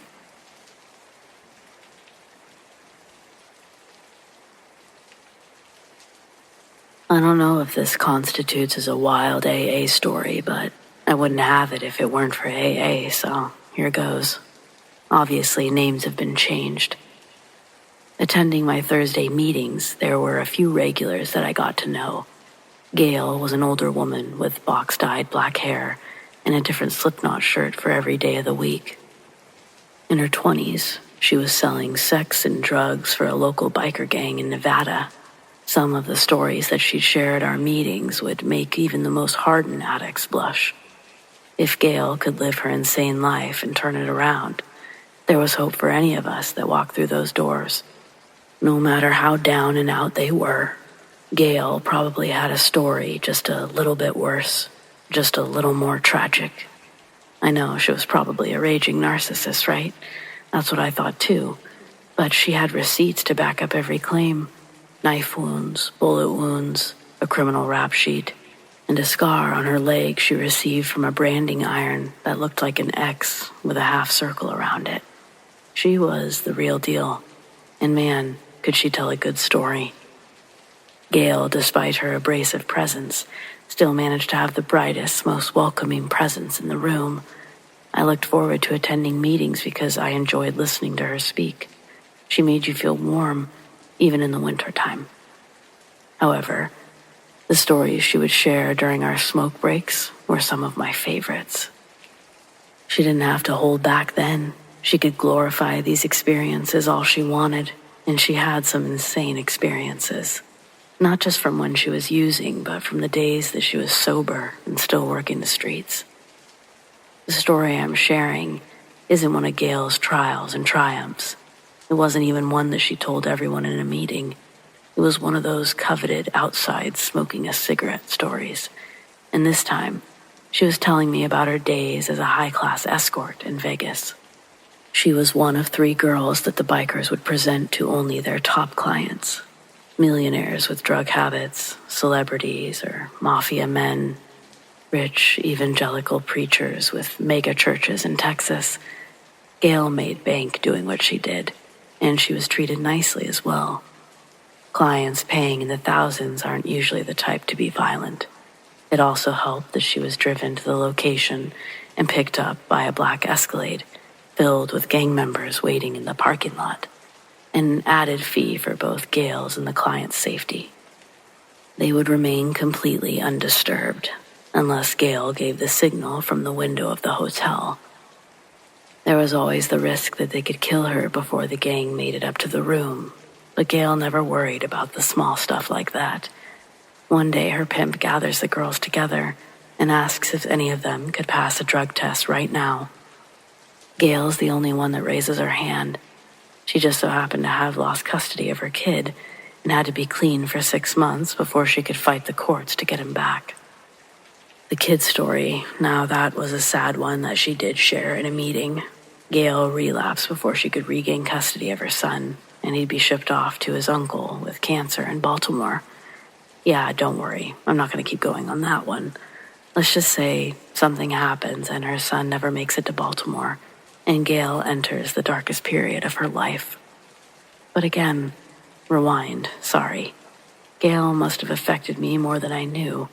Maybe after this I'll write her memoir, but for now, I came to tell you the story and I'll get back to it. Pretend you hear the sound of a VHS tape rewinding. Gail, a young, bubbly, high-dollar escort, the only hooker with a raised hand after her pimp Travis asks if there's any recent drug use. She was clean for 3 months. Travis takes Gail out and dresses her in the nicest things, gets her hair and nails done, a new pair of heels for her client that night. She's told that he's an international visitor from Europe, that he insists on his escorts being narcotic-free. She'd be meeting him in a suite at the top of the Flamingo. When the elevator doors opened up, Gail saw 2 security guards standing outside the door. Apparently, they were almost as tall as the door they were guarding. From the way their clothing hung, It was clear they weren't adorned with bulging muscles, like the regular goons Gale was used to seeing, but the two men standing there were equally menacing in their own right. Both wore matching black suits, dark circular sunglasses, and bowler hats. Neither of the men say a word to her as she exits the elevator. They stay completely silent as Gale's frisked, and every pocket and crevice she has is checked. Then, one security guard beeped the walkie-talkie on his shoulder twice, and the suite doors opened up. Gale's seen close to every penthouse suite, rooftop, mansion, golf course, luxury Las Vegas can offer. It wasn't the suite that had her stumbling on her heels when she walked inside the double doors. In the living room area, the couch had been slid up against the wall, and the large, thick rug that was usually under the couch was rolled up in the corner as well. Where the rug should be is now 4 big blue plastic tarps taped together, covering the living room floor up to the walls. Directly in the middle of the tarp is a hospital bed and an IV and other tubes hooked up to a medical device. The sight made her stop. She wasn't but a few steps into the door, but then she tried to backpedal. She bumped into her client. Gale jumps away in fright, landing onto the blue tarp. The man that was standing behind her walls forward from the dark entryway to better reveal himself under the small chandelier that had decorated the living room. In a thick German accent, he apologized for the scare and introduces himself as Elijah. Being on the floor for her first sight of this man, she describes him from the ground up. He's dressed nicely. He wore expensive loafers under black business pants and a dark cardigan. He was handsome, looked to be in his 40s. He wore the same dark circular sunglasses as his security did. He extends a hand to help Gale up. She accepts his gesture, and the blue tarp loudly crinkles as she stands. The first thing Gale asked Elijah is, "Are you going to murder me?" To her relief, he says no. Her next question is if the doctor setup was a kink and if she's playing the nurse or patient. Elijah casted her as the patient in their little scenario they'd be playing that night. Gale's ushered to the gurney, and she approaches it with noticeable hesitation, but hops on. Elijah's quiet as he straps her arms down. Gale thinks it's weird his face hasn't changed expressions during this. He wasn't getting turned on by what was happening. His lack of enthusiasm started making her feel a little self-conscious. As crazy as this was, she would have much preferred a psychopath that was actually, into it. Elijah looked uninterested in Gale and mainly focused on plugging in medical equipment, tapping IV drips. Along with her arms and legs, her forehead was also strapped down tightly to the gurney bed. In situations like these, Gale was taught to never make the client feel bad and just be cool, unless it's a do-or-die situation. So Gale just smiles and says that she's just hoping that whatever he plans on them doing, they get it over quick. With her head strapped in, Gale's line of vision is basically straight up into the chandelier. She can hear Elijah quietly walking around her. Beside her, a bag is unzipped. Then, Elijah appears over her with a syringe. Seeing this in his hand, Gale starts sweating.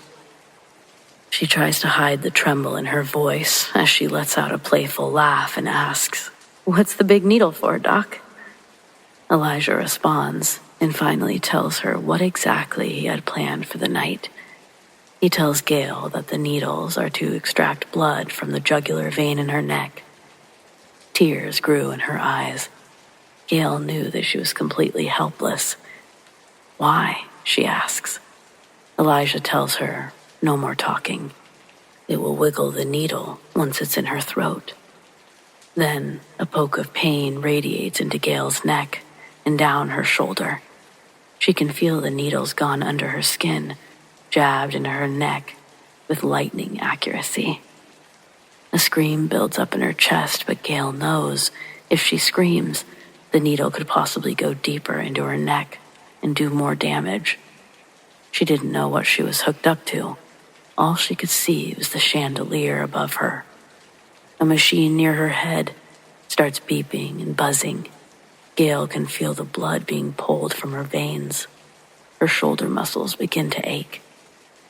Soon she starts to feel overwhelmingly woozy. Gail tells Elijah, "You're taking too much blood. Please, I think I'm dying." In her blurry vision, she can see Elijah appear over her again. He tells her she's not dying.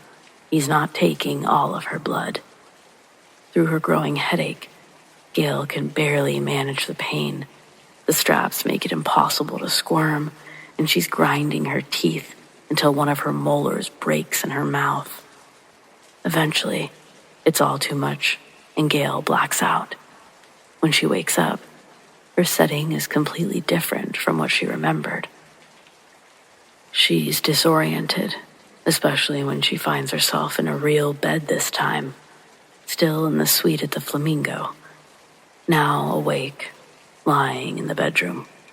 Gail was weak from the loss of blood, and she was shocked to see only an hour had passed and she'd arrived. Elijah was standing underneath the doorframe of the room, staring at Gail, waiting for her to wake up. Under the covers, she pats her body. Aside from her shoes being removed, she was fully clothed. The bed was comfortable and clean. Elijah, seeing that she's up, quickly leaves the doorway and returns with a platter in his hands. He tells Gail, "You're going to like this." The fog wears off and reality sets back in. Where she is, what's going on. Again, it brings her to tears. When Elijah approaches the bed with the platter, she can hear metal sliding around, echoing in the dome container.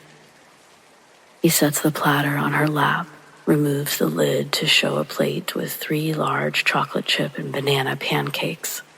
The metal that she heard clinking around was a fork and knife. Gail says that they were the best pancakes she's ever had.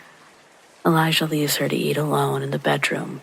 When she's done, Gail gets out of bed, still weak, but able to stand on her own without holding a wall. As Gail exits the bedroom, Elijah's nowhere to be found. She doesn't look around for him. Instead, she runs through the living room, avoiding the gurney and medical equipment that's still set up. When Gail gets to the entryway, she grabs her purse and runs out the suite doors. She didn't turn around until she reached the elevator, and when she did look to see if anyone was after her, she saw that the security guards were also vacant from the hallway. The elevator doors closed. Next time they opened was in the lobby of the Flamingo.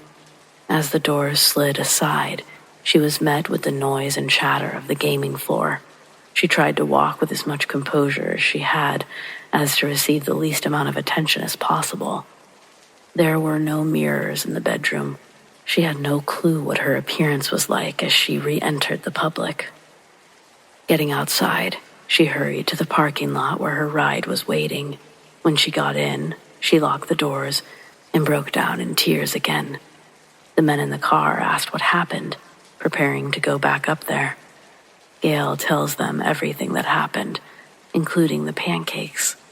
One of the men still thinks that Elijah needs to be threatened, but Travis, who's sitting next to Gail in the back seat, tells the men to shut up. Then he tells the other man to drive. During the drive home, Gail feels a hole in her neck. It's tender to the touch. She asks Travis who those people were at the Flamingo, showing him the puncture wound. Everyone's quiet in the truck as they listened for Travis to answer. He'd been the point of contact for this arrangement. Travis inhaled. He knew in the truck with him were 3 of his closest confidants. Not to sound crude, but to use proper terminology when I say Gail was Travis's bottom bitch, his main girl. He owed it to her to tell the truth. Travis starts by explaining how he met the German client selling guns. Elijah contacted him later, telling Travis that he was coming to the States for a few days to personally pick up the guns, along with a leisure visit to gamble. He then makes one more request of Travis before disconnecting the call, asking Travis if any of his escorts have clean blood and that he'll pay high dollar for one. Needless to say, Travis is a bit taken aback by the question. Elijah can sense it on the phone, and he quickly follows it up by saying, "I'm not going to kill the girl. I'm not a sadist. Warm blood is a refreshing change from the sealed packs they bring while traveling." The man in the front passenger seat asks, "What does that mean?" And Travis says, "Elijah drinks the blood." Gail asks why, and he says he doesn't know. All he knows is that he was paying over $1,000 for a pint of her blood. He looks at Gail, and trying to be sweet, he says, "I didn't know anything else other than you were going to be okay in the end, and that's what's the most important part." Sure, Travis, sure. Well, fast forward to the present or later. A month after the Flamingo, Gail relapses, gets picked up by the cops, turns informant, and sends a couple members of the biker gang to jail. Then she moves to where she is now, far, far away from Las Vegas.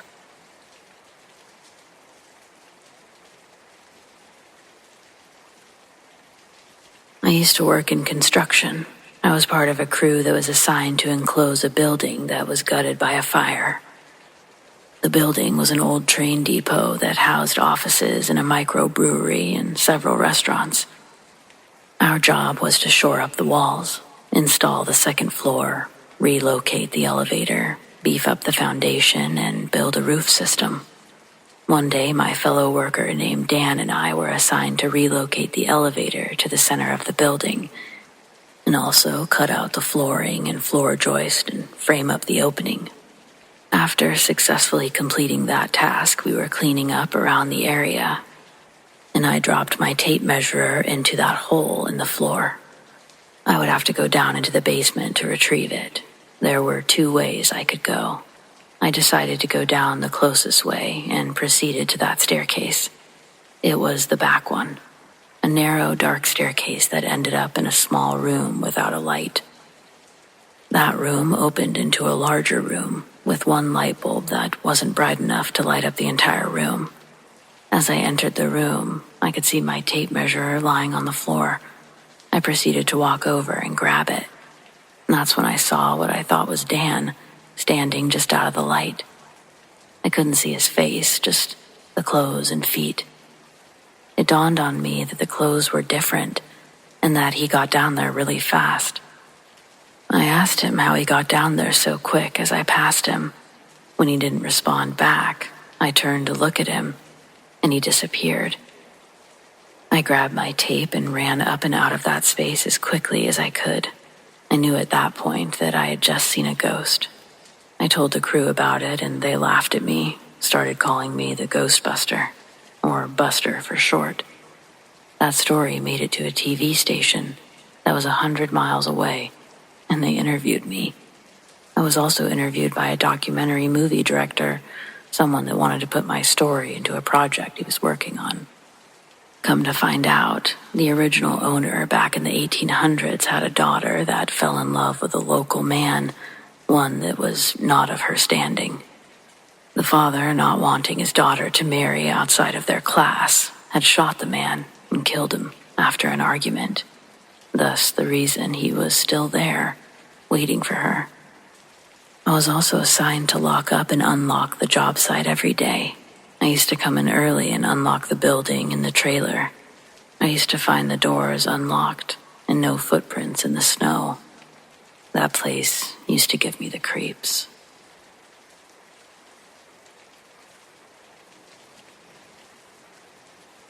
Growing up, every year, my family would spend our summer vacation at our cabin.